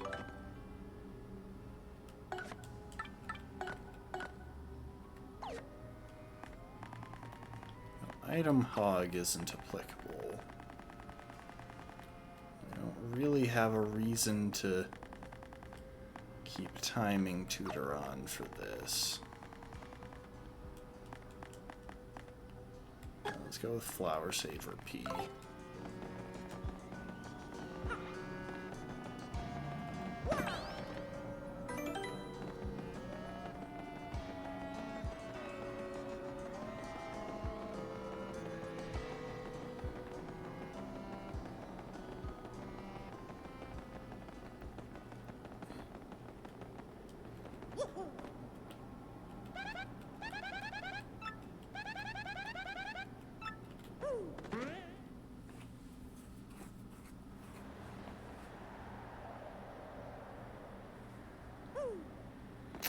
Alright, here we go.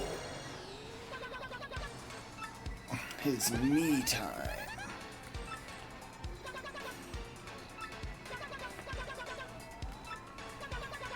Is he thinking up new pranks and stuff? It's not easy either.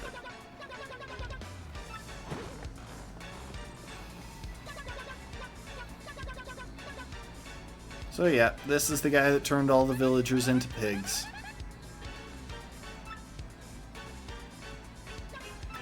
As you can tell, this is a pretty short chapter, to be honest.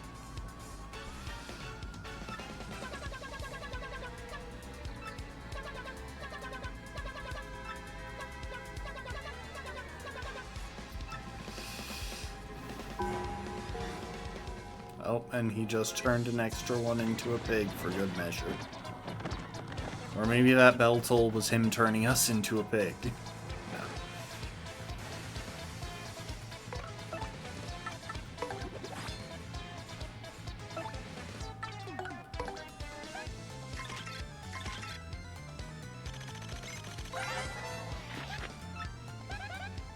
Totally bizarre. This thing isn't listed here.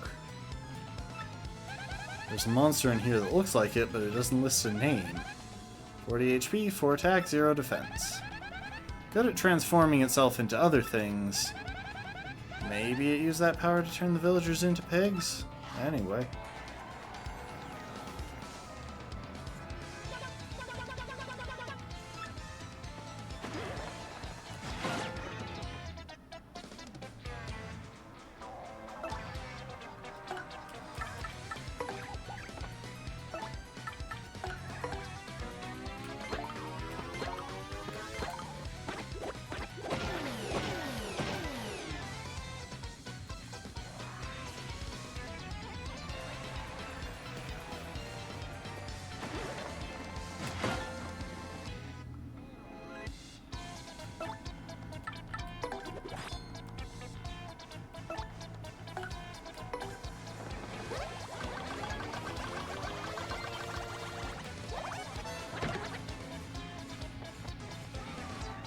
Oh, the fog on his side made it harder to hit him. Yeah, that's an annoying thing. Stage hazards are honestly just a pain.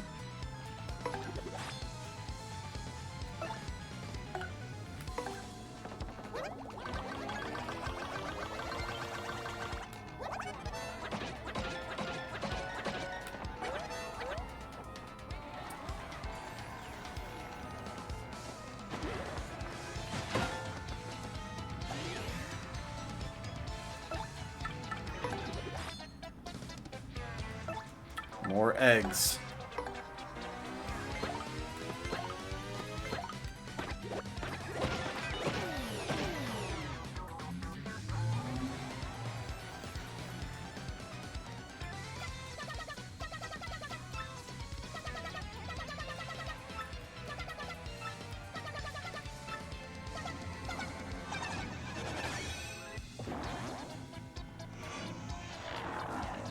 Ooh, that's a cooler visual effect than the original.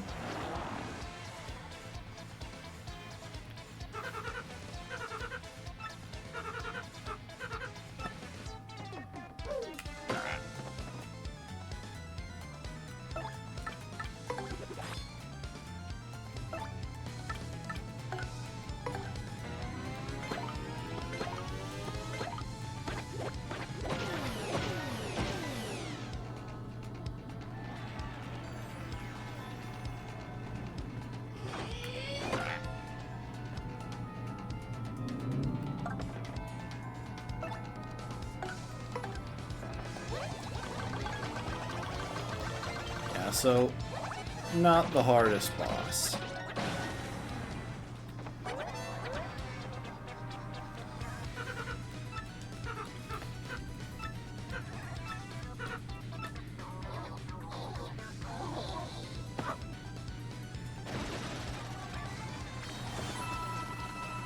Got a bunch of coins, 20 star points. Oh, very nice.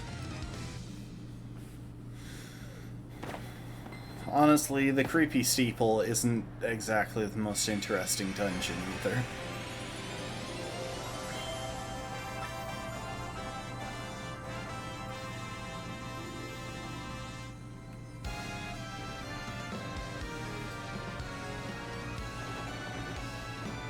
Clear.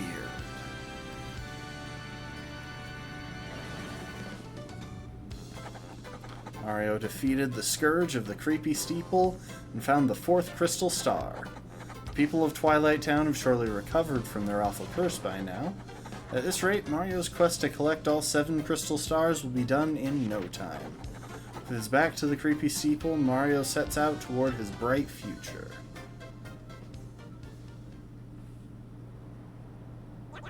That's it? That's all you got? Man, this guy was a wimp. That wasn't even fair. Who cares, right? We got the Crystal Star, let's get out of here. And that's the chapter. That's definitely the end of the chapter.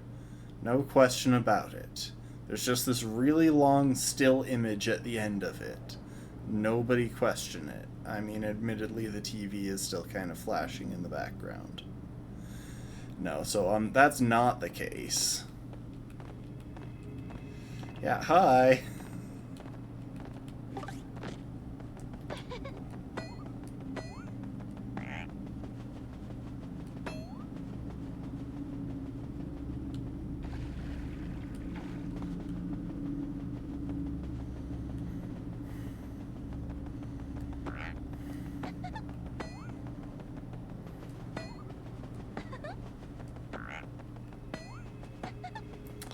So yeah,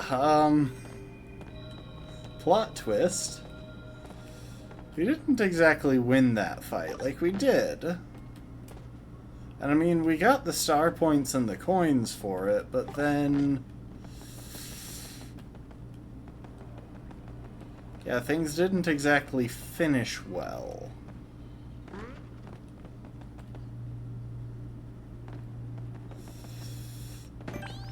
And that's where we're going to leave it for this stream. I kind of like the idea of picking up from here next time.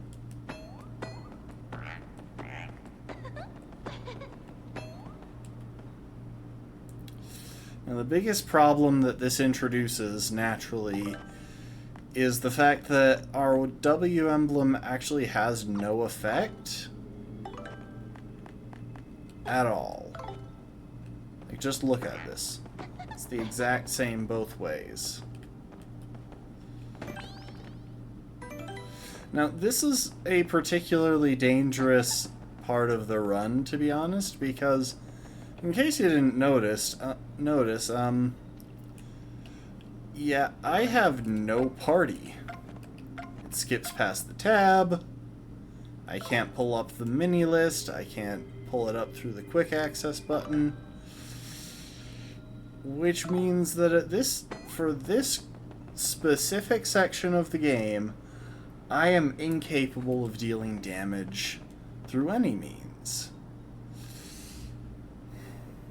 So if we find ourselves encountering a required instance of damage, we are just done for. But that's an issue for tomorrow.